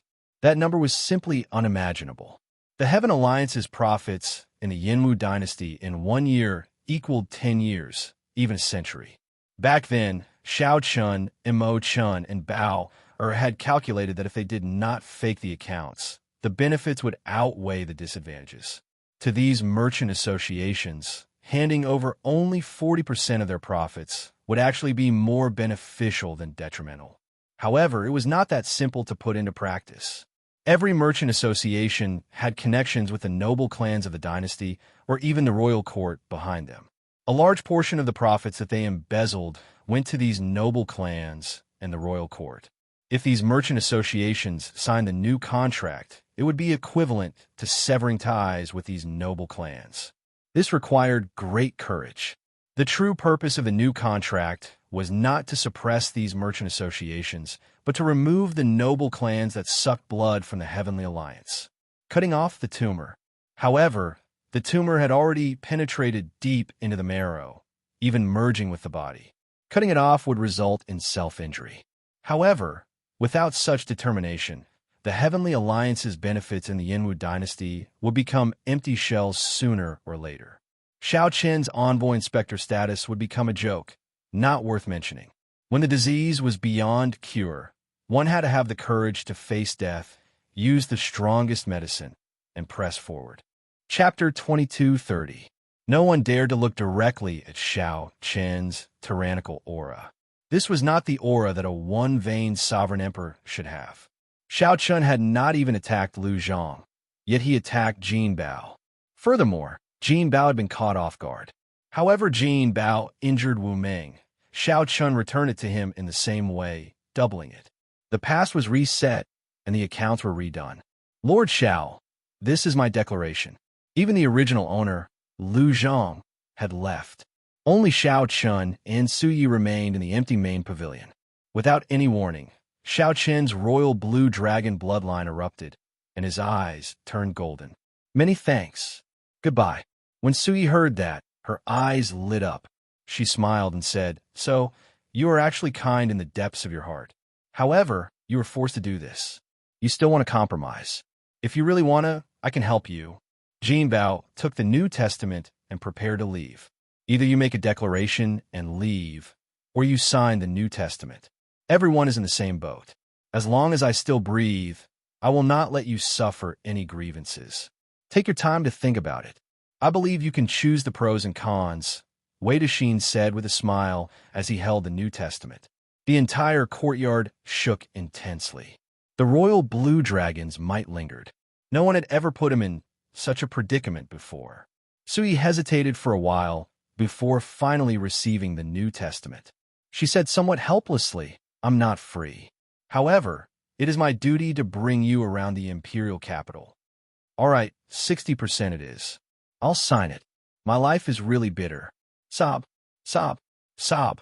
As Xiao Chen coldly watched the guards carry Jin Bao away, the golden light in Xiao Chen's eyes slowly faded. His expression remained calm, not showing much emotion. Xiao Chen remained calm, showing no fluctuations in his expression. He said indifferently, Who else wants to leave? Just make a declaration like Lu Zhang and leave. There will come a day when you will beg this old man to return the declaration. Let's go. With the activation of the royal blue dragon bloodline, even a four-veined sovereign emperor might not be able to block the supreme dragon fist's strongest move. After offending Jin Bao and Lu Zhang at the same time, Xiao Chen would probably lose his job as the envoy inspector. Hold on. This old man will not sign this new contract. I would rather leave the Heavenly Alliance than sign it. There's no rush. Take your time to think about it. You guys do the same. It's hard to make a choice, but you have to make a choice. I'll give you the time it takes for an incense stick to burn. I'm not afraid. I'll be frank with you. I hate traitors the most in my life. While taking the Heavenly Alliance's resources, you collude with outsiders to split the profits. Don't even think about doing such a thing in the future. I haven't had the chance to stroll around the imperial capital. Pavilion Master Su, if you have the time, can you show me your hospitality? However, he was not stupid.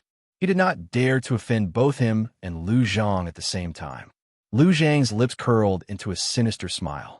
He said indifferently, Men, bring me a brush and ink. Lord Xiao, this is my new agreement. This old man has already decided. What is supreme? In the entire world, only I am supreme. Xiao Chen shook his head and said, There's no need. You may leave. She did not reveal herself, but she was like a venomous snake, terrifying others and not daring to offend her. Xiao Chen could hear the resentment in Su Ye's words. She had helped Xiao Chen today. The two guards landed on the ground and helped Jin Bao up. When they saw his injuries, they immediately became enraged. However, Su Ye had not expected this person to attack Jin Bao. However, there were also people who thought, since Xiao Chen dares to offend both Jin Bao and Lu Zhang at the same time, does he have a powerful backer? How ruthless! Shock flashed in Su Ye's eyes. Earlier, Xiao Chen secretly asked her how Wu Meng got injured. Lord Xiao, we successfully forced the 7 merchant associations to leave the Heavenly Alliance. Are you satisfied now? Supreme Dragon Fist, only I am supreme. Jin Bao smiled faintly as praise flashed in his heart. This fellow looks like he does not leave any leeway and is overbearing. I'll send you off. Leave the Heavenly Alliance. Lord Xiao, Fatso has decided to follow you. However, can you change this new agreement to 60%? Hee. Jin Bao toyed with the 3 pearls in his hand as he met Xiao Chen's gaze with a smile that did not reach his eyes. Then, he asked indifferently, Lord Xiao, are you asking this Jin to make a decision as well? Xiao Chen said softly as he handed the 3 copies of a new agreement, including Fatso's, to the other party.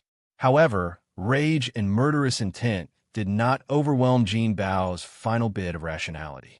He knew that if the guards beside him dared to attack Xiao Chen, they would definitely die. Even if he gritted his teeth and endured the pain, he had to thank Xiao Chen for this punch. Seeing Xiao Chen injure Wu Meng, aside from being shocked, many of the association chiefs also made up their minds. Caught off guard, Jin Bao could not react at all. Xiao Chen's punch sent him flying. Bang! The first four words represented Xianxia's sincerity. He would not pursue the past of these association chiefs for falsifying accounts. The last four words represented Xianxia's ambition. He hoped to reshuffle the cards and establish his own order. The other association chiefs would have to think twice before making such a declaration. They did not have such confidence. Aside from the bountiful treasure pavilion's Lu Zhang, who had deep accumulations and strong connections, he did not fear such a declaration. Xiao Chun asked as he turned his head, not caring about it. Lu Zhang looked at Xiao Chun, and disdain flashed in his eyes. Then he turned and left. I will take the new agreement back and study it carefully. I will definitely give Lord Xiao a satisfactory answer in the near future. Xiao Chen said calmly. This fatso's background was somewhat unfathomable. Suyi said in a somewhat piercing tone with a smile on her face. If Xiao Chun could not even protect himself, how could he protect the people in the same boat as him? In an instant, Fatty Wei was the only one left among the 10 chambers of commerce who was still in a dilemma. Lord Xiao, this is this old man's declaration. Lord Xiao, please keep it safe for now. No matter how forceful Xiao Chun was, he should not offend both of them at the same time. Have you heard of this saying? Seeking compromise through conflict. Many people appear overbearing, showing an attitude of wanting to destroy both good and bad together.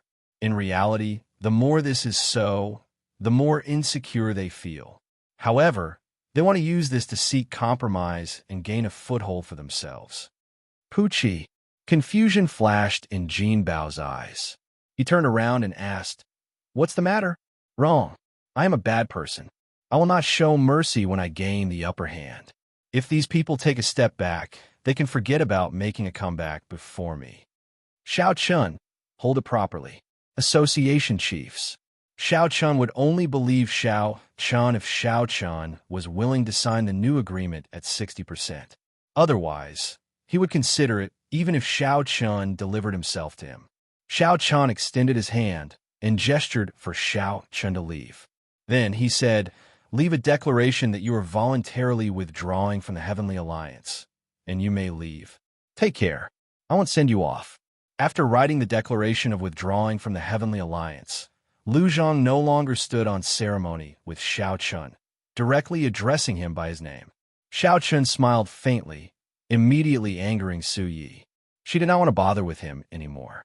The remaining Linlang Pavilion and the Ancient Cloud Merchant Association signed the new agreement in duplicate. Xiao Chun kept one for himself and handed the other to Xiao Chun. "Lord Xiao, can you allow this old man to return and discuss this for a while before making a decision? After all, this matter is very important and involves many people. This old man finds it hard to make a decision." As long as Xiao Chun was willing, he could add another punch to Jin Bao's death. I'm leaving. My 87th concubine is still waiting for me.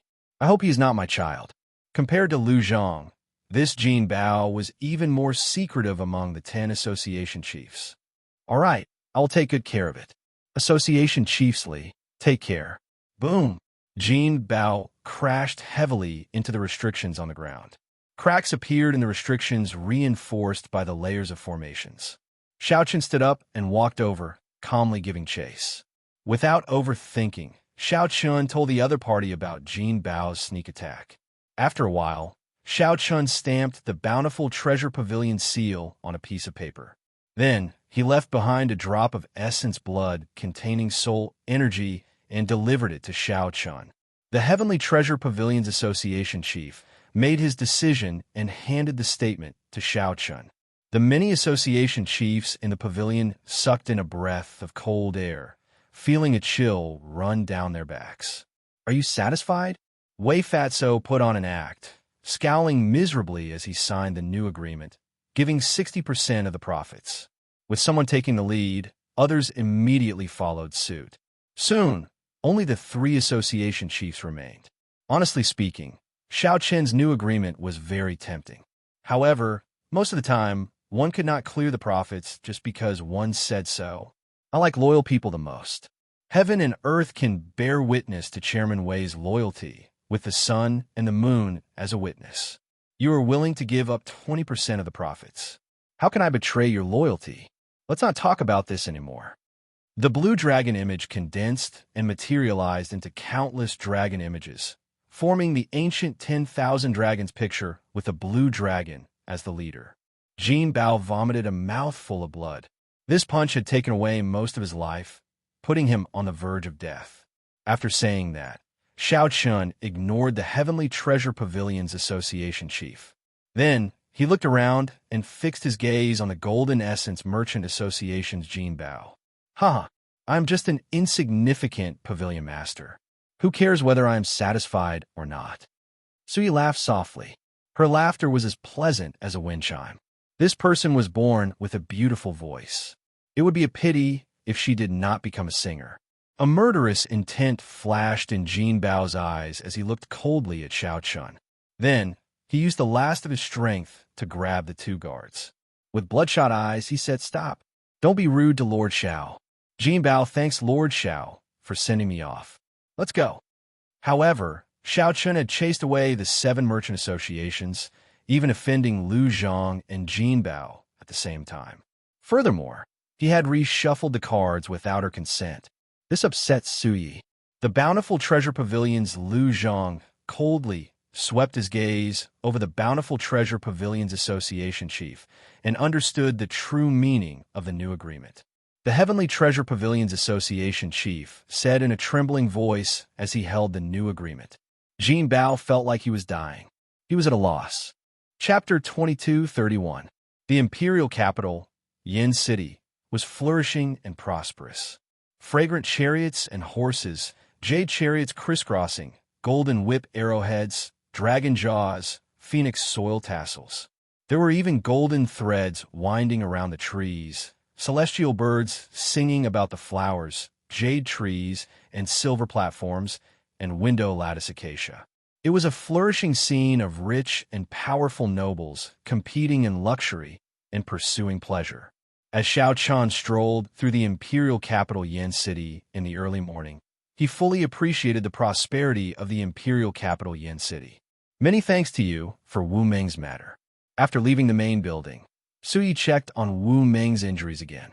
Then, she got the Misty Rain twin fiends to contact a famous doctor in the imperial capital to treat Wu Meng. It's just a small matter.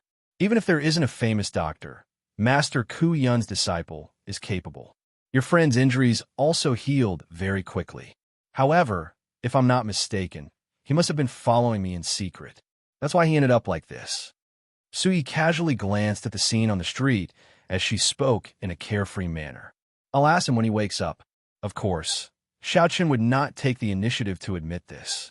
He said with a serious face, "Act." Sui thought disdainfully. Just as she was about to speak, a figure hurried over to them. The person who came was not very old and looked very young. He wore a simple green robe with a green wand embroidered on his collar. This is a messenger from the Azure Phoenix Pavilion. Sui, who knew the various major powers of the imperial capital like the back of her hand, explained, "Miss, you have good eyes. This must be young Master Xiao. Here is a letter for you. Please keep it well." After handing the letter to Xianxia, the messenger left quietly, his figure quickly drowning in the tide of people. Opening the envelope, Xianxia read the contents. There were not many words in the letter, just a simple sentence. "I heard that benefactor Xiao has come to Yin City, and I am very happy. Let's meet at the Misty Rain Pavilion in 3 days. The Hidden Spirit Temple's little monk, Yuan Zhen." Xiaoqin put away the letter and thought to himself, how fast. This fellow has just arrived in Yin City, and he already received the news. He must have come for the key to the Divine Palace. It looks like I'll have to trouble you to prepare a private room for me in the Misty Rain Pavilion 3 days later. It's simple. I'll send someone to arrange it after I return. This small interlude did not interrupt Xiaoqin's mood. The capital's beautiful scenery was worth visiting. However, when he invited Sui out, he did not really want her to accompany him shopping. Instead, he wanted to test her attitude. However, there was no rush. He believed that Su Yi was more anxious than he was. As expected, after a while, Su Yi took the initiative to ask, "What do you plan to do next?" After chasing away the 7 merchant associations, the Heavenly Alliance's profits in the Yinwu dynasty decreased by at least 80%. Not only do you have to face pressure from the Heavenly Alliance, but you also have to face the threat of the noble clans in the capital. Xiao Chan said calmly, "We will take the initiative to attack. First, we will cut off the Heavenly Alliance's resources from these 7 great merchant associations. I say, I even want to sect one with." A bright light flashed in Suye's eyes. In the end, she had underestimated this Xiao Chun. It looked like he came prepared. He was very clear about what he had done and did not regret it at all. Without Lord Mu Zifeng's approval, it will be difficult for me. Without Lord Mu Zifeng's approval, I'm afraid it will be difficult for me. The Misty Rain Pavilion managed the resources provided by the Heavenly Alliance's headquarters. Then, they distributed them to the 10 merchant associations. Based on the current situation, the Misty Rain Pavilion's authority was in Suye's hands. If she was not willing, it would be impossible for her to cut off the 10 merchant associations' resources. It's fine. I'll bear all the responsibility. If you find it difficult, you can leave it to me. Xiao Qin's meaning was clear. If Suyi is not willing, then let's go. I'll do it myself. Suye's expression changed. Clearly, she made up her mind. After a while, she said, "All right, I agree. However, I always keep 10% of the Heavenly Alliance's resources for myself. This rule cannot be changed in the future." Xiao Chun thought to himself, "I can tell that this pretty Su Yi is so black-hearted. She keeps 10% of the resources for herself. Who knows how much profit she has made over the years? Now that I think about it, she cannot take it all by herself. I do not know if the Sword God noble clans are behind her. However, it is good that things are clear. Now that I know the other party's bottom line, many things will be easier to negotiate. All right, it is settled then. Which one do you think is better? The 9 Cauldron Pavilion, the Linlang Pavilion, or the Ancient Cloud Merchant Association?" There was no need to fall out with Su Yi for now. 10% of the resources was still within Xiao Chen's acceptable range. The Linlang Pavilion and the Ancient Cloud Merchant Association are at the bottom of the 10 merchant associations. They do not have deep ties to the noble clans, and their presence is negligible. That's why they dare to sign a new contract. If you want to support them, the 9 Cauldron Pavilion is the only choice. However, Fatso is not easy to deal with. He looks like he is acting crazy, but in reality, he is very ambitious and capable. So he had a very high evaluation of Wei Dexin. She said seriously, "If you are not worried about him biting back at you, there should not be a problem. It looks like this is the only choice." The 9 Cauldron Pavilion had a rather deep relationship with Xiao Chun. Suyi looked at Xiao Chun and suddenly smiled. "I discover that I really cannot see through you. The Bountiful Treasure Pavilion is supported by the First Prince. The Golden Essence Merchant Association is supported by the 13th Prince. These 2 princes are very strong and have the ability to seize the throne. To think that you are not flustered at all. Can you tell me why you are so confident? Are you really not afraid of death?" When Suyi saw that Xiao Chun was still thinking about how to support the 9 Cauldron Pavilion, she could no longer hold back. Suyi could no longer hold back. Including Monarch Yu, Xiao Chun had already offended 3 princes. Suyi simply could not understand how Xiao Chun dared to offend the royal clan in Yin City. "I can tell you. However, you have to tell me, what is your relationship with the Sword God's noble clan?" Xiao Chun asked softly with a smile, raising his eyebrows. "Forget it." At the mention of the Sword God's noble clan, Suye's expression immediately changed, even turning somewhat cold. Xiao Chun entered deep thought. It looked like the other party's relationship with the Sword God's noble clan was not as simple as he thought. The Sword God's noble clan was a noble, orthodox clan. To think that they allowed a woman to manage a brothel in public.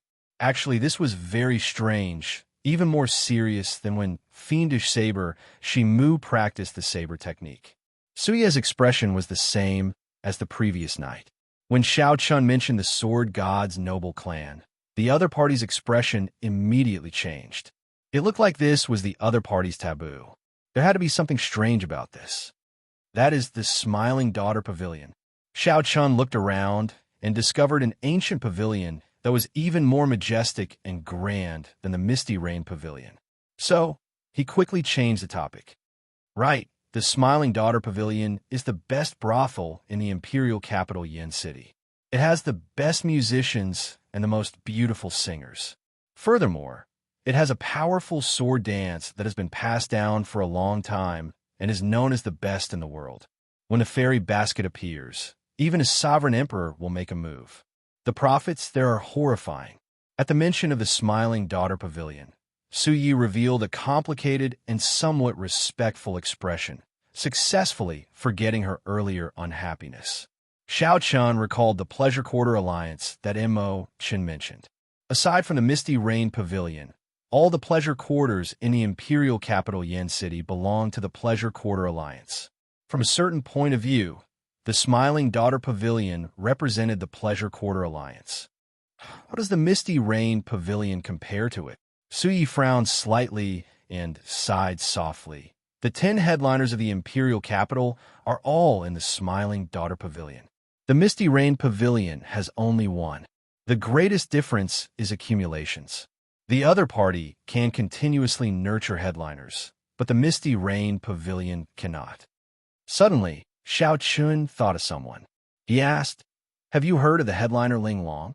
Naturally, she has been one of the 10 headliners for a long time already. Her supreme pipa skills are unparalleled in the world, unrivaled. She can be called an immortal musician. However, she already... Bang! Just as Xiao Chun was about to continue, someone suddenly got tossed out of the Smiling Daughter Pavilion and landed heavily on the street. This immediately caused a commotion. There were always people who did not follow the rules in the pleasure quarters. Most of them were people who could not resist making a move on the courtesans. Such a situation happened practically every day. Then, many people went to watch the commotion. "Another lecture," Su Yi said disdainfully. Xiao Chun looked around. A large group of people appeared in the Smiling Daughter Pavilion. It seemed like they did not want to let go of the person who got tossed out. "Ha! Foolish brat, you got tossed out again, right? Big brother already told you not to go in. When the time comes, just snatch him away. However, you refuse to listen. Ha! However, a beggar caught the person who got tossed out. The beggar smiled, giving a good impression. Xiao Chun found the person who got caught somewhat familiar. He wanted to follow and take a few more glances. However, that beggar laughed loudly as he grabbed that person. Soon, he disappeared into the crowd. This angered the Smiling Daughter Pavilion guards into cursing. They looked around for the person, but could not find him. When Xiao Chun saw the situation, he could only give up. Let's go back." When Xiao Chun and Su Yi turned to leave, a window opened on the top floor of the Smiling Daughter Pavilion. The flower-like girl looked in the direction of the beggar's departure. Her eyes were filled with worry, and the worry between her eyebrows did not dissipate. She was disappointed and frustrated. Chapter 2232. As Xiao Chun leisurely strolled around the imperial capital, he and Su Yi came to a preliminary consensus. This matter that would startle Yin City and affect the entire Yinwu dynasty settled down peacefully, just like that. The 10 subordinate merchant associations of the Heavenly Alliance occupied more than 70% of the entire dynasty's market. However, due to the deep involvement, the Heavenly Alliance could not get the biggest slice of the pie, even though it wanted to. These merchant associations and the local noble clans worked together to split the true benefits. What was left to the Heavenly Alliance's headquarters was just a layer of soup. Even if they wanted to, they had to maintain the status quo due to the successive deaths of the previous envoy inspectors. After chasing away the 7 merchant associations, how long could Xiao Chun live? Would he end up like the previous envoy inspector? No one could be confident that he would die a violent death. Xiao Chun had just arrived in the imperial capital, yet he made such a big move. It would be hard not to stir up a storm. The road ahead was dangerous, and the storm would be hard to stop. Undercurrents gathered, waiting for the day to erupt. In the courtyard behind the Misty Rain Pavilion, Xiao Chun's mental state did not change, remaining calm.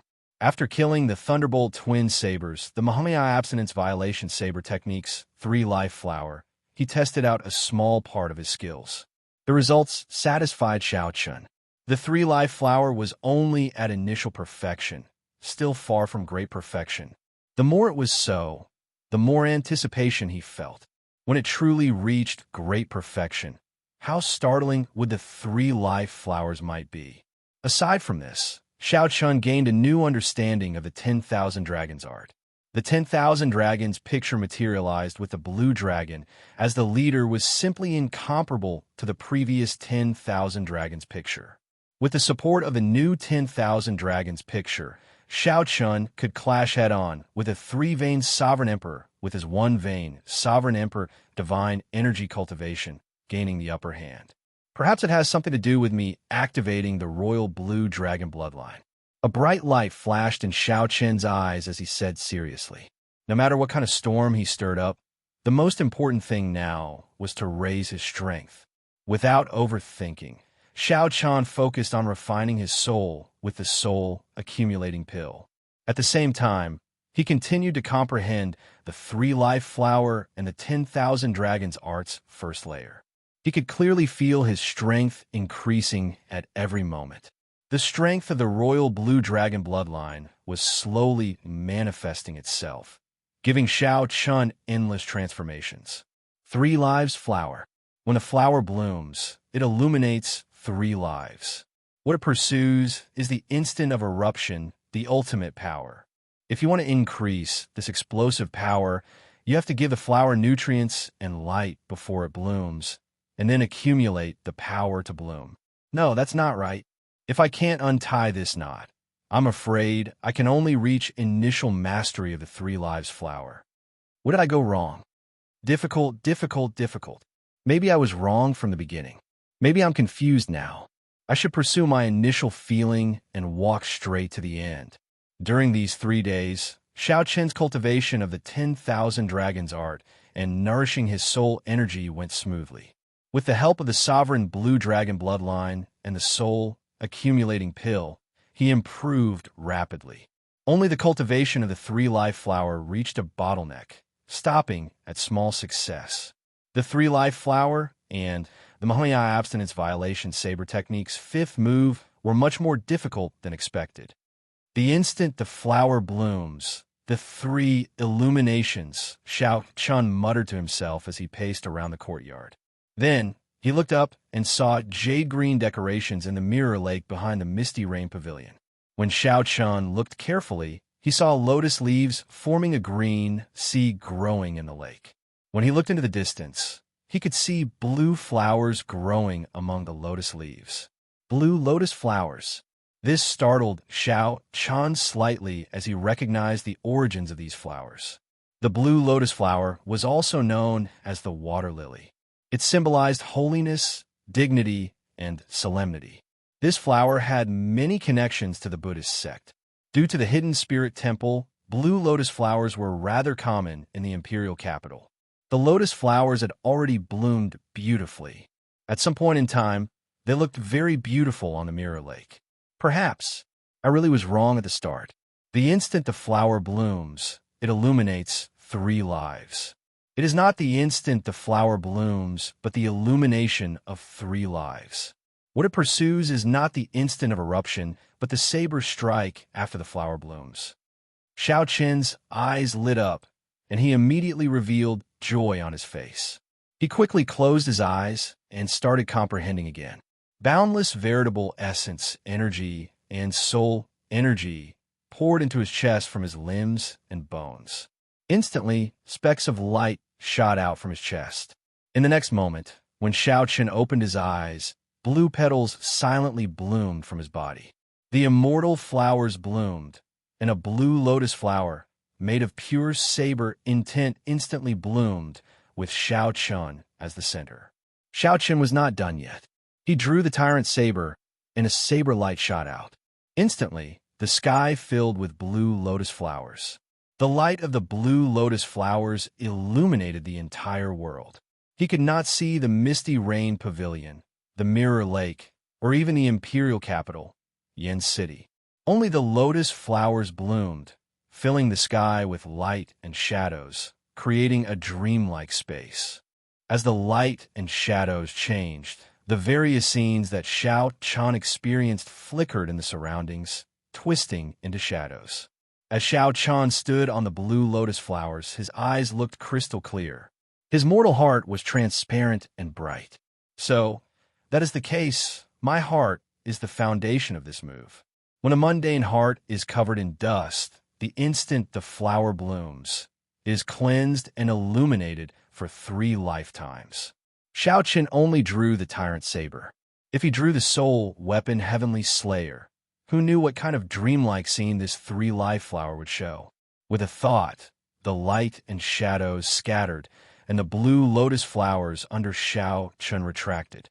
Finally, they gathered into a flower core and merged with Xiao Qin's heart, turning into an immortal heart that was cleansed and bright. This immortal heart did not refer to an immortal. Instead, when the 3-life flower reached great perfection, the mundane heart transformed into a brand new immortal heart. I finally reached great perfection. I just need to continue practicing this immortal heart, and I can make the blue lotus flowers bloom at any time. Xiao Chun tightly clenched his right fist, and a bright light flashed in his eyes. The elegance in his eyes became even more calm and reserved, appearing unfathomable. The 3-life flower was already so strong, bringing about a qualitative transformation. He looked forward to what kind of pleasant surprise merciless killing would bring him. The 3 days are up. That Yuan Jun should be here tomorrow, right? At the same time, the association chiefs of the Heavenly Alliance's 7 subordinate merchant associations gathered again in Yin City. This time, they met at the Golden Essence Merchant Association's Jinbao's place. When the Bountiful Treasure Pavilion's Lu Zhang saw Jinbao's pale complexion, he mocked, "Old brother Jin, you are severely injured, yet you are here to manage the situation. This Lu really admires your spirit." Jinbao smiled coldly and retorted, "Why are you laughing at me? Back then, I nearly peed my pants in fright. If not for Pavilion Master Su helping you, you would have ended up in an even more unsightly state than I did. The 2 of you don't argue. This time, we are discussing countermeasures. This is not the time to fight because of personal feelings." When the Heavenly Essence Merchant Association's association chief saw that the 2 were about to start arguing again, he quickly tried to pacify them. Lu Zhang smiled and said, "Countermeasures? Is there need to think about it? Ha! This fellow is already at death's door. Is there a need for us to care?" When the Heavenly Essence Merchant Association's association chief heard that, his eyes immediately lit up. "Is the first prince making a move?" Lu Zhang smiled mysteriously, but didn't say anything. He just looked like he had a card up his sleeve. Even Jin Bao felt curious. He gave Lu Zhang a few more glances and said coldly, "Stop being so flustered. Just say what you have to say." "Indeed. What great idea does Senior Lu have? Share it with us." "That's right. Stop hiding it. Let's think about it together. Who knows, we might be able to make that brat die even faster." Lu Zhang put on a show and took a sip of tea.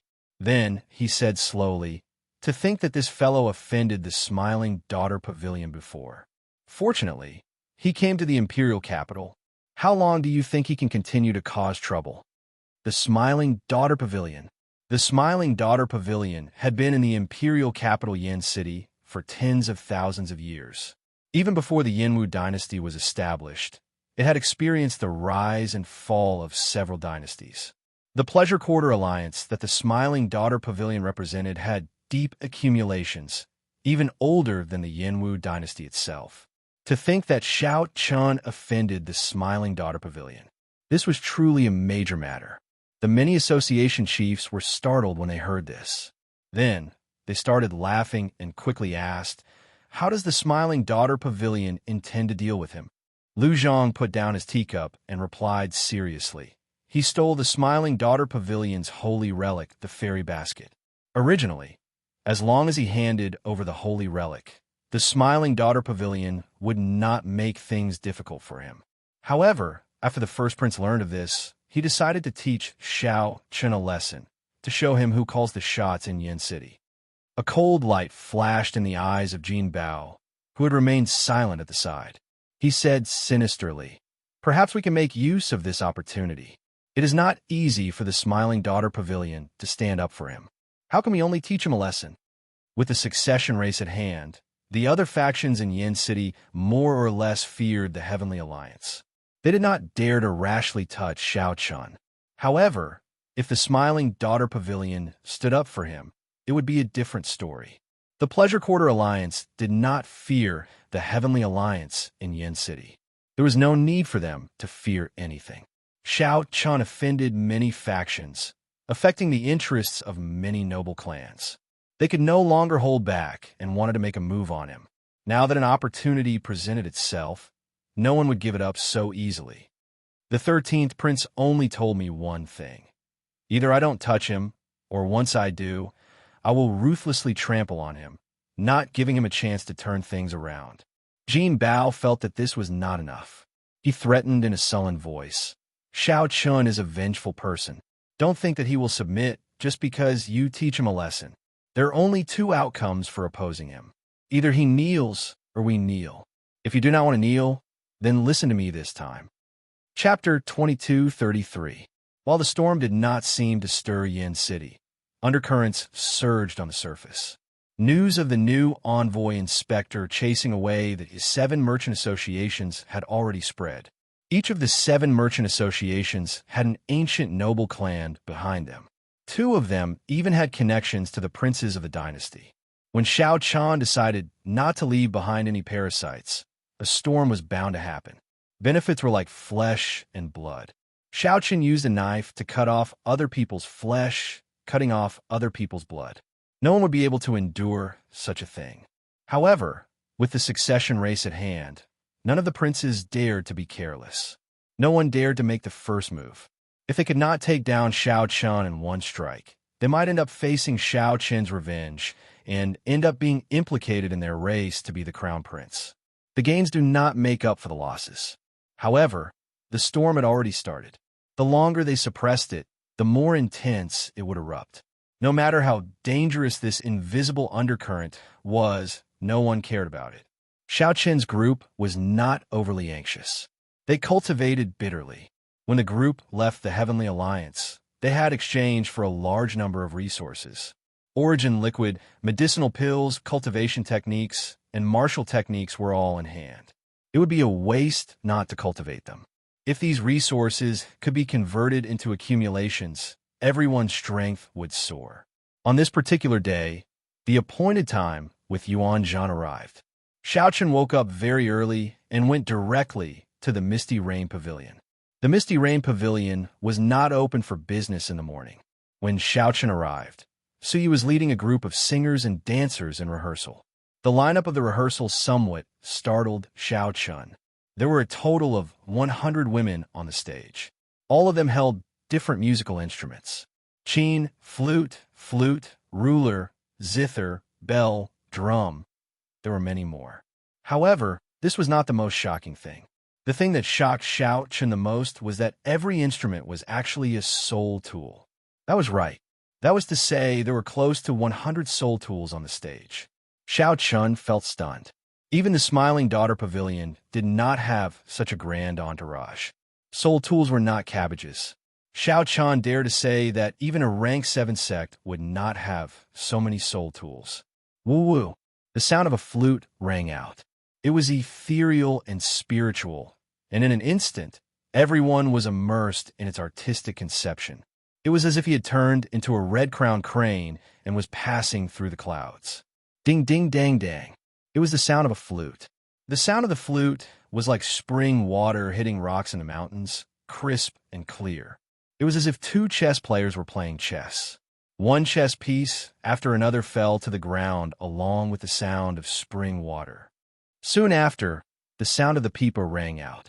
The sound of the pipa was incomparably beautiful, and one could feel the superb skill of the person playing it, as well as the emotions that were stirred up at will. However, even though Xiaochun was an amateur, he could tell that there were many musical instruments in this group of soul treasure-level instruments. The sound of the pipa was slightly inferior. Normally, it would not be a big deal. However, it appeared somewhat strange among a group of soul tools. However, Xiao Chun had no time to think too much, because more instruments were playing at the same time. The tune changed wildly, becoming incomparably impassioned. It was as if a poem was being written, a legend being passed down. It was grand and imposing, making one's mind tremble and blood boil. Clang! Just at this moment, a flash of sword light appeared on the stage, appearing at the perfect moment. Just as everyone's blood boiled and they wanted to draw their swords, it appeared. Whoosh! Another flash of saber light appeared. Immediately, sabers and swords clashed. Together with the hundreds of musical instruments, they played a grand tune. It was refreshing and instantly entrancing. When the sabers and swords clashed, it was both a saber dance and a sword dance. The ones holding the sabers and swords were pretty women. This was the only point that Xiao Chun felt was insufficient. While it was pretty, it was pretty. It was beautiful, but it lacked the charm of the saber Dao and the sword Dao. The main reason was that these two women were dancers and did not have high cultivations. If it were two cultivators who comprehended the sword Dao and saber Dao domains working together with that epic, legendary ensemble, they would be even stronger. It would probably be a level higher, and the effect would be even better. Among the hundreds of headliners, Su Yi sat alone in the center, wearing a red qipao. She showed a focused expression as she strummed the zither strings.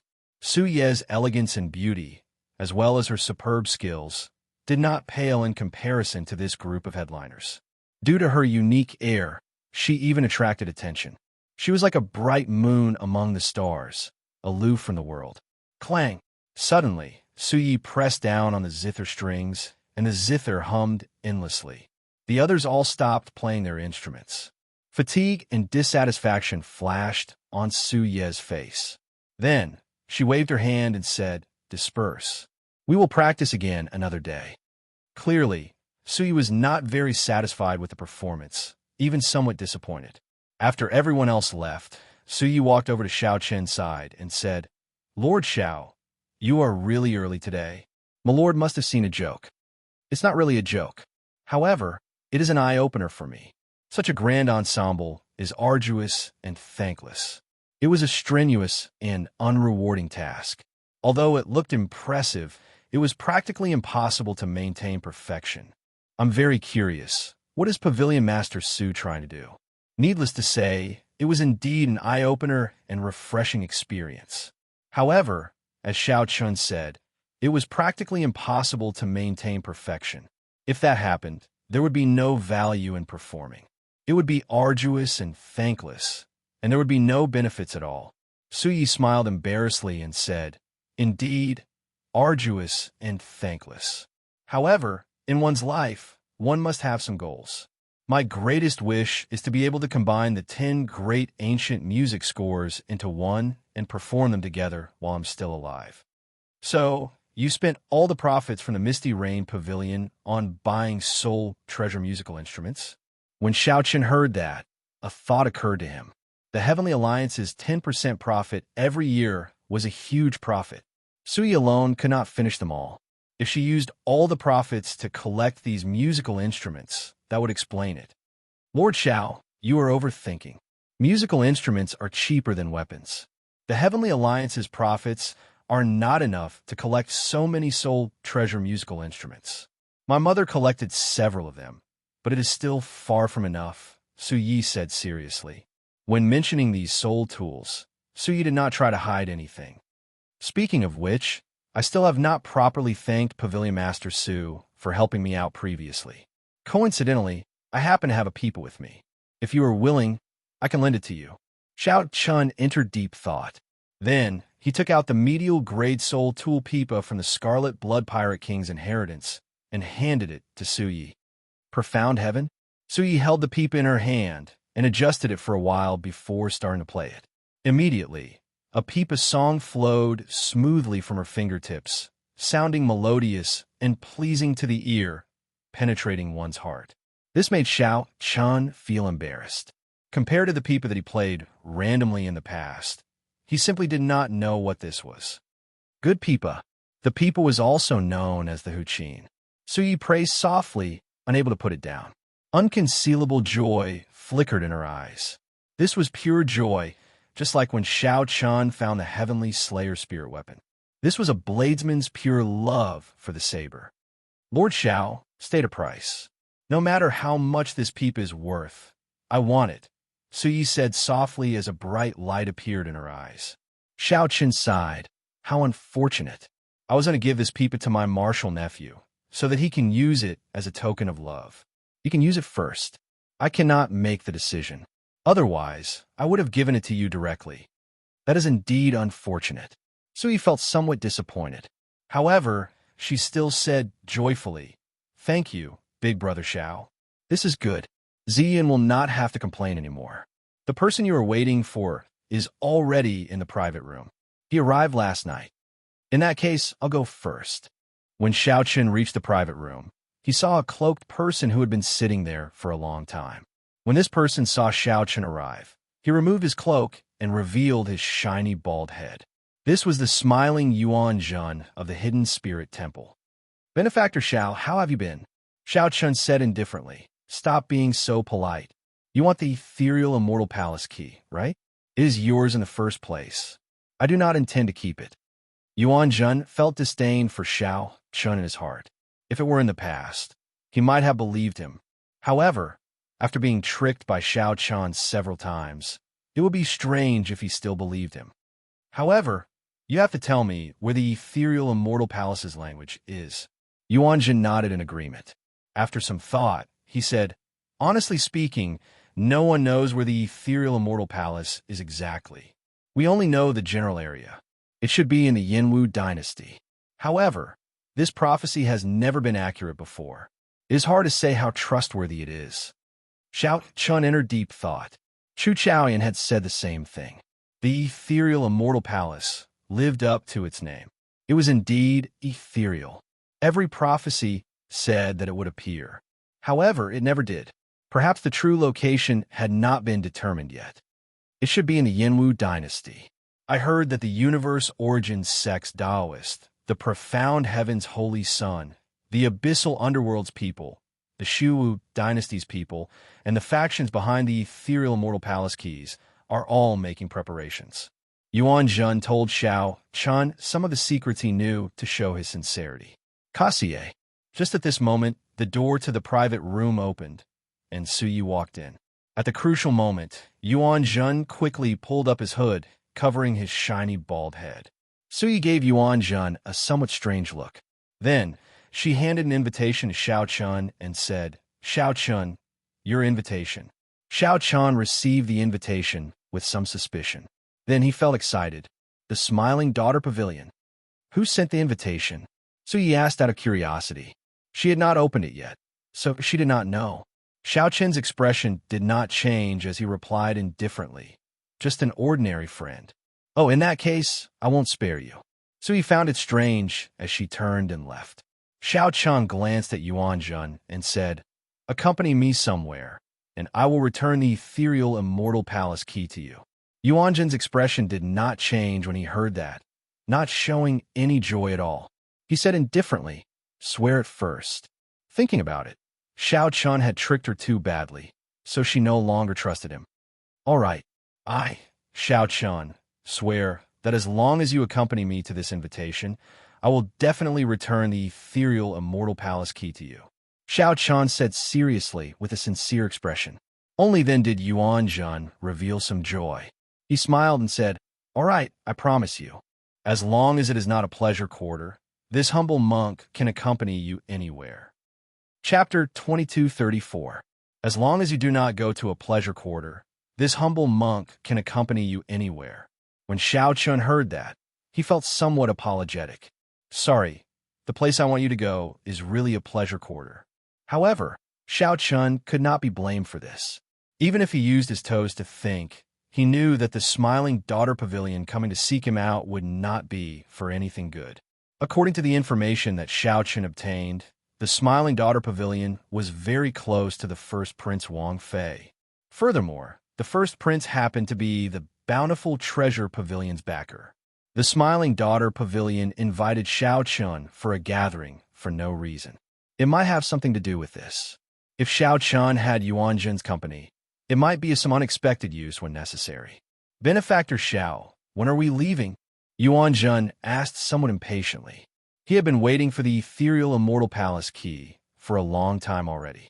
It was rare for Xiaochun to make a vow. With this guarantee, it would naturally be faster. There's no rush. The appointed time is tonight. Xiaochun showed a calm expression as he asked softly, "Speaking of which, how much do you know about the Yinwu dynasty's princes?" When Yuanjun heard that, he looked at Xiaochun warily. Then he asked, "Why are you asking this? Could it be that you want to participate in the succession race?"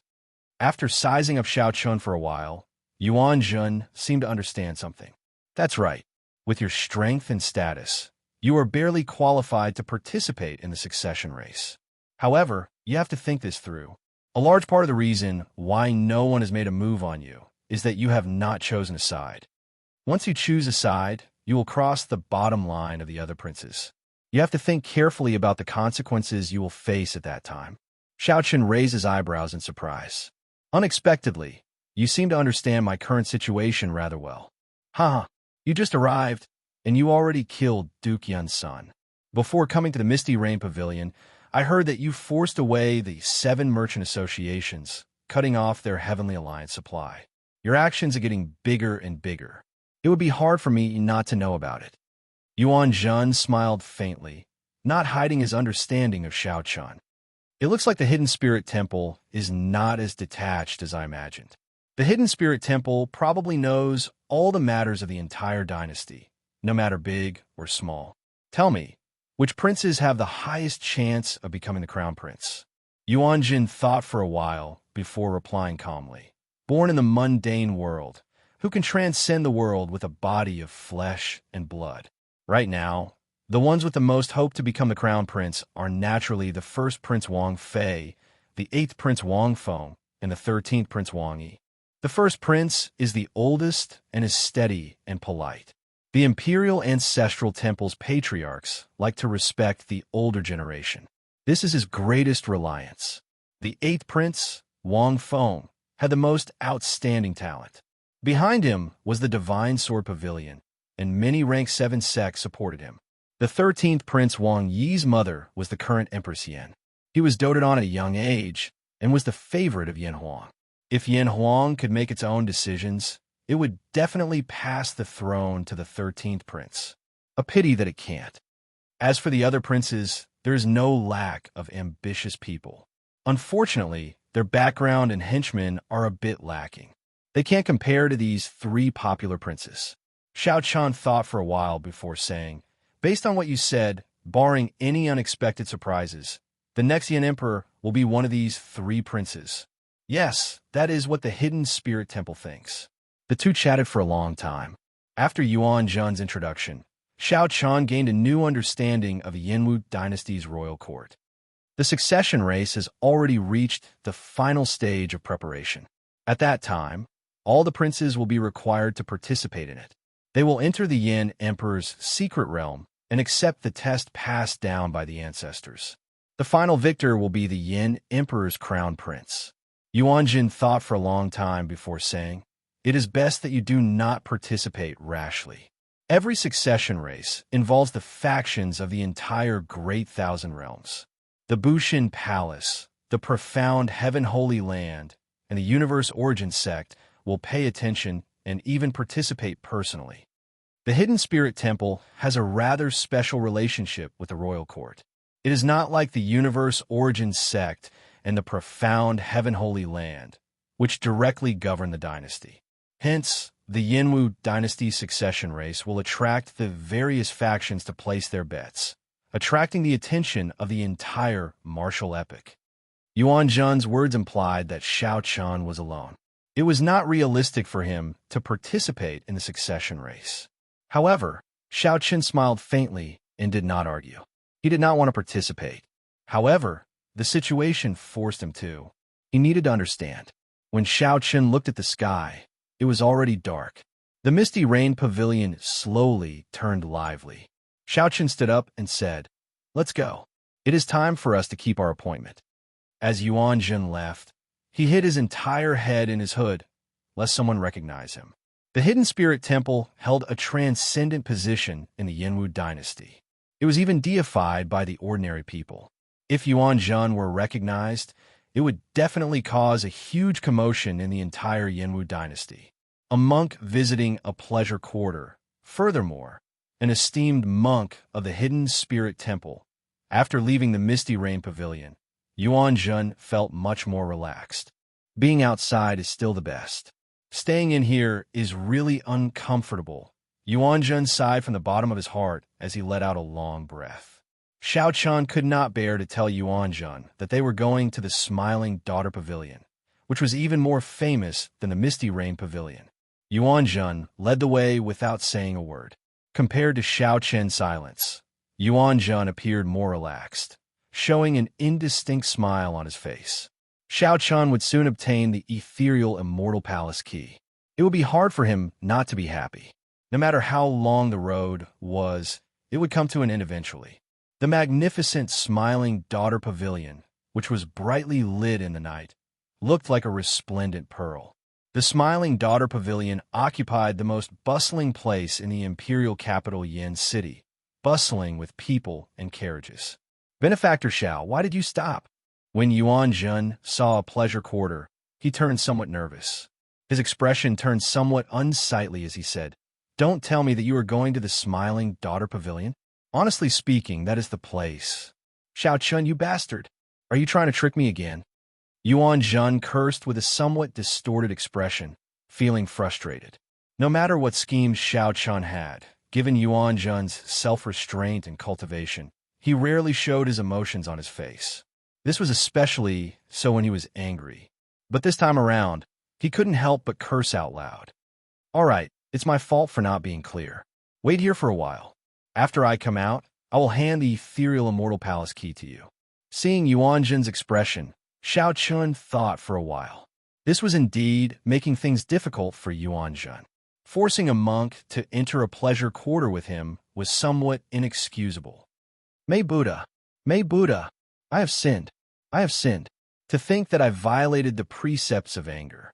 My Buddha nature, Yuan Zhen chanted a few times. When he saw that Xiaochun was about to leave, he struggled for a moment before calling out to stop Xiaochun. "Wait, I'll accompany you in. However, I have to make this clear first. I will not help you with anything. I will just accompany you in. You cannot ask me to do anything." When Xiaochun heard that, he smiled and said, "That's easy. You are in charge. Let's go then."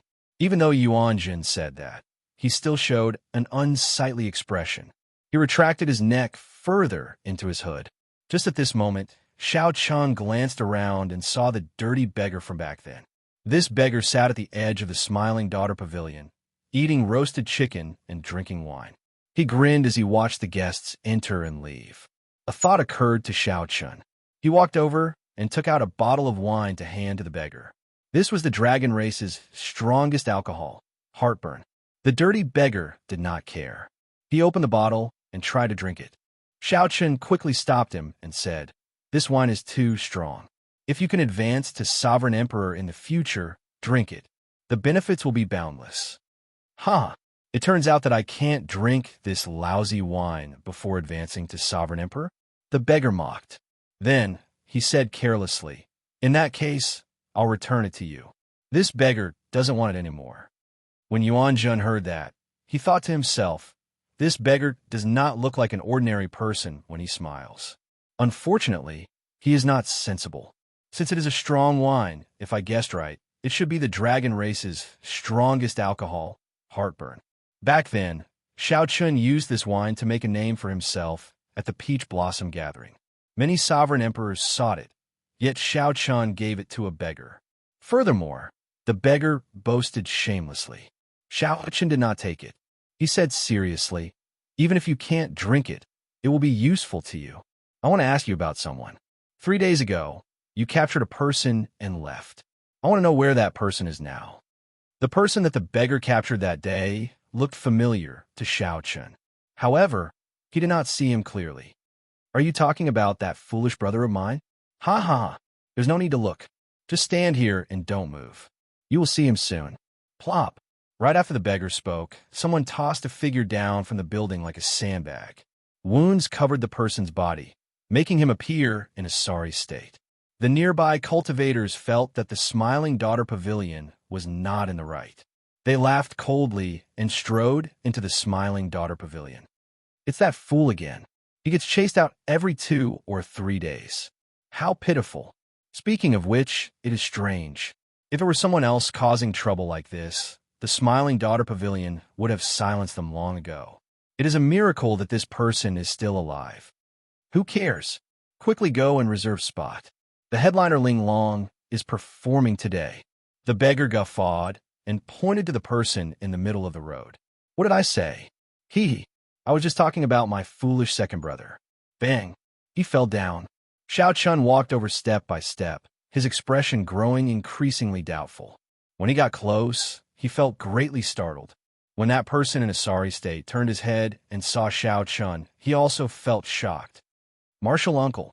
This person with a swollen face, covered in wounds, and in a sorry state was Xiao Chen's martial nephew, Ling Yu, from the Grave Sea Cluster's Purple Flame sect. As the saying went, it was a small world. Xiao Chun had not expected to see Ling Yu in such a situation. Martial uncle, martial nephew embarrassed you. Perhaps Ling Yu was too excited, or perhaps he had been wrong for too long, but his eyes immediately turned moist. Ling Yu sounded like he was about to cry, looking very pitiful. How did you end up like this? Quickly, get up. Xiao Chun asked sullenly as he pulled Ling Yu up. I want to see elder sister Ling Long, but they won't let me in. Martial nephew feels bitter in his heart. Ling Yu did not have many relatives. To him, Xiao Chun was even closer to him than a senior in the sect. Now that Ling Yu saw Xiao Chun, all sorts of emotions welled up in his heart. Xiao Chun snorted coldly and said, I'll bring you in. Let's see who dares to stop you. Really? Martial uncle, when did I boast? There are many places in the world that I cannot bring you to. However, this Smiling Daughter Pavilion is definitely not one of them. Xiao Chun felt some anger in his heart. No matter how deep the accumulations of the Smiling Daughter Pavilion are, in the end, it is still a pleasure quarter. Since when can a pleasure quarter bully others like this? Martial uncle, bring me in. Even a beggar would like to visit a pleasure quarter. Suddenly, Xiao Chun felt like a pair of tongs clamped down on his feet. He lowered his head and looked. That beggar had secretly poured down an entire bottle of heartburn. His face flushed red, and his body felt like burning charcoal. The beggar appeared drunk, smiling like a flower as he grabbed Xiao Chen's leg, unwilling to let go. Big brother, you are drunk. This is my martial uncle. Ling Yu quickly corrected when he saw the situation. I'm not drunk. I'm your big brother, so your martial uncle is my martial uncle. The seniority is not messed up. Martial uncle, bring me in. Even a beggar would like to visit a pleasure quarter. Ha ha. Xiao Chun felt a headache coming on. He looked at Ling Yu and asked, How did you get to know this beggar? Martial uncle, he saved my life once. Then he insisted that I acknowledge him as my big brother. Since then, he has been following me. Ling Yu explained as simply as he could. Never mind. Since he saved Ling Yu's life before, there is no need to dwell on the other party's rudeness. Yuan Zhen, help him up. Let's go in together. Yuan Zhen looked regretfully at the empty bottle in the beggar's hand. A bottle of heartburn was gone, just like that. Brat, you have been sneakily eyeing my wine. Are you trying to steal my wine? Never mind. This beggar will treat you to a drink.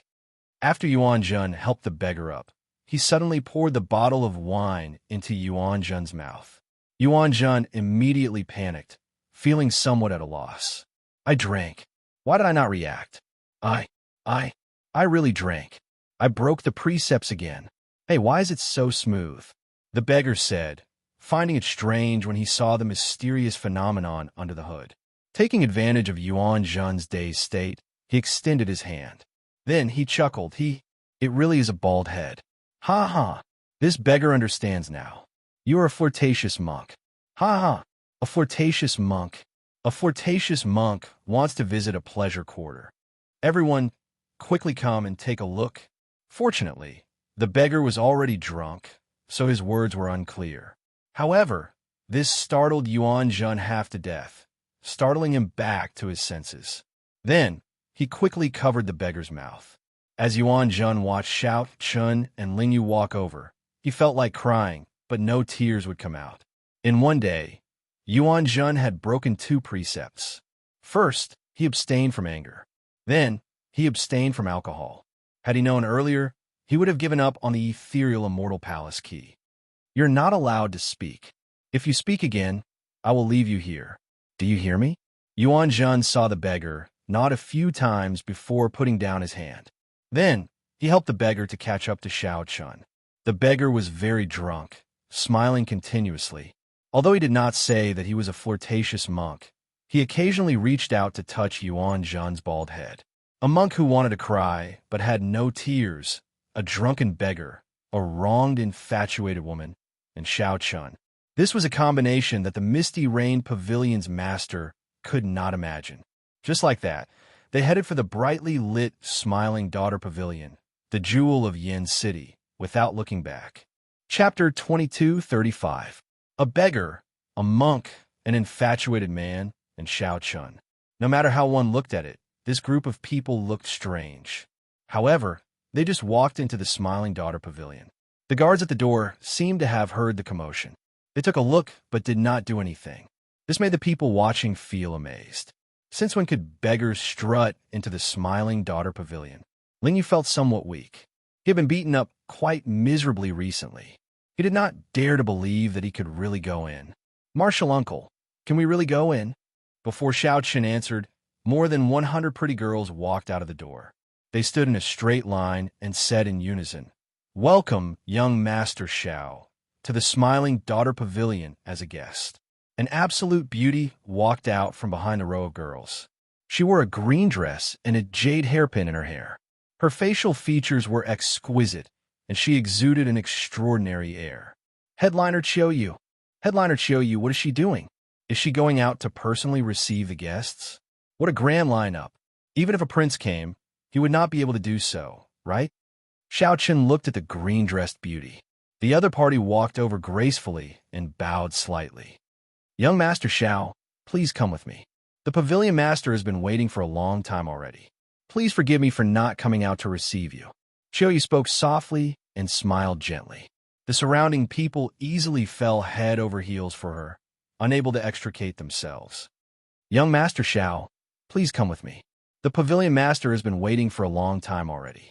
Please forgive me for not coming out to receive you. Qiuyu looked around and frowned slightly. A dirty beggar, a wretched hooded man, and a bruised fool. After a great struggle, Qiuyu said, "Since you are young Master Zhao's friends, you are also friends of the smiling Daughter Pavilion." After a great struggle, Qiuyu said, "Since you are young Master Zhao's friends, you are also friends of the smiling Daughter Pavilion. However, this person cannot enter." Headliner Qiuyu said righteously as she pointed at Ling Yu. Why? Ling Yu immediately felt unconvinced. He shouted, "Why can't I enter?" Qiuyu wanted to say something, but stopped. It seemed like there was something she was hiding.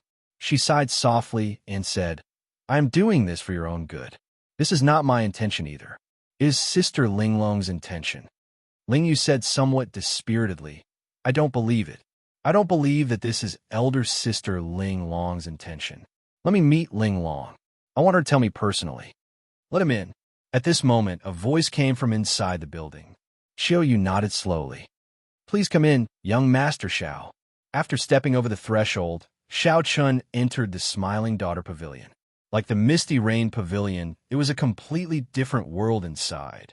From the outside, it looked like a magnificent building, but in reality, it was a small world with mountains, rivers, and vast white clouds.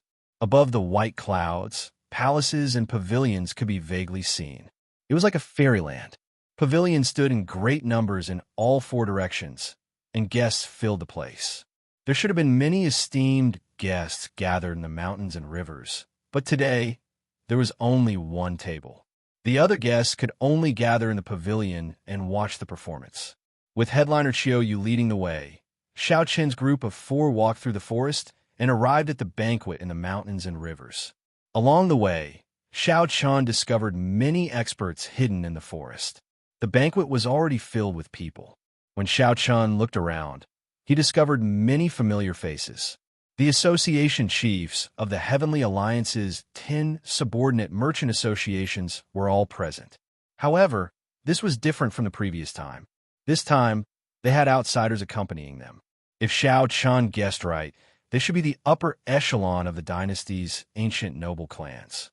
Lord Xiao, Wei Fatso, and the other two, who had already signed a new contract with Xiao Chun, stood up and saluted Xiao Chun with somewhat embarrassed expressions.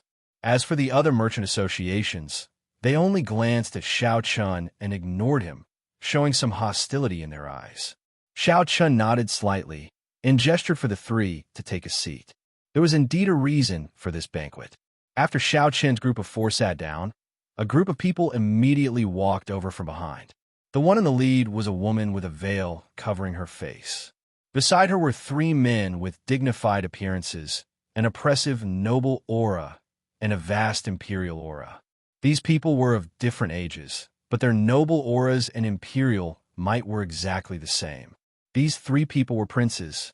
Xiao Chun thought to himself, "This banquet seems to be much grander than I imagined. Three princes are here at the same time. All the noble clans of the imperial capital are here. What are they doing?"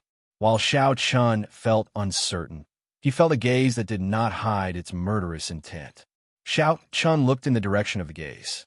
The owner of the gaze stood beside a prince.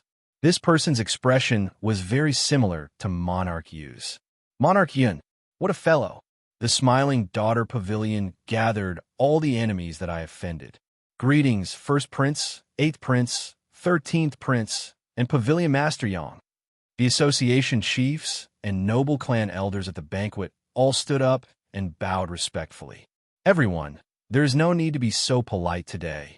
This is Pavilion Master Yang's home turf. We're not princes or guests. The true honored guest is the Heavenly Alliance's envoy inspector, Xiao Chun, Lord Xiao." The prince close to the veiled woman said with a smile as he pointed at Xiao Chun. "Huh, first prince is right. If not for knowing that young Master Xiao would be coming, this old man would not have come to the Smiling Daughter Pavilion tonight."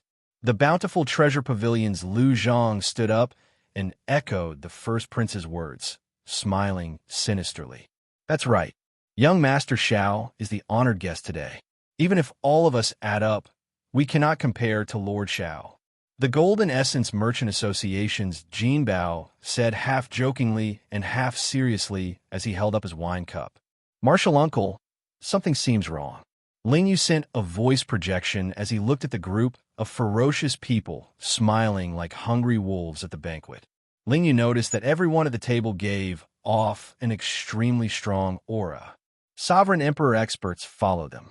When Ling Yu looked around, he noticed that there seemed to be even more experts hidden in the shadows. Without anyone noticing, they had already blocked off all paths. The seemingly spacious forest garden had actually been sealed into a cage. The more problematic thing was that aside from Fatso and the other two, everyone else at the table looked at Xiao Chun with superficial smiles. They all put on fake smiles as they stared at Xiao Chun, looking like they had him in the bag. This made him feel flustered. "Calm down," Xiao Chun sent a voice projection. Then he looked at the veiled woman and said, "Pavilion Master Yang is really skillful. This Xiao really did not know that this banquet could bring out so many major characters. I am truly overwhelmed by the favor." Originally, Xiao Chun thought that only the first prince would appear. He had not expected such a scene to appear. 3 princes, the 10 association chiefs, and the representatives of the noble clans behind them were all here. What a feast at Hongmen.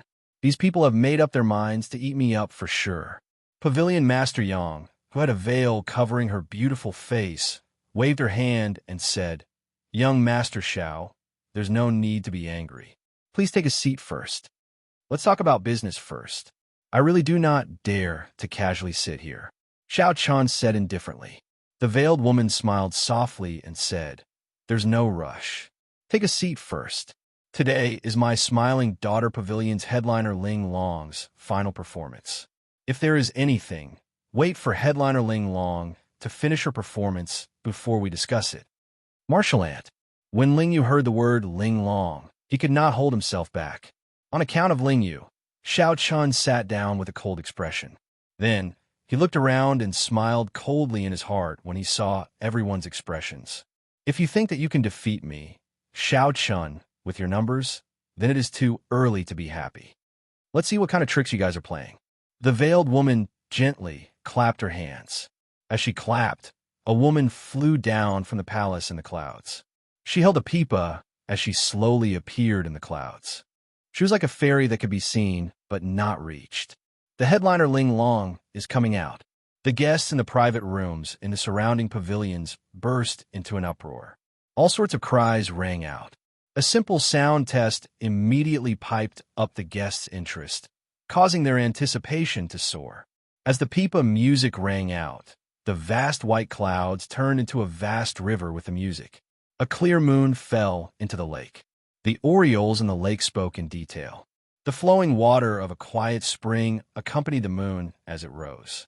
The bright moon that sank into the river broke out of the water together with the pipa music. A white-clad fairy danced in the moon while holding a sword. With the beautiful pipa music, everyone could not tell whether they were in a fairyland or reality.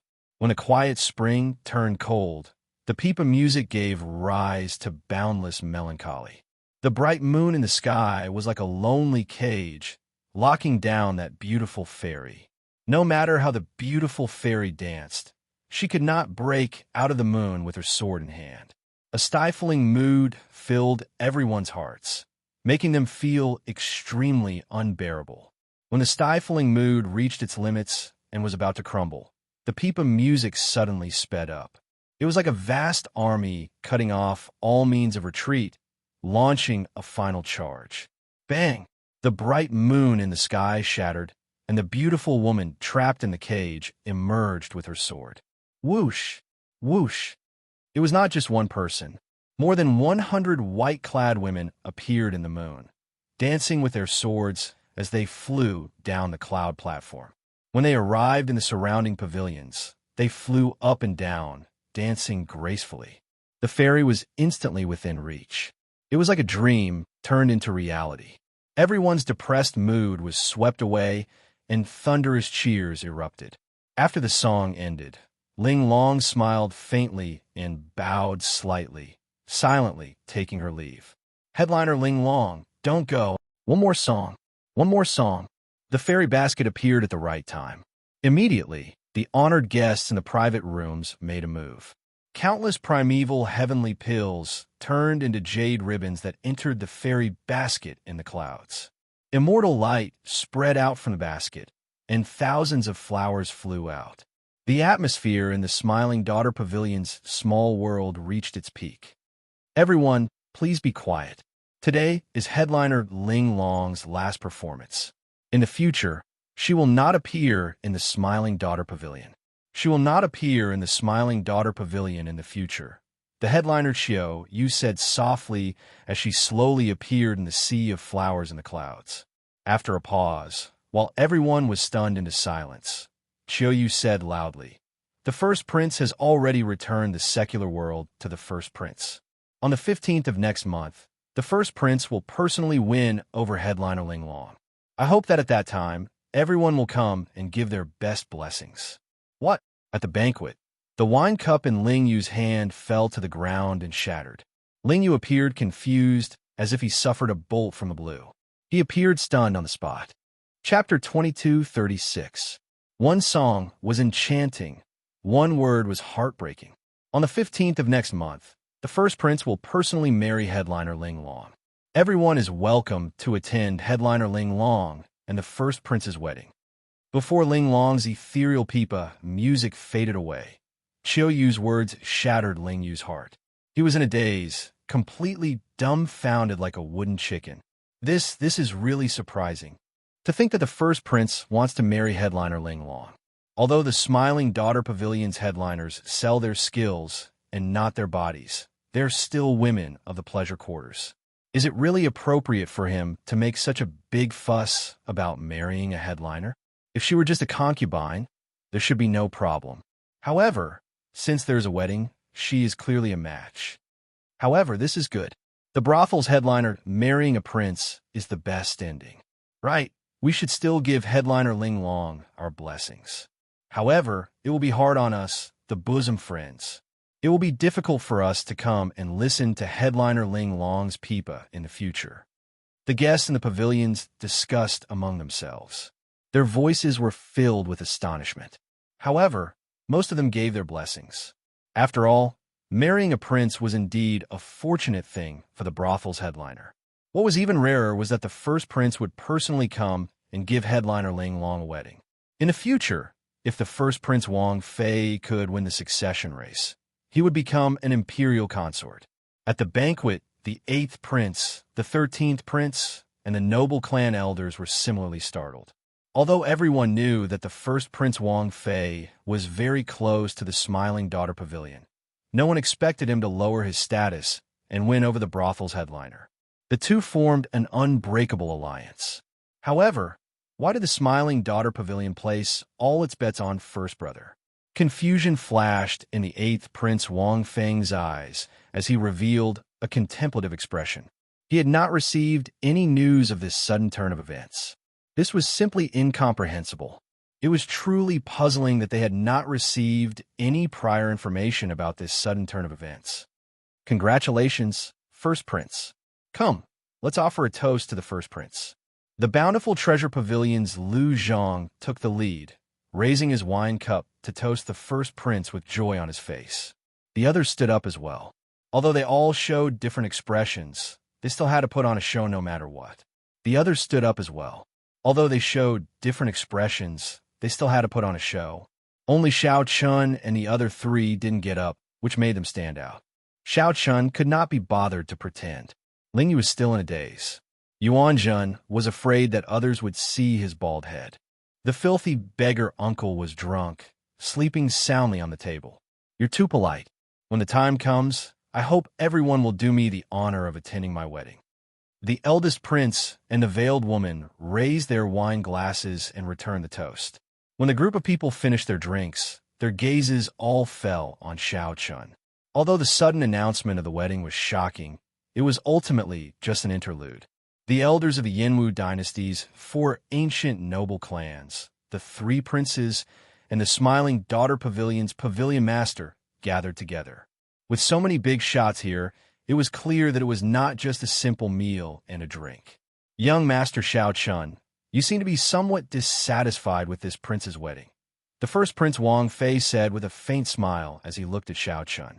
Xiao Chun mocked. How could I dare? It is just that my legs are inconvenient and I can't get up. I will not bicker with you about this. Pavilion Master Yang already told me about the matter between your friend and headliner Ling Long. However, I don't mind such a small matter.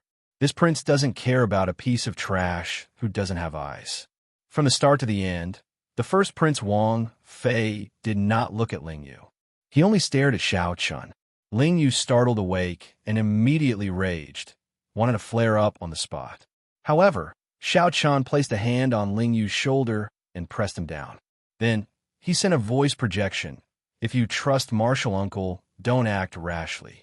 Ling Yu endured the rage in his heart and showed a sullen expression, not saying a word. However, he managed to calm down in the end. All right, let's not waste any more time. Young Master Xiao, this prince has always respected you. I have no other intentions in coming here. Return the Heavenly Essence Merchant Association's withdrawal statement and remove the ban on supplies. This prince will definitely not be your enemy.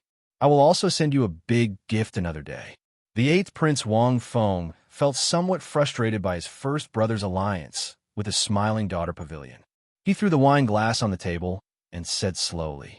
At the side, the Heavenly Essence Merchant Association's association chief performed a cup-fist salute and said, Lord Xiao, this old man was muddle-headed back then. That's why I announced my withdrawal. Please do not take offense. The younger 13th Prince, Wang Yi, raised his eyebrows as he looked at Xiao Chun. He said, I do not have time to waste here. I will only say one thing. Quickly restore the Heavenly Essence Merchant Association supply. In the end, the imperial capital Yin City belongs to the Wang clan, not the Xiao clan. Wang Yi's words were casual, but compared to the eighth prince, it was a blatant threat to Xianxia. The first prince, Wang Fei, said indifferently, "My two worthy brothers have already said most of what I wanted to say. Let me add one more thing. Aside from handing over the withdrawal statement and resuming the supply, you should also return the fairy basket to Tower Lord Yang." This was different from the previous time in the main pavilion. Now, the 9 Cauldron Pavilions Association chiefs had either princes backing them or ancient noble clan elders. They felt very confident as they coldly eyed Xianxia. The 9 Cauldron Pavilions Wei Fatso felt bitter in his heart. Look at this lineup. The new envoy inspector seems somewhat overwhelmed. Did he bet on the wrong treasure this time? The Linlang Pavilion and the Ancient Cloud Merchant Association, which signed a new contract with Xianxia, were already frightened out of their wits. They sat at the banquet table, trembling in fear. Just the gathering of the 4 ancient noble clans' elders already put a mountain of pressure on them. What more the 3 princes? Unexpectedly, this matter would blow up to such an extent, forcing the 3 strongest princes of the dynasty to work together. Many pairs of cold and emotionless eyes stared at Xianxia from all over the table. Many figures of sovereign emperors appeared in the dark. As their figures flickered, they heavily locked down the surrounding space. Tower Lord Yang, this Xiao has experienced today's matter. Xianxia said coldly as a murderous intent flashed in his eyes as he looked at the veiled woman. To think that she set a trap for him. Xianxia had never expected such murderous intent at the Smiling Daughter Pavilion's banquet. The veiled woman said calmly, "Don't blame me for being too ruthless. Blame yourself for being too ruthless. Today, everyone is not here to negotiate with you. If you are tactful, perhaps we will leave you some face and let you walk out of the Smiling Daughter Pavilion with dignity." The Bountiful Treasure Pavilion's Lu Zhang smiled maliciously. "I rather look forward to young Master Xiao doing something extraordinary. Duqian, you are thinking the same thing, right?" "Ha ha ha." As Lu Zhang spoke, he looked at Duke Yun, who was behind the 8th prince, and mocked him. Everyone here knew that Duke Yun's son died miserably at Xiaoqian's hands. If Xiaoqian did not know what was good for him, the happiest person today would be Duke Yun. Duke Yun glanced at Lu Zhang indifferently and ignored him. The two were on different sides, so there was no need to say anything. Furthermore, the 8th prince had already expressed his stance. Most of the people here had the same attitude toward Xiaoqian. As long as Xiaoqian took a step back and handed over the declaration of withdrawing from the Heavenly Alliance, they would not do anything to him. Duke Yun knew very well that he would not do anything to him. His own thoughts were not important. If Xiaoqian really did not know what was good for him, although there was not much hope, it was a rare opportunity. As Xiaoqian looked at this group of people, it seemed like they had him in a bag. Even Lu Zhang, who nearly peed his pants in fright, started to tease Xiaoqian. Xiaoqian quickly thought to himself. The 3 princes each had a 4-vein sovereign emperor guard. The elders of the 4 ancient noble clans were also 4-vein sovereign emperors. Just this banquet table alone had 7 4-vein sovereign emperors. There were also 10-odd small perfection sovereign emperors from the Smiling Daughter Pavilion, appearing indistinctly and sealing off all paths of retreat. With such a lineup, the Smiling Daughter Pavilion left no way out. No wonder the veiled woman said that she didn't want to discuss anything with Xiaoqian, but that he didn't have a choice.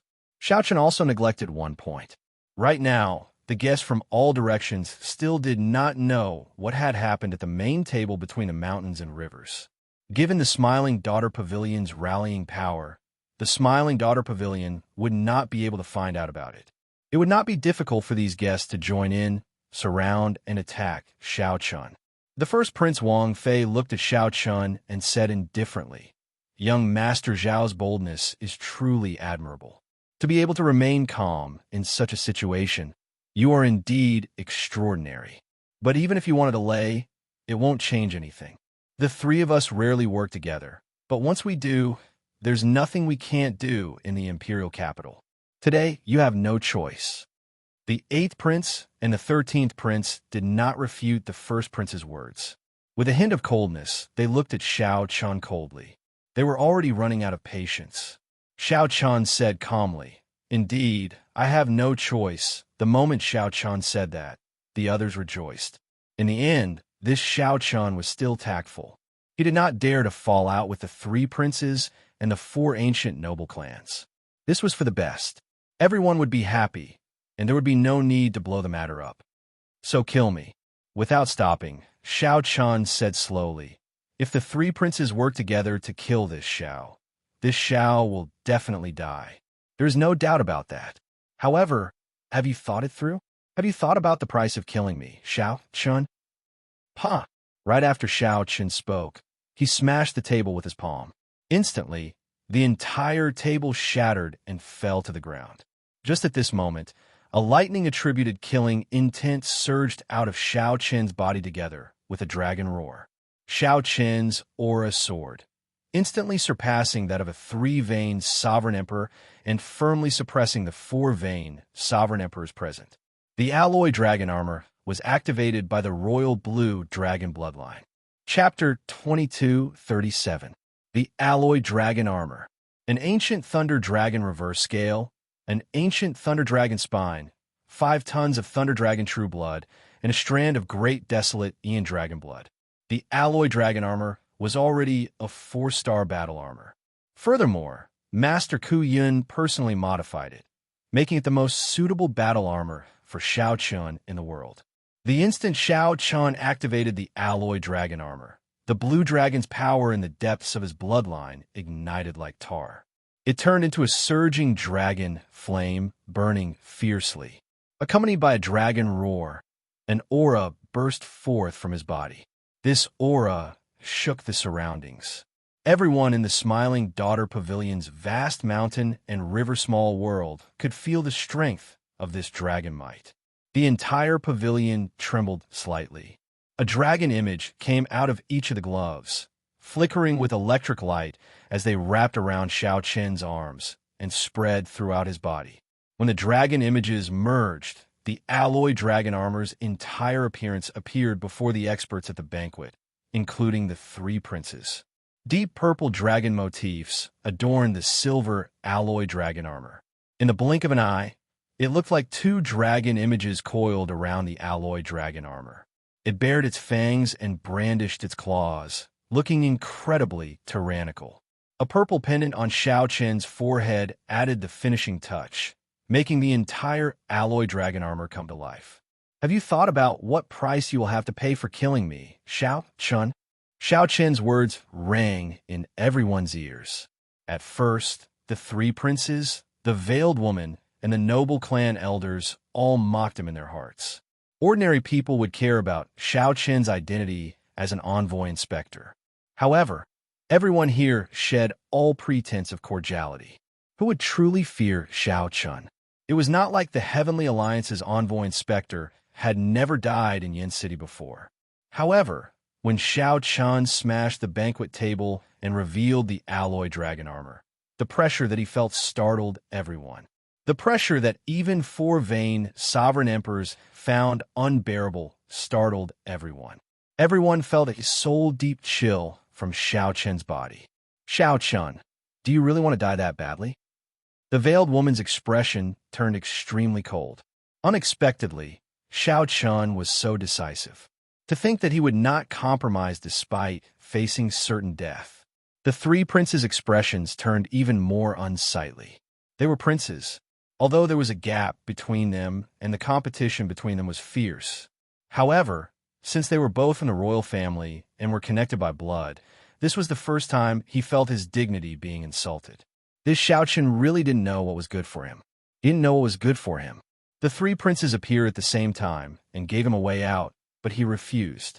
He actually fell out with them in front of everyone and even threatened them. If it was just an ordinary person, it would have been fine. He could have killed them easily. However, when Xiao Chun activated the alloy dragon armor, the elders of the 4 ancient clans and the 3 princes felt their hearts tighten. He knew that things couldn't end well. This Xiao Chun wasn't as easy to kill as he had imagined. If they were to forcefully make a move, the price they would have to pay would be severe. There might even be people who would die. Xiao Chun, as the saying goes, leave a way out for others. Do you have to be so ruthless? Why force yourself into a dead end? As long as you lower your head and admit your mistake, we will all be friends. I can even tolerate you killing Monarch you. The eighth prince said sullenly as he enunciated every word as he looked at Xiao Chun. Xiao Chun, don't be so shameless. Everyone called you over because they gave you face. Otherwise, there would be no need to waste words with you. We have many ways to kill someone in the imperial capital without anyone noticing. The first Prince Wang Fei said coldly with a sullen expression. Humph. This is the first time this old man saw someone who dared to smash the table in front of the three princes. Are you trying to rebel? A dark look flashed in the 13th prince's eyes. This was his first time seeing such a disgraceful person, which made him exceptionally angry. Ha ha! When Xiao Chen heard that, he guffawed. This was simply the funniest joke he had ever heard. Interesting. Interesting. This group of people gathered together and laid this trap, wanting to trample on him.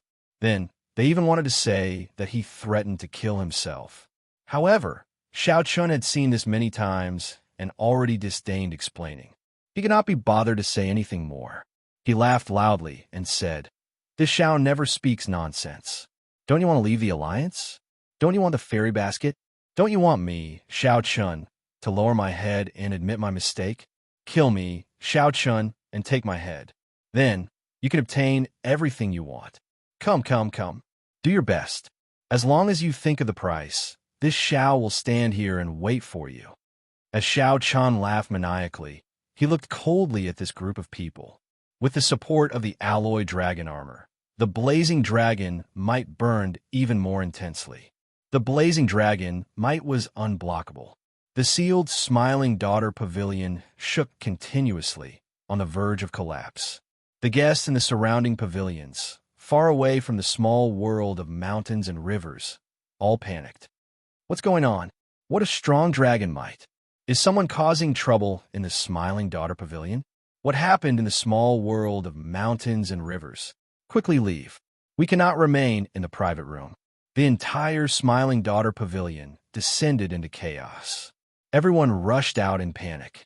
When they looked into the distance and saw the scene in the mountain and river, they were all stunned. It was the three princes and pavilion master Yang. Any one of them could shake the entire imperial capital. To think that they were all gathered here. That was not all. There seemed to be 4 ancient noble clan elders behind them, all 4 vain, sovereign emperors. 10 odd sovereign emperors appeared in the surroundings. However, no one dared to make a move. This was because that person, that youth in dragon armor, was simply too dazzling. He gave off an aura of someone who was unafraid of death, someone who looked down on the world with disdain, someone who ruled over the world. Damn it, why is this person so unreasonable? The 3 princes felt enraged in their hearts. Xiao Chen knew that he would die for sure, but he still dared to challenge them. Test him. The first prince could not endure it any longer. He gave a secret order, and a 3-veined sovereign emperor, hidden in the dark, immediately appeared. This sovereign emperor moved as fast as a ghost, appearing at lightning speed and charging at Xiao Chun. I have an immortal heart, but the world is unfair. Thieves rule the Tao, always tainted by dust. It is my immortal heart that is tainted. When the dust is washed away, the moment the flower blooms, it illuminates 3 lives. Whoosh! Heavenly Slayer, an inherited secret treasure of the Blue Dragon Land, a powerful soul weapon, was unsheathed. I will use the light of this saber to shatter the filth of the world, restoring my immortal heart. In the next moment, the immortal flower bloomed. A blue lotus flower, made of pure saber intent, bloomed, with Xiao Chun as the center. As the saber light shot out, blue lotus flowers bloomed in the sky. Immediately, mountains, rivers, and pavilions disappeared from this world. Only the lotus flowers bloomed, filling the sky with light and shadows, creating a dreamlike space. As the light and shadows changed, Xiao Chun stood on a blue lotus flower. His eyes looked crystal clear, and his immortal heart shone with light. When a mysterious phenomenon vanished, a resplendent saber light instantly killed the 3-veined sovereign emperor who sneak attacked Xiao Chun. The saber light chopped the corpse in half. The saber light did not stop, shattering the restrictions. Kassier. A crack appeared on the roof of the Smiling Daughter Pavilion. This saber strike seemed to split the sky. The boundless starlight in the night sky of Yin City flowed through the crack and bathed Xianxia, who wore the alloy dragon armor. Whoosh! This scene set the entire place abuzz. The three princes' expressions turned even more unsightly, looking as pale as snow. This saber strike truly tore through the sky. It would definitely startle the entire imperial capital. They could no longer hide the matter of them working together to kill the Heavenly Alliance envoy inspector. Even if they could not kill Xianxia, they had to. However, Xianxia killed a three-veined sovereign emperor with one saber strike. Who would dare to step forward and test the saber? Only now did they truly understand what Xianxia meant when he said, "Have you thought it through?" That saber. The sovereign emperors stared at the Heavenly Slayer's saber in Xiaoqian's hand. Deep fear flashed in their eyes. Blood dripped from the saber tip. As Xiaoqian looked at this group of people, he could not help feeling bored. This Xiao knows that I will die for sure. However, it seems like no one is willing to accept my head. Is there really no one among the three princes who dares to test the saber in my hand? Right after Xiaoqian spoke, he stepped forward, and the three princes moved back at the same time. The four vain sovereign emperor experts protected them. The association chiefs of the other merchant associations and the noble clan elders all took a step back as if they could not control their legs. Only the veiled woman showed a cold expression. A murderous intent flashed in her eyes as she said coldly, "Xiaoqian, I'm warning you one last time. Don't force me. No one has ever walked out alive after causing trouble in the Smiling Daughter Pavilion. Let me tell you, no one has ever." Her voice was as cold as snow, making everyone tremble. Clearly, this Smiling Daughter Pavilion's pavilion master really wanted to kill. Someone broke the Smiling Daughter Pavilion's restrictions and tore through the roof. This was already a great humiliation, crossing the bottom line long ago. When Xiaoqian heard that, he could not help mocking. What a great don't force you. I, Xiaoqian, do not consider myself a good person. I have killed countless people in my life. However, the number of women that died at my hands could be counted on one hand. Tell me, how did I, Xiaoqian, force you today? Who was the one who purposely set this up and lured me here? Who was the one who mercilessly told me that there was no room for negotiation today? Who was the one who said that I, Xiaoqian, would lose face if I did not lower my head and admit my mistakes? Whoosh! After Xiaoqian spoke, he pointed the Heavenly Slayer's saber in his hand at the veiled woman. A strong wind blew, and the cold light flowing on the saber dispersed with the wind, immediately illuminating many people's eyes. However, I, Xiaoqian, do not care about all that. I admit that I made a mistake in falling into your hands today. I have no intention of leaving at all. If you think of the price, just come and take my head. This Smiling Daughter Pavilion definitely has a peak sovereign emperor guarding it. It also has a superior grade soul tool, the fairy basket. How could I, Xiaoqian, not know that? Just use it. There is no need to put on such a show.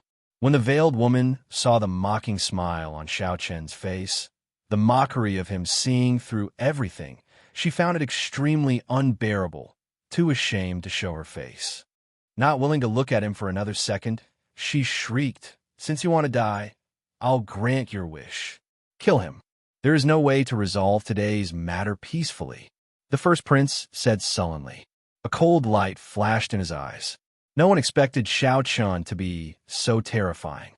He was just a one-vein sovereign emperor. With the help of the alloy dragon armor and the soul tool, Heavenly Slayer, he could even kill a three-vein sovereign emperor with one saber strike. If not for the Smiling Daughter Pavilion, the first prince would not have been able to do anything to the other party. The other sovereign emperor experts released their bated breath. Since a peak sovereign emperor could make a move, that would be for the best. Peak sovereign emperors were peak experts that surpassed six-vein sovereign emperors. Compared to Xiaoqian, peak sovereign emperors could no longer be bridged with soul tools or secret treasures. Xiaoqian remained expressionless. He already held the Heavenly Alliance medallion, which could activate 4 strands of sword chi to severely injure a peak sovereign emperor. The black and white eggs in the divine universe steel appeared eager. Even a peak sovereign emperor would have to be prepared to pay a price to kill Xianxia. At the same time, an extremely powerful aura quietly spread out. The moment this aura appeared, it was the instant this aura appeared, it felt unrivaled, like a mountain pressing down. Even breathing became extremely difficult. This was the might and pressure of a peak sovereign emperor. Under the suppression of cultivation, even the blood in the depths of one's bones seemed to freeze. Xianxia clenched his teeth as he held his saber, not saying a word. A stubborn look appeared in the depths of his eyes, preventing him from lowering his head. Plop! Just as the smiling daughter pavilion's peak sovereign emperor was about to make a move, a discordant, miserable cry rang out. It turned out to be Xianxia, who saw that the situation was bad and quickly moved, trying to sneak away. The instant Xianxia soared into the air, the drunken beggar flipped over in a daze and grabbed Xianxia's black coat. Xianxia fell to the ground with a plop. Even the hood of the black coat fell off. Xianxia's shiny and eye-catching bald head immediately attracted everyone's attention. A flowery monk visiting a pleasure quarter. After visiting a woman, he still wants to run away? Ha! A flowery monk visiting a pleasure quarter. After visiting a woman, he still wants to run away? The beggar was a drunken mess. When he woke up, he looked at the black coat in his hand in a drunken stupor and guffawed loudly. There are ring scars on his head. He really is a monk. 12 ring scars. This is an esteemed monk of the Hidden Spirit Temple. Only a Hidden Spirit Temple disciple can light 12 ring scars on his head. What's going on? I recognize him. He is Xianxia, the leader of the Hidden Spirit Temple's Yuan generation. He is the strongest true inheritor of the Hidden Spirit Temple, someone who can compete with the profound heavens Holy Sun and the universe origin Taoist Sun. Heavens, it really is Venerable Xianxia,